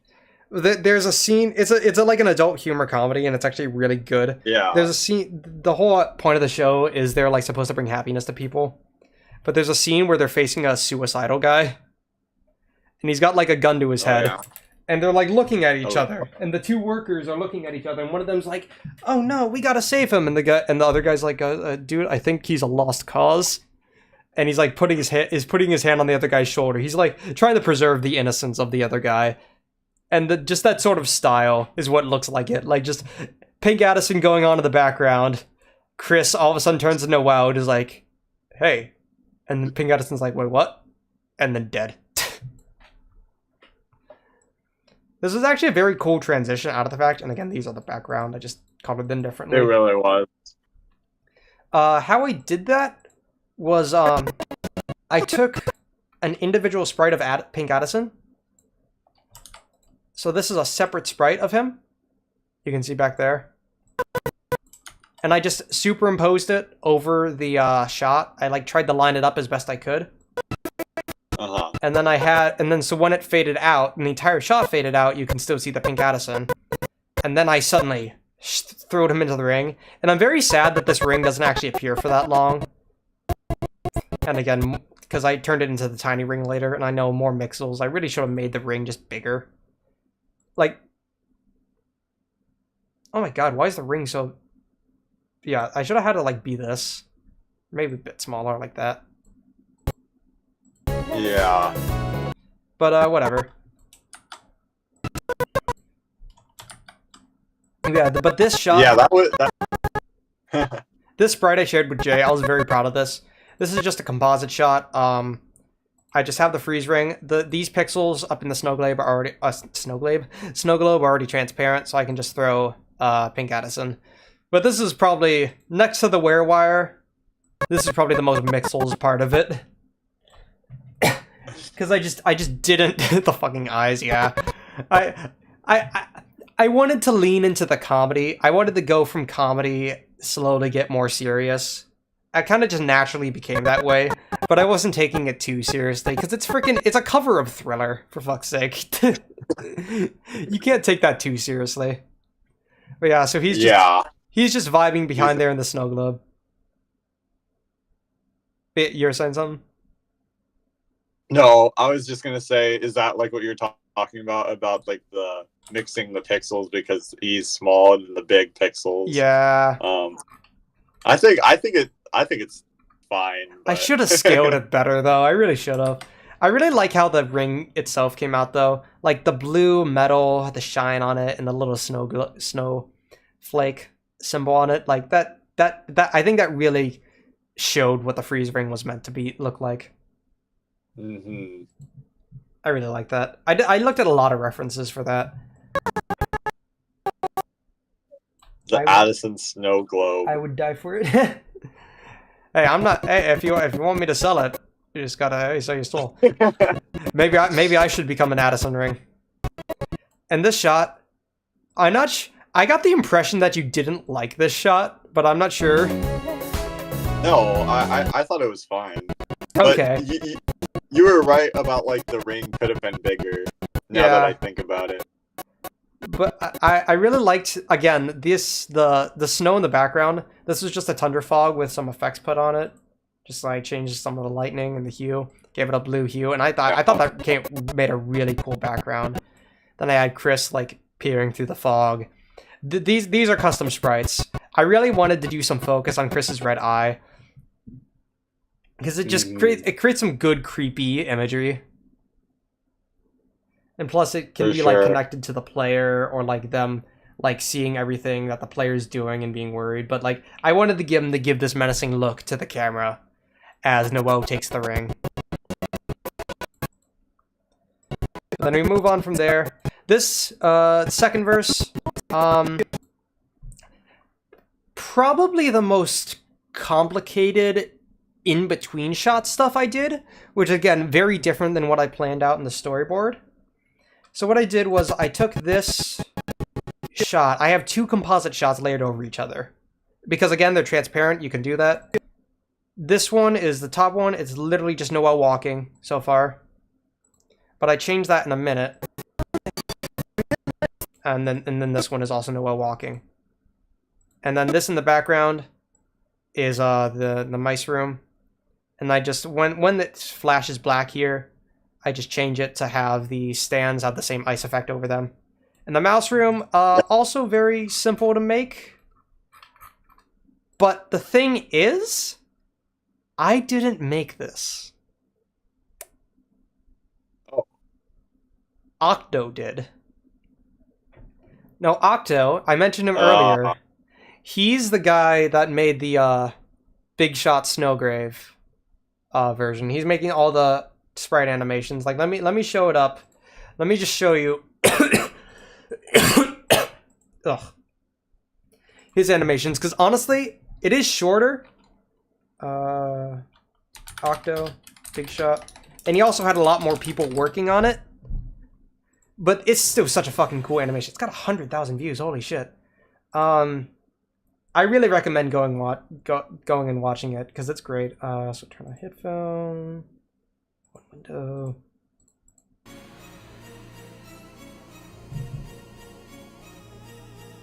Yeah, I mean, this shit is just so smooth. Holy mo! And then the shadows. Yeah, Too. it's really cool. Whoa! But so I just happened to watch this while I was working on the animation, and I got to this part. Yeah.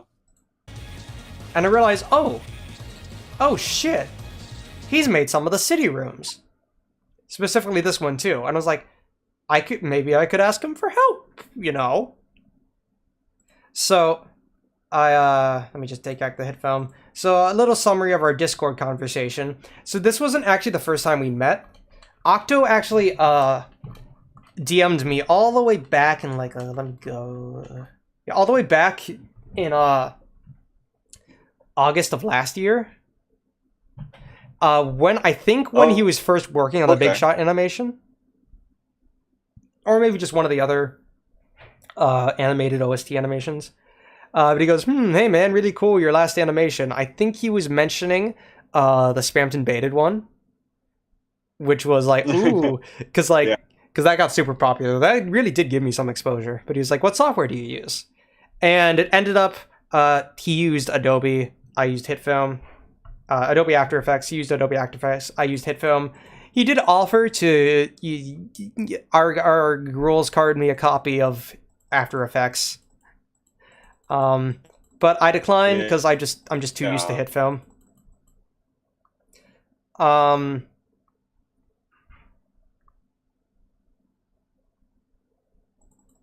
But yeah, we talked a bit. Turned out we just like, okay, it was for the Big Shot animation. We ended up talking a bit. It just didn't work out because we didn't work with each other. To be fair, I could have offered doing some sprites for him. I didn't realize he also wanted sprite workers, but I couldn't help with editing simply because our softwares are incompatible for that. You didn't. Yeah. One thing that did happen though is that we realized we never actually used this for my animation or their animation. We realized that we could STL files. There's a specific type of model file that both HitFilm and Adobe After Effects can handle. I could literally have imported like 3D model files that he set up if I wanted to. But we ended up not doing that because instead he did something much more invaluable. The next time I talked to him was when I was making the Queen's Mansion animation with Scary Swings times Pandora Palace, just for some advice on how 3D animation works. That was just a quick few days of conversation between us, and we figured out how it worked. He gave me some advice. But then the next time I added him was me talking about his Big Shot animation, complimenting it to no end, and saying, hey, could you give me some advice on how to do them, and advice on those rooms? And he went even further beyond. He gave me the individual sprite parts that he used for a bunch of his rooms. And I didn't end up using all the rooms he did, and he also didn't have all the rooms I needed, but he definitely gave me some of the rooms I could use, and this annoying mouse room was one of them. Which it became very useful. And also, he taught me a much better technique at ordering things. So he basically gave me a bunch of files that he used for the 3D stuff and all the split parts. He also gave me like his full organized library of Doutrune sprites scaled up to 4 times, which, I mean, like, I have my own library that I'm still using, but his is a lot easier to search for sprites in than searching for new sprites that I haven't put in my library from like the entire sprite dump. So yeah, just a bunch of invaluable help already. That helps speed up the process so much. And again, Octo is such a cool guy. Octo, Jay, Audio Spawn, Lost Gamer, just did so much for me for free. Thank you guys. I will bring up Octo later, but he also taught me something very important here. So it's best seen in this switch here. Let me see.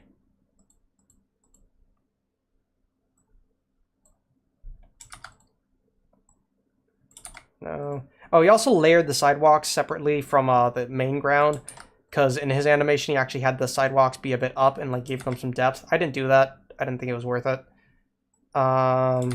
Which one is it? Not you. Oh, maybe you. Yeah, you. Okay, so this switch here, its entire area is actually as big as the entire floor. And the reason for that is because you don't have to manually position it. If you just load the default floor, the main floor at the 0, coordinates, and then add in the switch at the 0, coordinates, you've got it automatically on the spot you want it. Which saved... Oh, yeah. And that technique, and also like just linking together walls and just being smarter with how I chopped stuff up, saved a lot of time in making rooms. So again, invaluable help with that. So yeah, this is just Noelle walking in front of it. See your cold hands? Again, another place where I use the Spamton dumpster, and I just used a blur effect here. Had Spamton's eyes coming out of the dumpster. Oh, also, back when the things get frozen, that ice shocks sound effect I added in. That wasn't an original song, but it fit in time, so I used it. And then for your close your eyes, I just had to, for Noelle closing her eyes, I just had two black, like, images. Okay, something very stupid I'd like to admit. I literally have a folder in my images I usually use. I literally have a folder just called colors, and it's just solid colors that I've taken from Google. If I need a white, I grab a white. If I need a yellow, I grab a yellow. It's right there. It's useful. Well, welcome, Red Show. What's going on? Hello? Red Show, it's been forever, man. Welcome back to the stream. You were a regular. Like, wait, you sing, like, actually? Red Show, haven't you seen me sing on stream? Bro, I'm insulted. When were we spammed? Sometimes. We got spammed in here. But yeah, so I literally just had these two black images come in. I also gave them a bit of a fuzz effect to help give the idea of closing your eyes. So I have them fade in and then I defuzz them as they get closer. I thought that was really cool. And then this was the part that I'm like most disappointed about. I really should have had the scene of Noelle standing with Chris in front of it, but again, I just didn't want to make the entire room. And it was sort of a thing of time. And I say that I should have gone back and fixed it, but I probably didn't have time to anyways. And we'll get to that when we get to the final days of work. You remember me too? Oh, thanks. Welcome, Rachel. It's fun. Yeah, I remember my regulars. Don't worry. I'm loyal to my fans. This Noelle closed eye sprite I made custom, just altered expression, and then you can see the Ferris wheel thing. I just had everything move in the background. Had the ring there as well, and the Addison. That was very simple to do, which is why I don't like it. But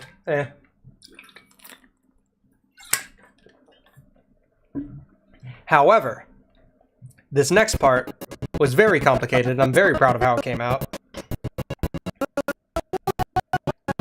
Because these are two composite shots separately. So this one down here. Wait, no, not this one. This one. This one is. This one's a composite shot with just Noelle, but I slowly have the environment fade in. Okay, the switch just appears because you don't see it on screen. But I have the entire environment fade in, like each part individually fade in, which allows it to fade in over the other shot.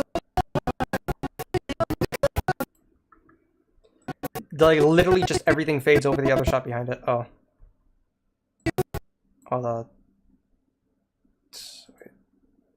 sometimes it does this. The color bit depth messes up, so I gotta change it. And then it gets back to full res.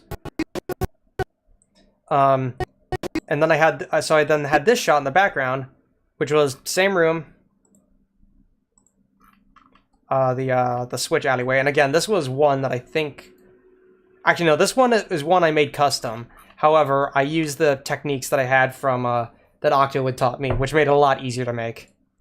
But yeah, so this is just this shot. It's just Chris walking forward, and then they're just stuck walking, and Noelle on the switch.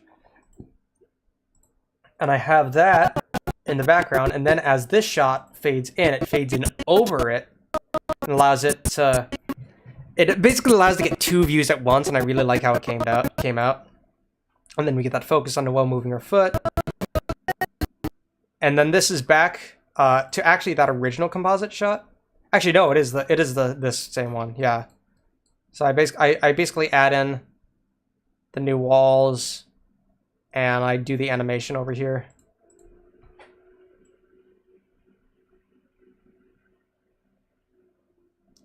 And when I have the camera move over here, I again gave a custom Chris sprite. I just took their front forward facing sprite, added their sideways head and fixed up the in-between, and then gave them a red eye. And I also gave this really cool effect.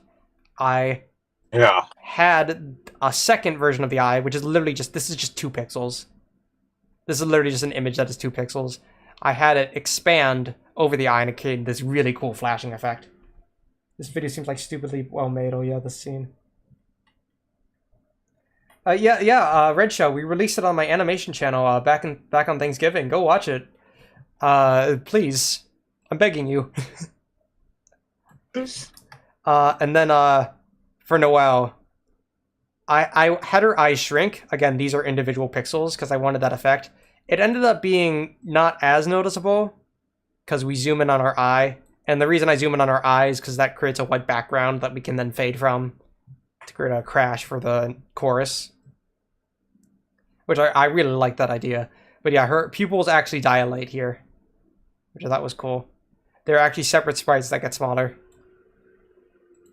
You have to stream if I remember. It's in the description, Red Show. You can go watch it. And yeah, and then we're able to that background. Because this is Snowgrave. And again, this is just the same thing, except halfway through. I cut Noelle off. This effect is actually really cool. I wanted like a glitch effect, but I ended up finding this effect, which actually worked really well. It's called displacement. And it like individually displaces pixels as a whole. It creates this really cool effect. So I basically had Noelle displace, and I had the Snowgrave sprite redisplace, which created that. What? I never noticed that. Yeah, it created a really cool effect. And then this Noelle animation of her standing there. That I made a while ago for the other Snowgrave animation, so I already had that on hand, but I really like that sprite animation, so I wanted to use it again. And I saw someone mention the premiere. Chris is still dancing this entire time, just not even paying attention. Noelle was freaking out. I animated her doing a low jump. She goes back to normal, does a low jump, freaks out, turns to face Chris, backs up, and then runs off. Just like showing her succumbing. And then again, just this. I think I used the exact same composite shot for the video in the background.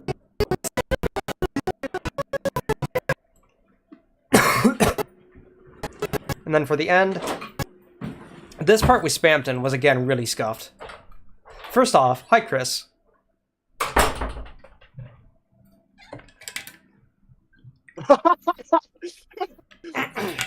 Oh my goodness, why is Chris sideways?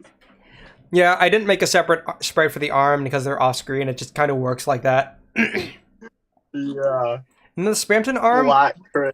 Yeah, flat Chris. I had a very weird angle. I had to actually come out of the darkness to look, but I had to do it at an angle.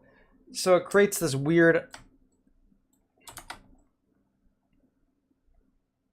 effect of coming out of the darkness at the specific angle we want it, and then it taps down, gives it to Chris, and then we switch the shot. Oh, and the green down here, the blue is the background. Just this.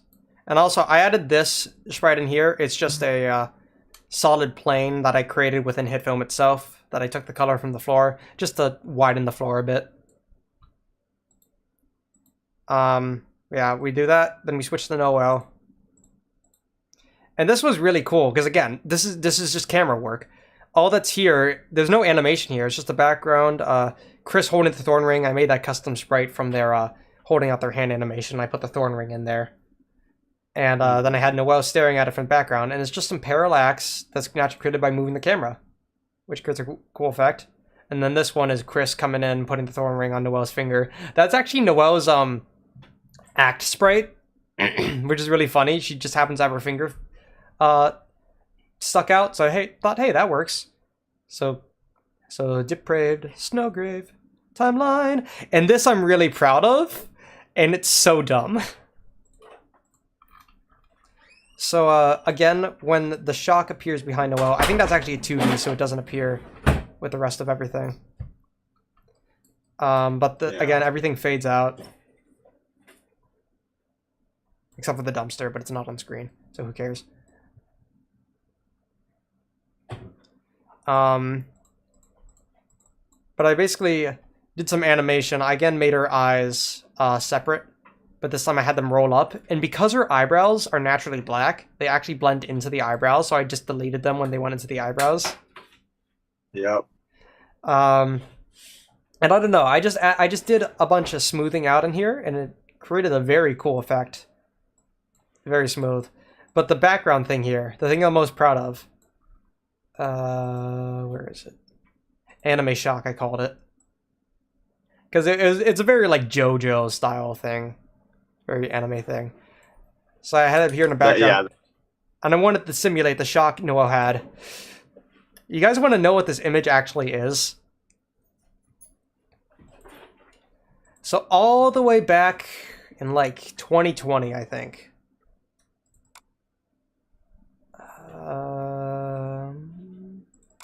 I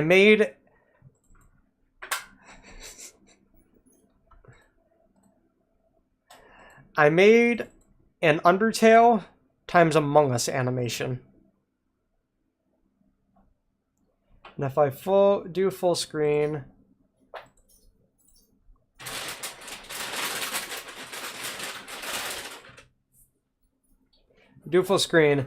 this is a pixelated version that I made for that animation of the dead body reported effect, or the emergency meeting.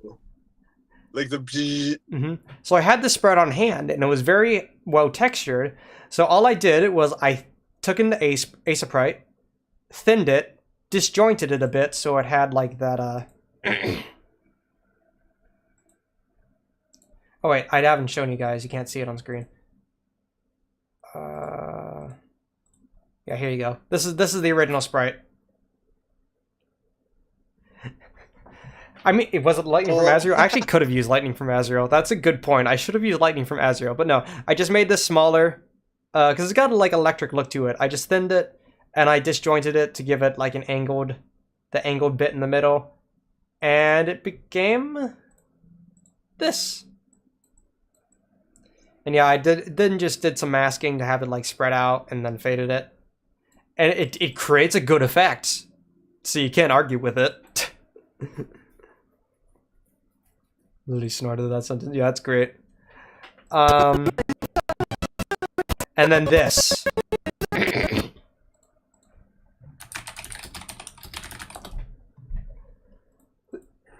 Sorry, I need some water.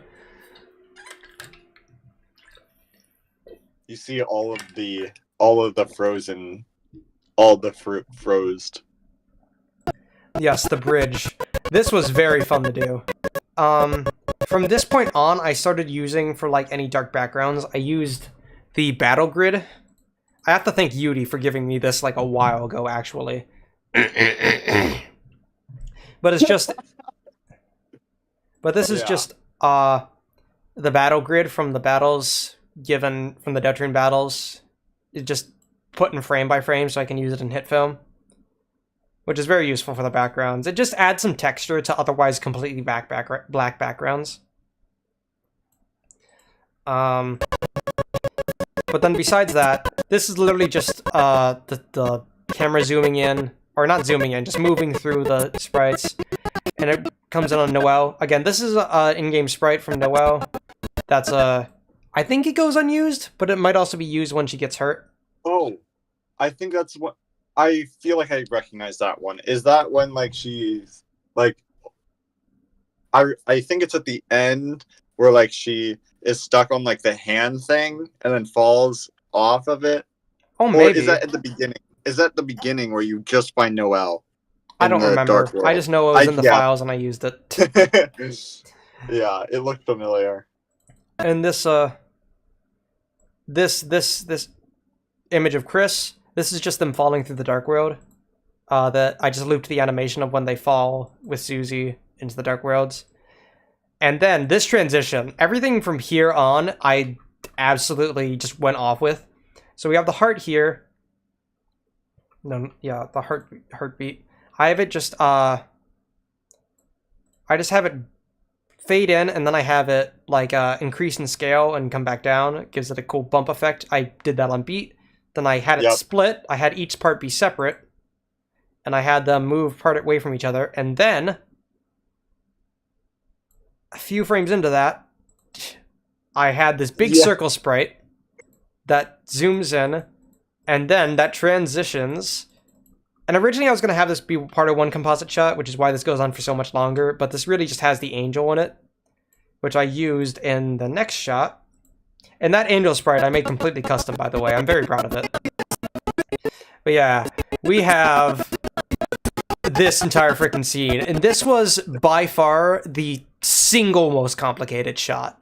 I still think Spam to Neo took more like work overall, but this was the single most complicated shot. And the thing about it, so first of all, the angel. Very simple animation. I literally just had its head and wings. Oh, come on. And I had the circle be separate so I could use it for the expanding part at the end, but I had it add its wings be separate, and then I just angled them slowly, like that. But for the actual environment, I need to show you guys something. Let me see if I can get that. I'm so photo. excited to see what's actually going on. Yeah, I'll show you the behind the scenes in a second, but I need to show you the images. So I saved this all in a, I saved them all under the same file sequence names just for easier work, because I did this all in like one project in Aseprite, under the roaring scene. But yeah, if I go to full screen, go to this. This is every single sprite that I used in that scene, except for these last three. I use these later. Yeah, okay. The ones that are called Rocky Ground are the ones I used. So I used this one, which was after Chris creates the fountain, except this was sort of a base template, so I used these parts. I used this one as a background, but I used these parts to give some depth to it. So I chopped that up. Then I made black and white versions, which I actually like custom made these. I inked a bunch of different parts of them to create like a cool shading effect, and then I again split it into parts. This one is the ground land. This is taken from, this was created from this sprite, except I flattened it out and like filled in stuff. So this was a lot of environmental spriting. This took like 2 days of me just working for a few hours at spriting, getting these sprites. This was before I even like started working on the roaring cutscene, on the actual editing the cutscene. Yeah, so this is the background that Chris stabs into, the floor, and these are the cracks as it grows. And then this is the sandy background that I used for when it focuses on the well. And these are the Titan images. This is the base I used for the fountain, just black with some white edges. Then I made a background, and then I used a version of that background with lightning that I could use. And then I also used I did make a black and white version of the sands, because I also used that the background for when Krista stabs the earth, so I needed that black and white. So yeah, 20 different images just for this cutscene. But okay, before I show what the cameras do, yeah, what? No, I was just like that. I was just like taken back in all of the work.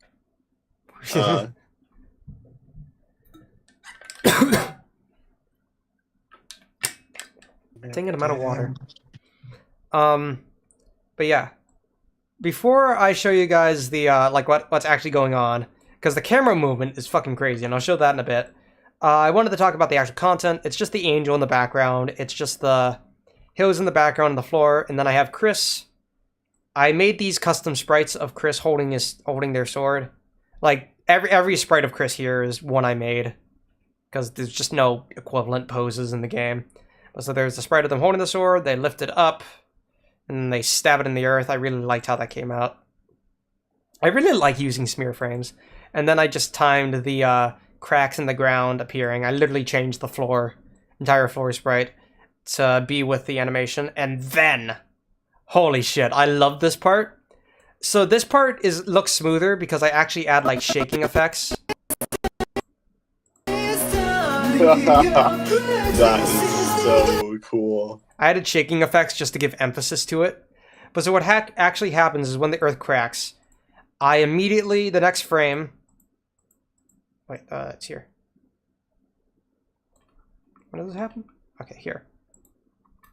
Yeah, so these are the background sprites. Immediately the next frame, I change the rocky ground, and all the backgrounds will be black and white. The angel's already white. Chris I don't change, because I just have them disappear. Actually, they're just stuck behind the fountain the whole time, so it doesn't matter. And then I just have the fountain. I have the fountain sprite be all white. I fill it all white. That's actually like which one's the fountain? I don't know which one's the fountain. Oh, crap. I think 17? Yeah, okay, that's 17. The fountain's 17. You can actually put a fill effect on it, which fills it a certain color, so I just have that fill effect go, and then I fade the effect, which has it look like a normal fountain, and that creates a really accurate version of when Chris creates the fountain at the end of Chapter 2. Making the roaring is a cool decision. That's what like convinced me to do this project. The idea of doing the roaring. It was like I love that idea for the bridge. And then I have the black and white fade on the background as well, so it goes back to normal. I wanted to have it be on that for a bit before it switches the scene with Noel. And again, this isn't just Noel standing on the ground. I have lightning appear in the backgrounds. The black background here of the fountain, the shadow of the fountain, I actually took that from the Queen's Mansion fountain. It also appears in the King fight. It's in the background of both fights. It's a very, very stubby animation. It's very short. Like if I go to fountain, yeah, this is the animation. So I just stretched it out a lot and looped the animation over itself, and because it's the same animation, it still creates that pulsing effect, which I think worked really well. And I just layered it over everything, not the Titans, but Noel and the ground, and had them, had it like it'd be like partially transparent, so it creates a shadow. And then the Titans, I just animated them stepping in. I wasn't creating... The Titans took so long to make, because they have like such complicated edges, and they're such big sprites in the original Roaring cutscene. So after I made them black and white and cut them out, I was just not adding any more frames, so I literally just had them like kind of like step in off screen, sort of like that. But behind this all... Oh boy.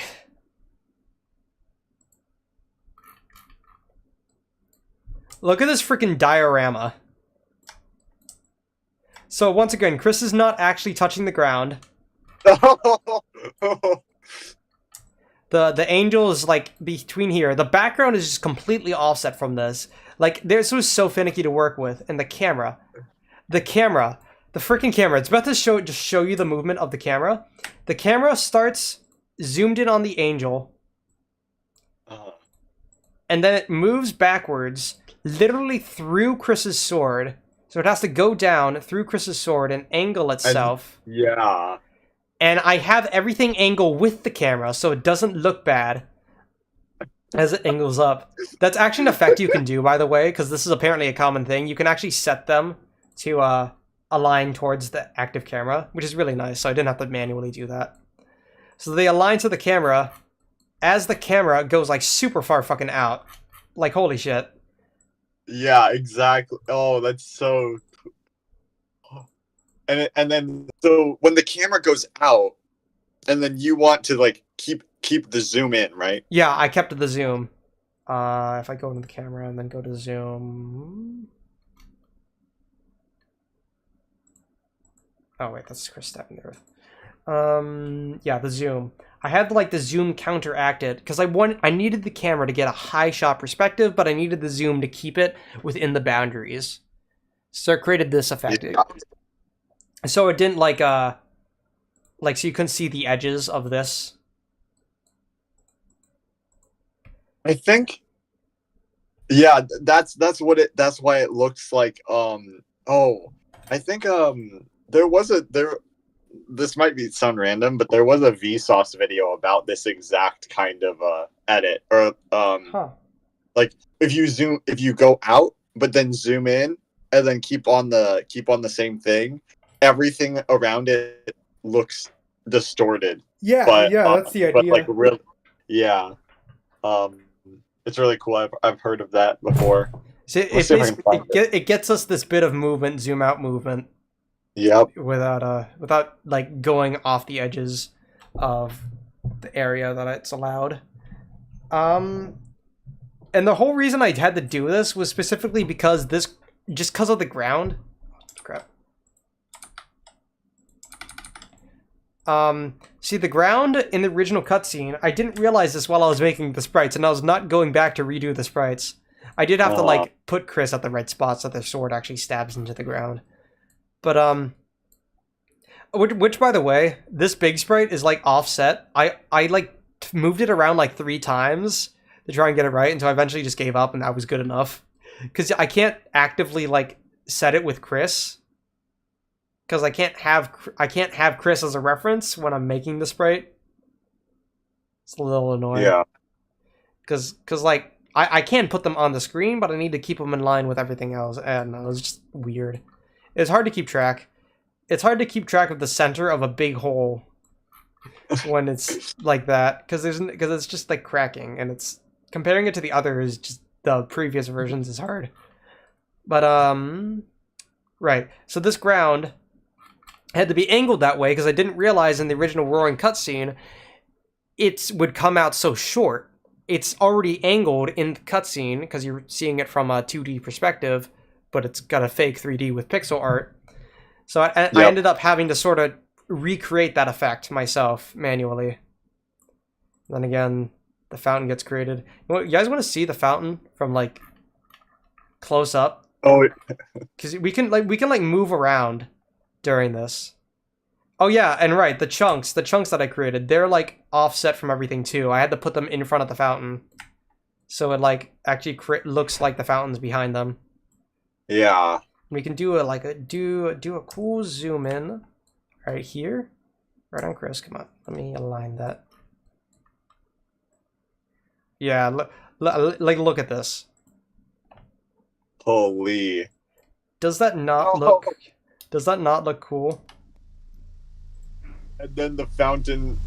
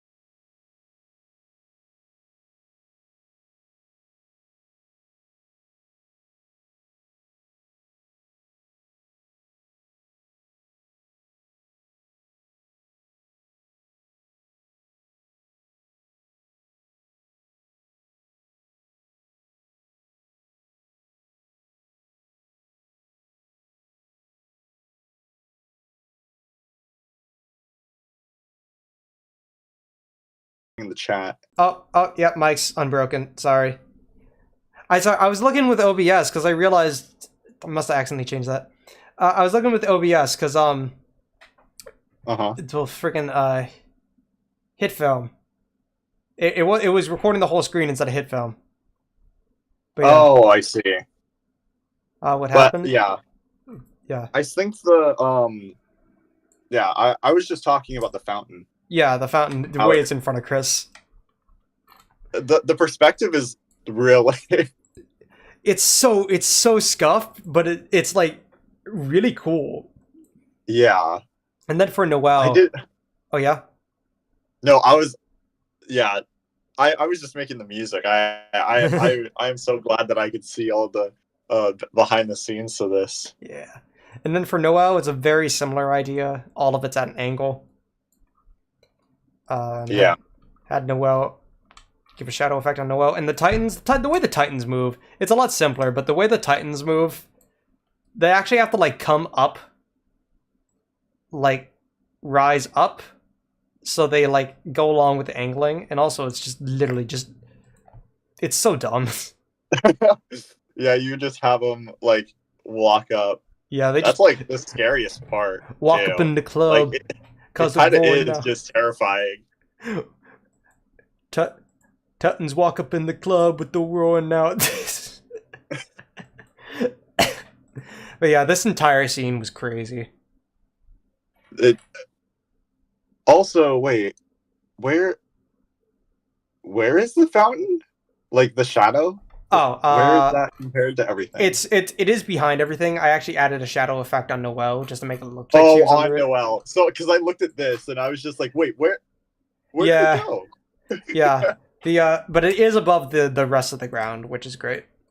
Yeah. But yeah. And then the lightning's back there. And yeah. A lot of this part was accentuated with the shaking I added in. I feel like that helped a lot. True.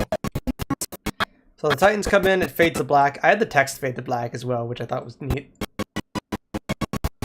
Yeah. And I like the way that it kind of fades back to Noel, just like, oh.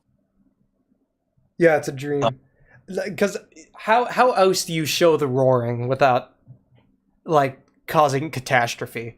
I wanted it to be like Noel getting like visions of what's gonna happen. Yeah, a vision. But yeah, this shot was pretty simple. It's just I just took these sprites that again Octo gave me, and I used a road sprite in this background just to like gives a place for them to walk along. I figured Spamton shot would be good. It originally starts in zoomed on Noel. I just have her wake up, and then it's literally just them walking up until here, where I actually have everything like disappear to create that like battle effect into the heart. Oh yeah. And I had like Noel like sort of wake up a bit and become aware of what's happening. And now they're in the battle. And again, for this part, I actually did have I had the background thing. Battle grid.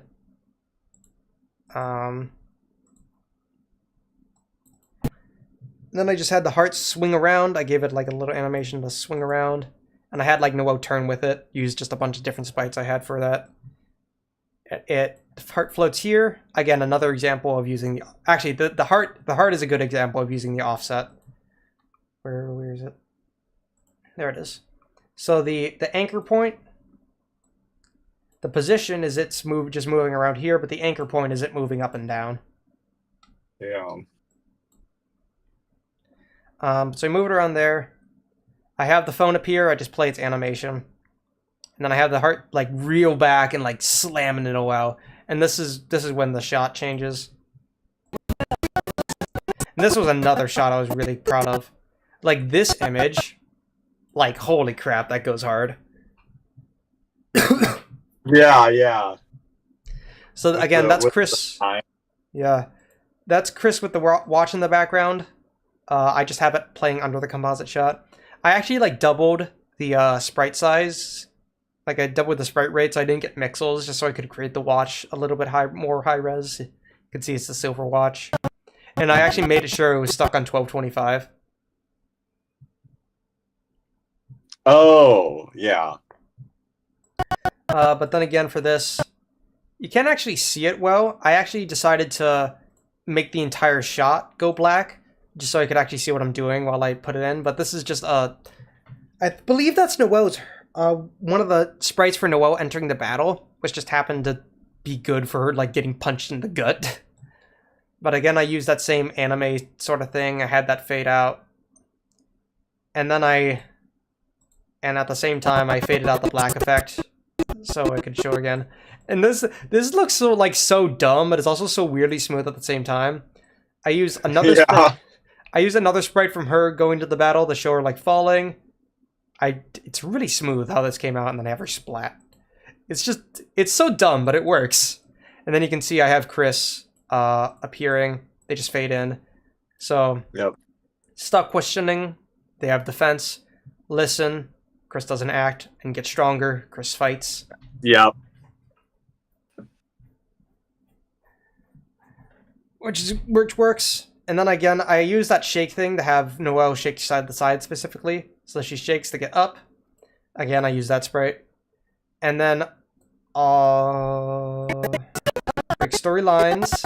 I again show the bead maze thing. The beads, yeah. Which is oddly textured. Like, it's oddly highly detailed. But hopefully some people get that. And then, like, I love how this shot came out as well. With Queen behind Noelle. Like, having... Like, I actually had the match cut Noelle here. Because you can see it's actually a bit offset. But, yeah. It is a little bit. But so I have the entirety of Queen and the big robot in the city, and this was supposed to basically parody where she it's very metaphorical, and I like how it came that way, but it's supposed to be the scene where Noelle like stands up to Queen at the end of the normal route. Yeah. Except it's showing that confidence she's gaining by like switching to Birdly. It's showing that confidence she's gaining to stand up to Queen, and I literally have the lyric here. That's how I originally thought of it. Yeah.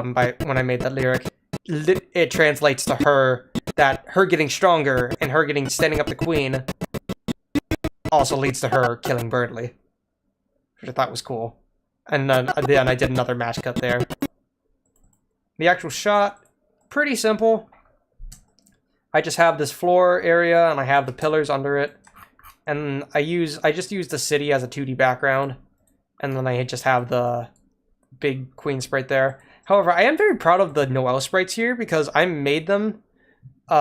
This sprite is from when she originally is from the game, from when she points up at Queen.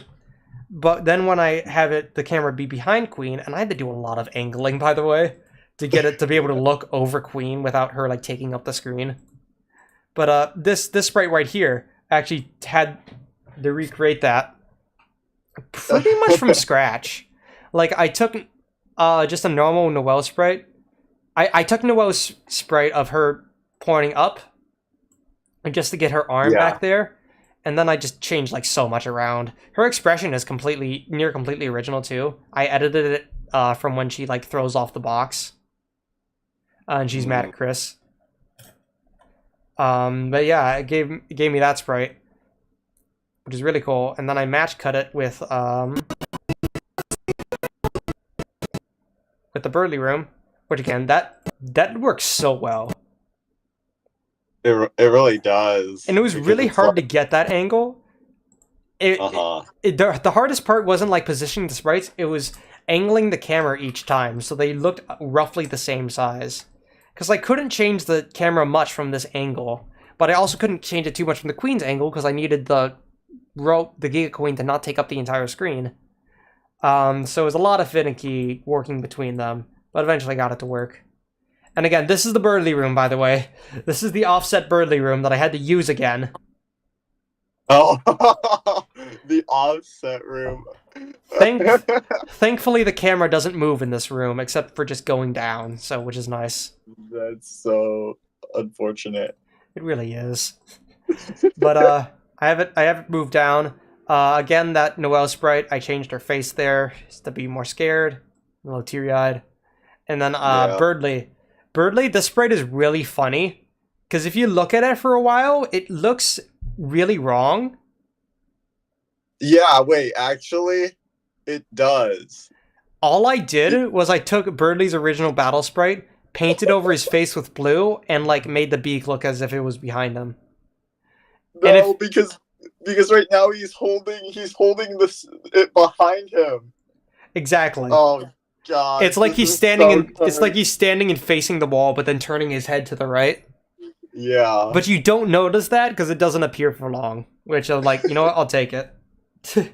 That's really, really funny. I did try to make a more high effort sprite, but it just ended up fucking up, and I was like, you know what? This one works.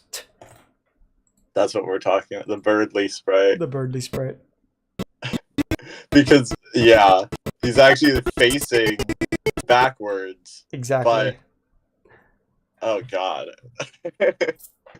Also, cool thing I did with the text here, I had actually proceed appear and the heart appear on the proceed, and they fade differently than the rest of the background.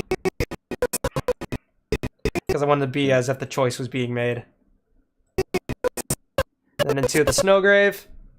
Again, Snow Flash. Fighting Birdly.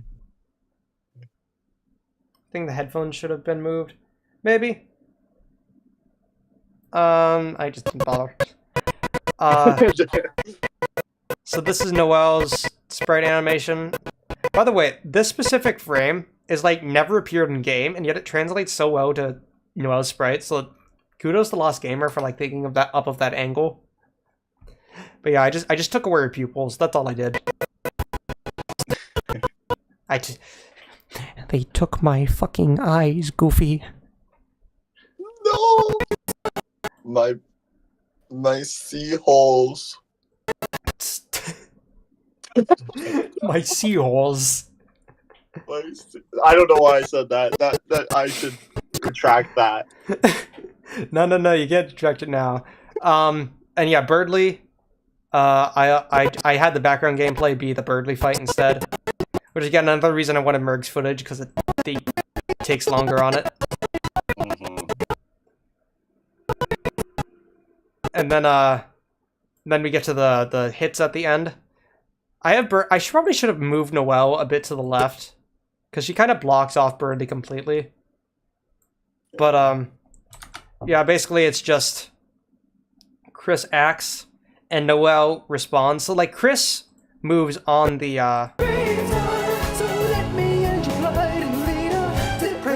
Chris moves on the hit, and Noelle moves on the actual lyrics. Yeah, that's awesome.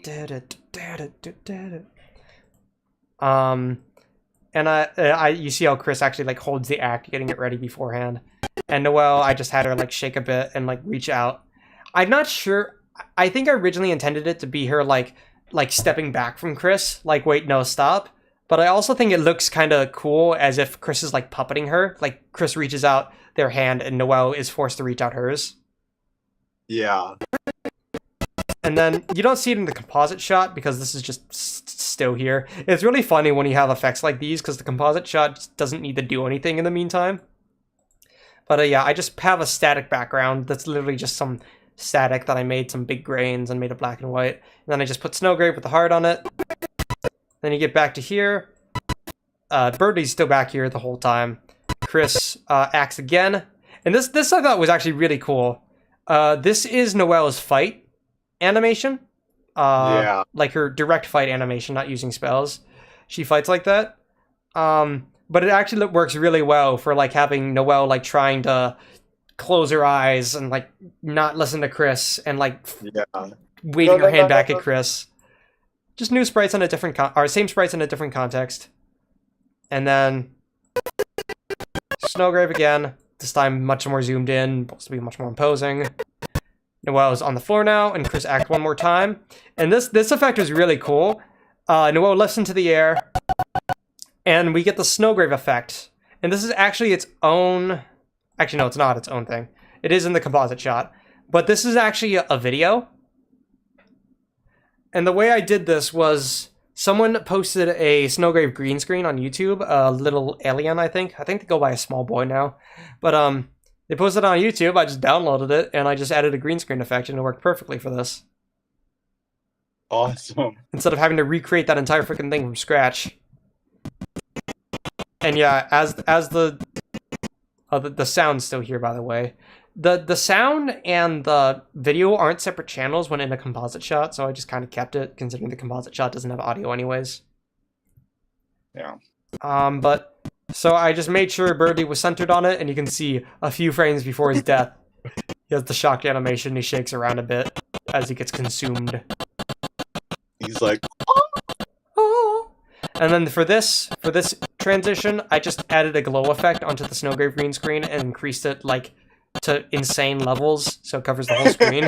yeah. And then for Snowgrave, again, this is just the green screen, except I looped it. You can actually kind of see when I loop it, this frame is when the Snowgrave is supposed to stop. Or no, I think it's when it's like originally starting. But I just had to like get a good loop on it, so it matched up with both the snow and the pulsing of the Snowgrave thing. And you can see the snow actually like goes back a frame. Again, not very noticeable, but it's sacrifices you gotta make. Yeah. And this part was the hardest for the thing to render because of the green screen, by the way, because there's so much going on. Yeah, unfortunately, I think in the actual video, it does like go a little bit what is it called? The frame rate and the bit rate just slightly drop in this part. I don't know if that was the rendering process, because it could be the rendering process or the YouTube rendering. But either way, it slows down a bit. It doesn't slow down for the whole thing, just for like it doesn't. second. It doesn't. It's just a little bit, which I don't know. It's unfortunate, but I also think it's kind of funny. But I think Brett made the Snowgrave green screen. I don't know who Brett is, but I know that 20-minute long video of green screens. Is this supposed to be Thriller? Red Show, you just realized this? But no, Little Alien was the one that made that video. This is the chiller Snowgrave time. Yeah. And then I have it fade out. I could have animated this on my own, and I maybe could have, but I don't know. The video worked really well. Because it's literally just a cutscene. And then from then on, it gets easier for a bit, because it's just a speech. This is the same Chris animation of them lifting their head that I had from earlier. I wanted to use that, and I'm going to show them tonight. For Darkness Falls Across the Land, this is literally just a black image with some transparency that I move across. Oh, yep, here we go. That's for a missing video. For like missing media. Oh. Yeah, that's gone. That was originally the cutscene with Lancer. Yeah. Turn to stone. But yeah, I just chopped this legend image to have it like the parts fade in. Then I have this roaring image, the human from the roaring, and then I have them like collapse on their knees. And then for that, you're gonna chill them tonight. I had the Titans appear.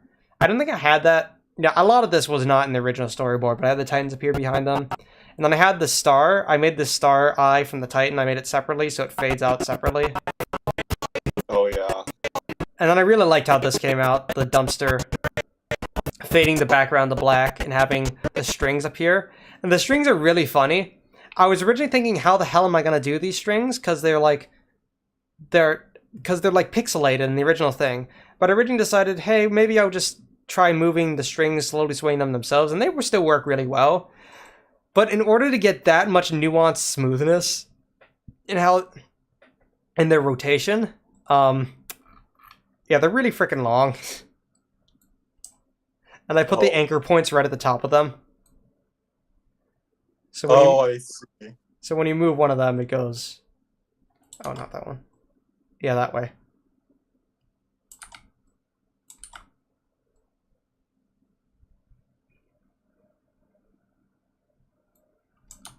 I think I might have to reload HitFilm. It's getting a bit laggy again. We're on the final stretch, guys, though. Don't worry.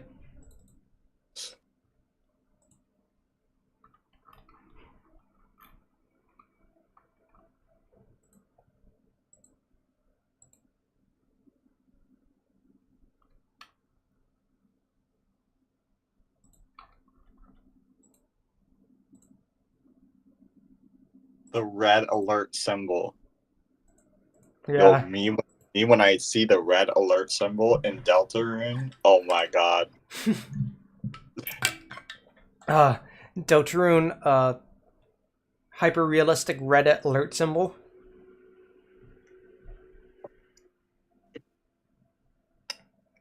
Okay, headphones loading. Alright, we're back. Yeah, I know, the video files are gone. Whoopsie, whoop-de-doo.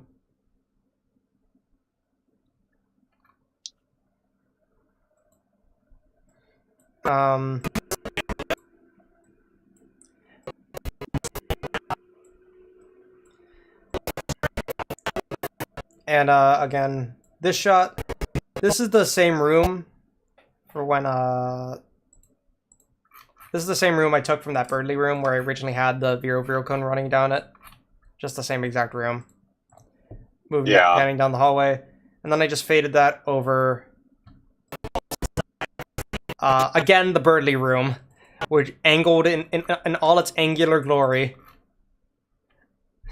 Nice. But I just put the Birdly Frozen in there, and I thought that was really cool how it like just barely appears on screen.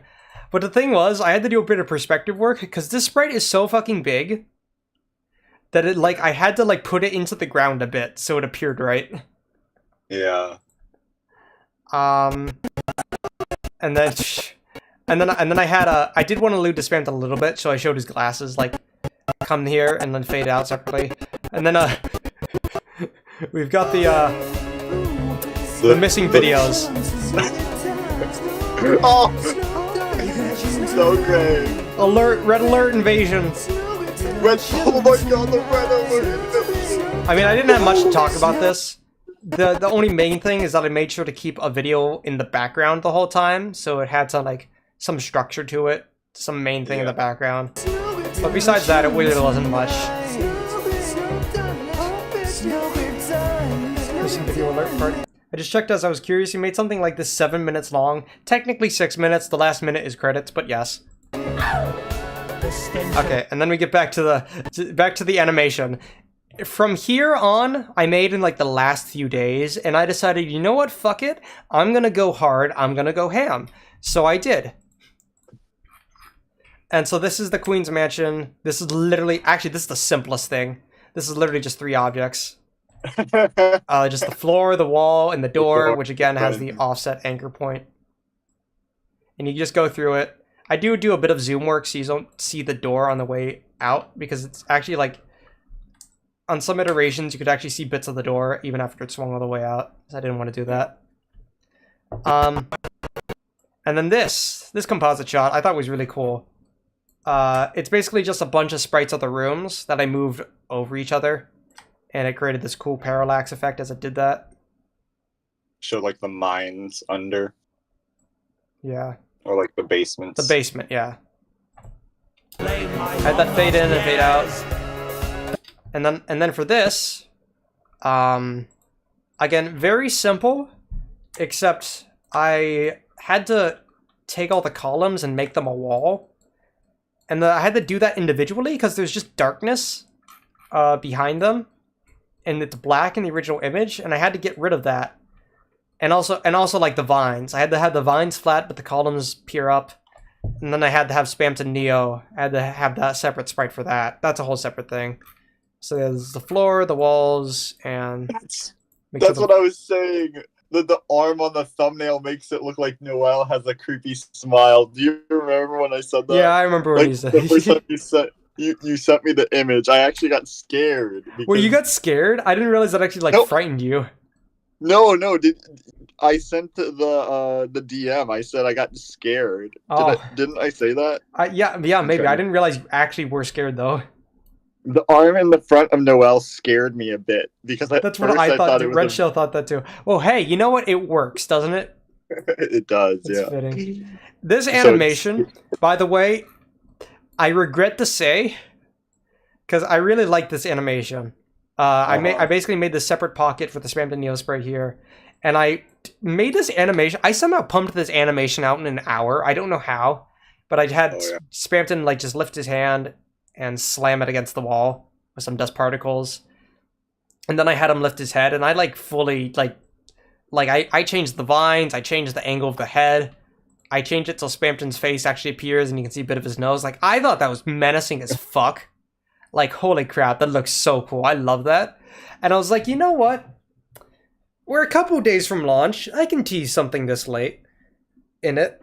So I posted this in some Discords, and I posted it on Twitter. And unfortunately, as a result of this, I think this is the most popular part of our animation. Jay, this got 1,000 likes on Twitter. Just this GIF. Oh my god. I did not expect it in the slightest. All I did was I posted, I'm cooking up something, and posted this, and it got 1,000 likes. And then when I posted the link to the animation and the stream, I mean, it got pretty popular. Like, Winterer helped me spread it, and I think it got like 100 few likes? I don't remember, but it wasn't nearly as popular. That slightly pisses me off. That's freaking... You don't know how the internet works. I don't know. Yeah. The internet does that. I really do like how I made this animation. Like, I went hard on it. I like the claw, the way his hand like listlessly lifts. And then it slams into it. I like the claw hand.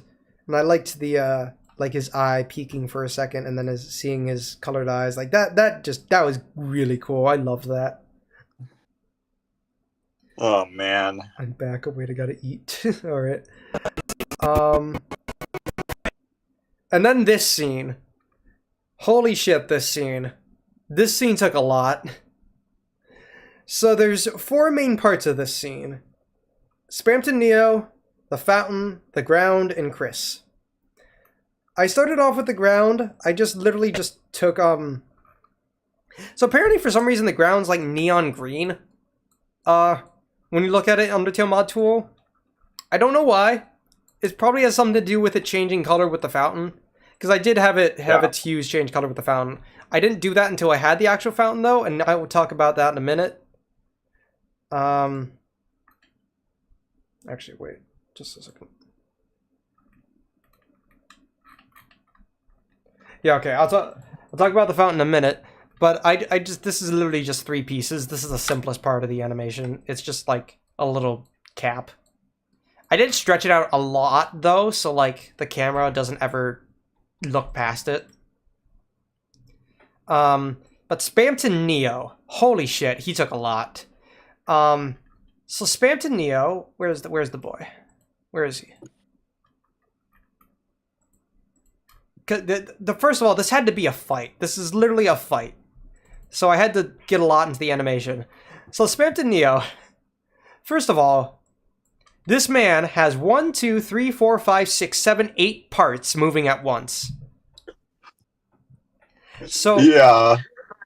So I had to create individual idols for those parts, which didn't take too long. It's just I had to time them. I had to compare them to footage of Spamton Neo's actual movement. I had to move all their anchor points, the joints where they are. So the anchor point of the wing is like right at the tips. The head, I mean, the head's fine. The arm is, like, again, right at the joint. I had to layer them correctly, too, so they're layered on top. The chest, his chest one is, like, for some reason, like, right here. And the joint, wing, or the legs are at their joints as well. And the wings right at that joint. So I had to basically, like, I basically made, Spamton Neo's basically a skeleton. He's, like, the closest thing I had to a 3D model. Probably have to go to bed soon. We're almost done. And then the Neo strings, I just had, again, the same animations going behind them. Yeah, the same. But the thing was, I had to make individual idols and time them right and all that, and that was fine. I could then use them for everything. Except, I decided to go with this stupidly cool effects of... Whoa, why'd that fucking lag so much? Holy crap. I had to go with this stupidly cool effect of having it, like, slow down. Because I wanted the whole effect to be like, you suddenly cuts from Spamton Neo in the basement, the body escaped its tomb, to showing Spamton Neo in the middle of the fight, firing a Peepus, and it like slows down with a slow-mo, Yeah. that's it. To do a low slow-mo, as it shows the Peepus firing at Chris. But that also meant Spamton Neo had to move slower, so I had to make his parts move slower for that part. which is annoying. And his cannon arm, that was pretty simple. His cannon arm was like completely separate for the most part. I just had it lift up a bit. I rotated it to lift up a bit, and I added some smoke effects that faded. Then I actually had to like rotate and move the Peepus, which is really hard to do through a 3D space. And then I had Chris over here. Some more angling was needed, because Chris isn't actually touching the ground here, and they're also like super close to the left side. Yeah, Chris isn't actually touching the ground here. It's just some stuff. It's just some angling I had to do. But so I just did some fight animation, basically some basic fight animation. I had Chris slash the Peepus. I used the Peepus parts to fade away. I had them like, I did a little squash and stretch thing as they got like ready into a pose, which looked really cool. And they jump up at Spamton Neo with their like sword flying sprite, which I think is from when Susie throws Chris at the wires. They jump up like that, and then it took a lot of finicking with the camera to like get Spamton Neo on screen to see his arm like fire it. Like this was a little bit scuffed camera movement. Like if you want to see the camera movement during this time, look at all that. Look at all I was doing with the camera. That's crazy. But it also is cool since how the what is it? How it looks like the shot just kind of comes out of nowhere and kind of catches Chris off guard. Yeah, that was the idea. I wanted it to be on screen quick, but also give you enough time to see the shot and see Spamton Neo's like recoil from it. Yeah. But so it required me to like pan faster than Chris was moving, which ended up making them look a bit slow, but I still think it worked well. Yeah. But so you can see Spamton's arm. It was actually really funny. I was really just gonna have his arm like bump up a bit, but then I looked at the actual footage of him during the fight, and like his arm just goes fucking like just ragdolls. Yeah, exactly. Like you can kind of see it. Wait, let me like load it. It just freaking like rolls completely back on its joint in like a completely inhuman way. It looks so fucking funny. It's so good. And then for the shot itself, it's a very simple circle animation. I just had it. Actually, I think this is from the Angel. Did I take this from the Angel? What one is this? What's on screen right now? Maybe it's this. Oh no, I did use the actual Spamton Neo sprite. Okay, but I just have it like enlarge and shrink in size a few times to make it like match the shot. Then when it hits Chris, I have it disappear. I have Chris go into like shield mode. I had them like, had them knock back a bit because it looks a bit awkward otherwise. So I had them like tilt a bit, and I had them slide across the ground, which I thought was a cool idea. It took a bit of working with the camera as well. Then I had them shake a bit, and then they again some squash and stretch, and they're downed. And this shot was so cool in the final animation. Like, oh my god, I love this. This is where I really put Spamton's idols to use. I had him looking down at Chris. And the effect on the cannon was actually really cool. How it works, to recreate the effect, I just had...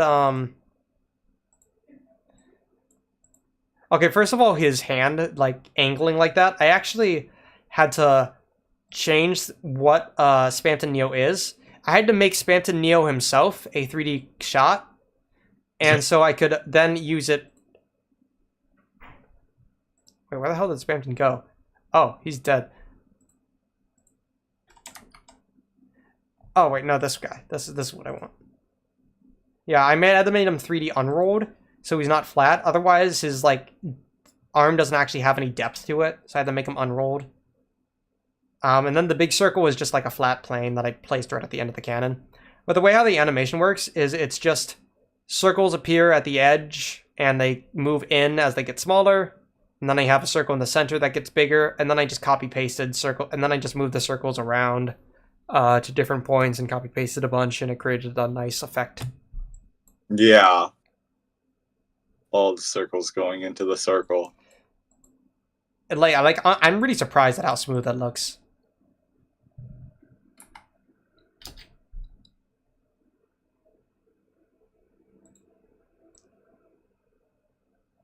But yeah, he moves. And finally, we zoom on Spampton, and I gave him more pupils. I liked using pupils a lot in this animation, but I have them shrink as he sees Noelle there. And then Noelle is standing there with her animation, and then it cuts off as she ice shocks him. And so we're left with one thing: the fountain. So the floor was pretty simple. The fountain actually moves along a standard hue shift, so I just had to have the floor matched to that. But the fountain itself, first of all, it's fucking massive. Yeah. Still going.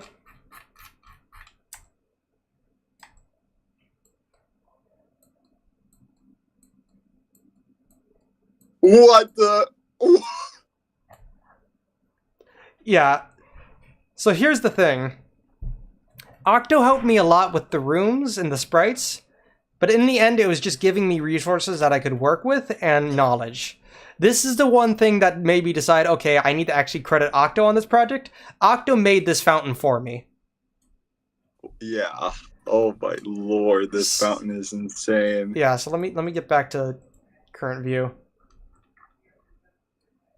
So the way this works, as you can see, Spampin strings cut off. I'd make sure they're always off screen. They always go off screen, but the way the fountain works, and basically, I had no idea where to even start, because like looking in Undertale mod tool, it didn't really help much. It's just such a complicated effect. So I go to Octo's DMs. I'm like, how'd you do this? And he's like, oh, this will take some time to explain. So these are the sprites I used. There is an edge sprite, which is like that background part. It's the edges of the fountain. There's an interior sprite, which is that like panning effect thing that's moving inside there. And then there's the bottom, specifically the bottom of it. He gave me those sprites. First one I repeated with a tile set. So he takes the edge parts and repeats it with a tile set to make it higher, which that's as far as I got.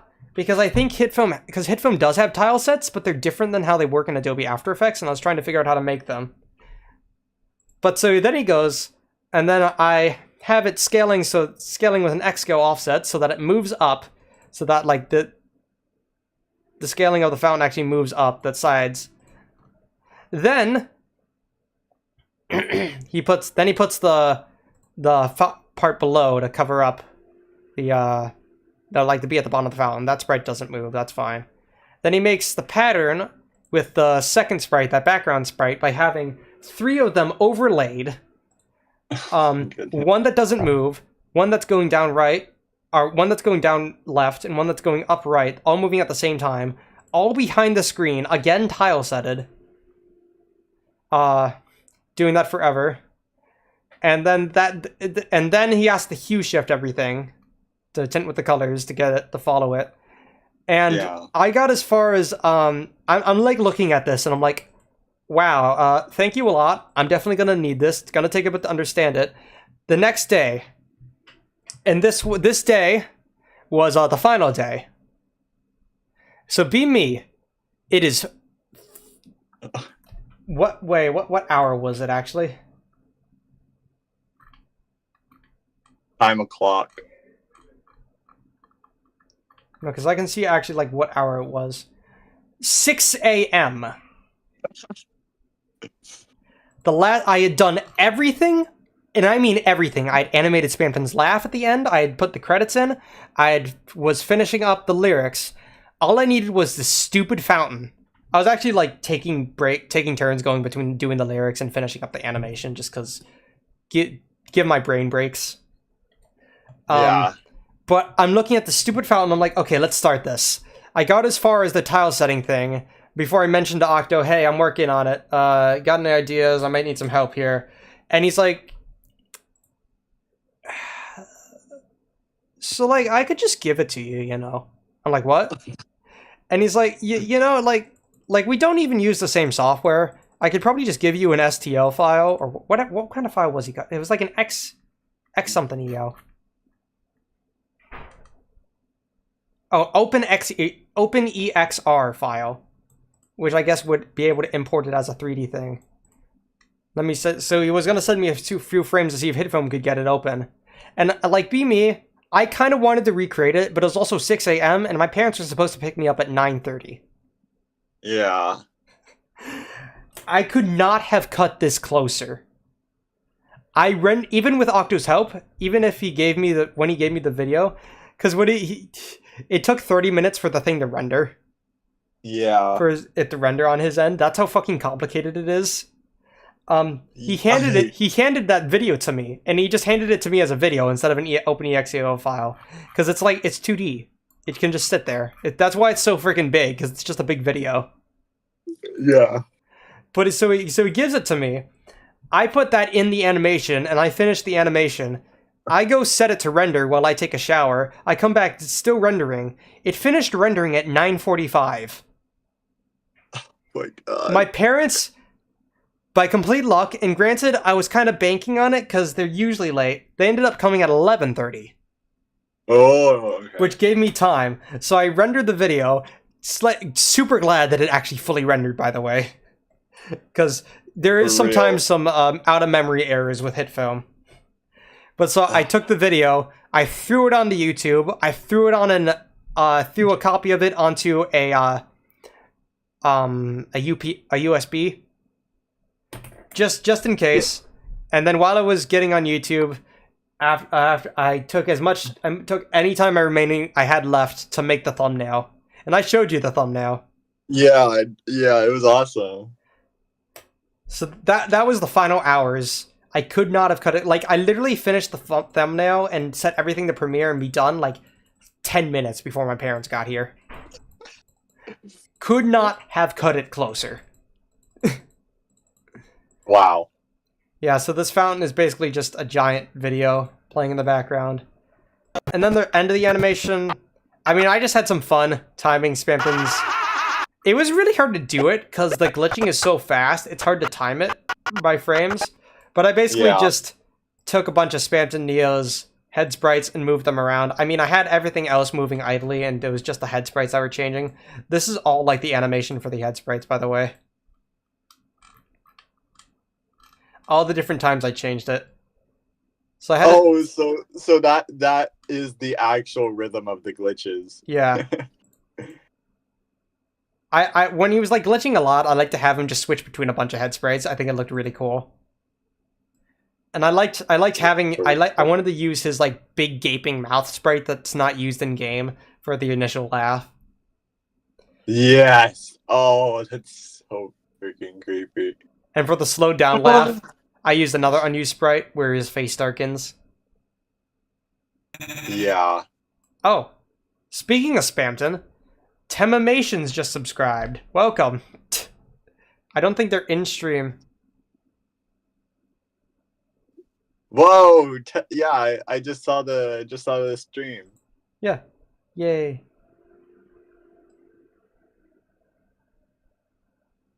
And then I really liked how I had his head tuck into itself. It looks so fucking off. It's just uncanny enough as he accepts his fate. Yeah. But yeah, this was just a lot of timing to get the actual laugh effect of his head rocking back and forth like that. All that is just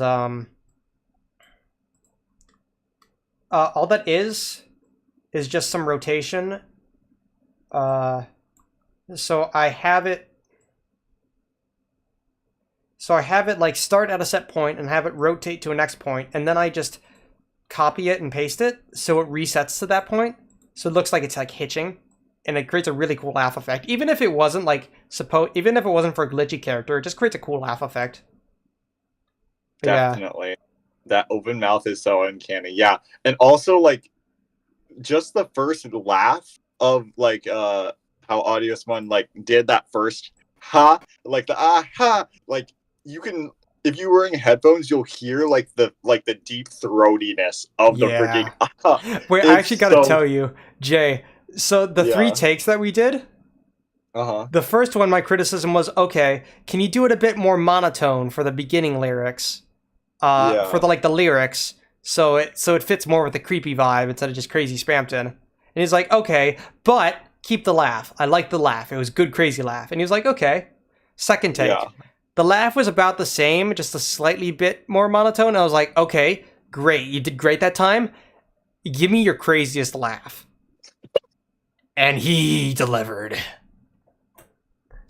Yeah, those And- laughs were. Whew. And like you did it justice too. Like I asked you to make it glitchy, you made it glitchy. Yeah. It was so weird to like make a glitch, because you actually have to think about like, okay, the glitches are gonna happen, but they're supposed to be glitches, and not like actually like made. Because like making glitches is like kind of definitionally like an oxymoron. Yeah.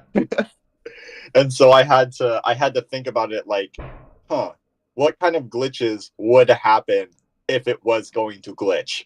And it works really well. Like, I just need to show you guys this laugh, especially if you haven't seen the full animation yet, because this, I think, single-handedly, it beats the roaring just by a slim fraction, but this is my favorite part by far. Or, oh yeah, not by far, because it's my favorite part.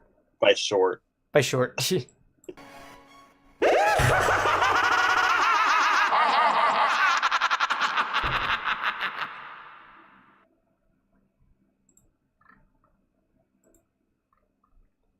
Oh, I just realized the audio that plays here is normally the ice shock. So I created this cool blue vignette that I really liked because I had the feeling of like the ice coming for Spamton. The reason the ice shock and like damage sound effect isn't playing here is because I kind of shortcutted it. I took it directly from Merg's footage of when Spamton gets hit because he didn't talk during that part, so I just used the sound effects. But because the video's gone now, I was like, oh, okay. And yeah, then it's just the credits. I just went back to the room, put the Birdly sprite in, put the Birdly ice sprite there. And again, is this the crooked room? Yeah. Oh no. Wait, is this the yeah, crooked it's room? the crooked room. I used this room 4 times. The crooked room is so funny.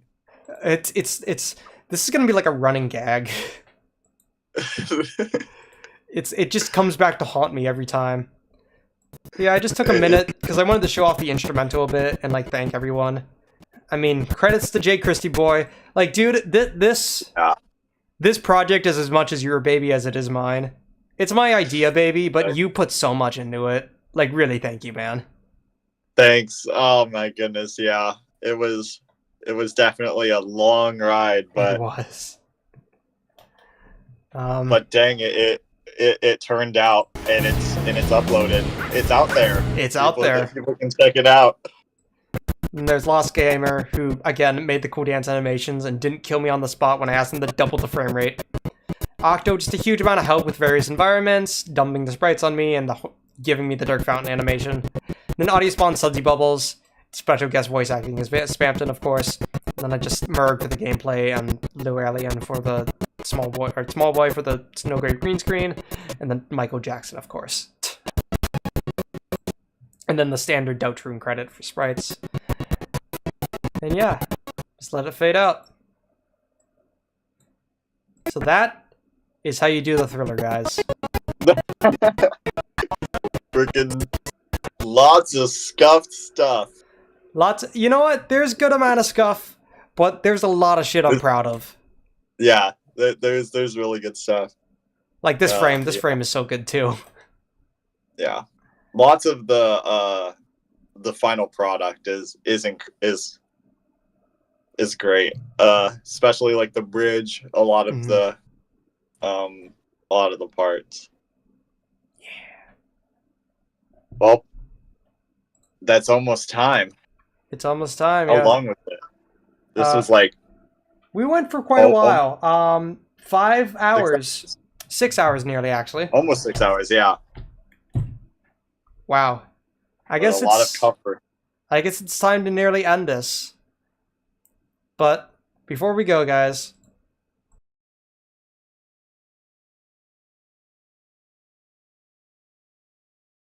I just want to show you a sneak peek for something that's coming. So, take care, and I'll see you next time.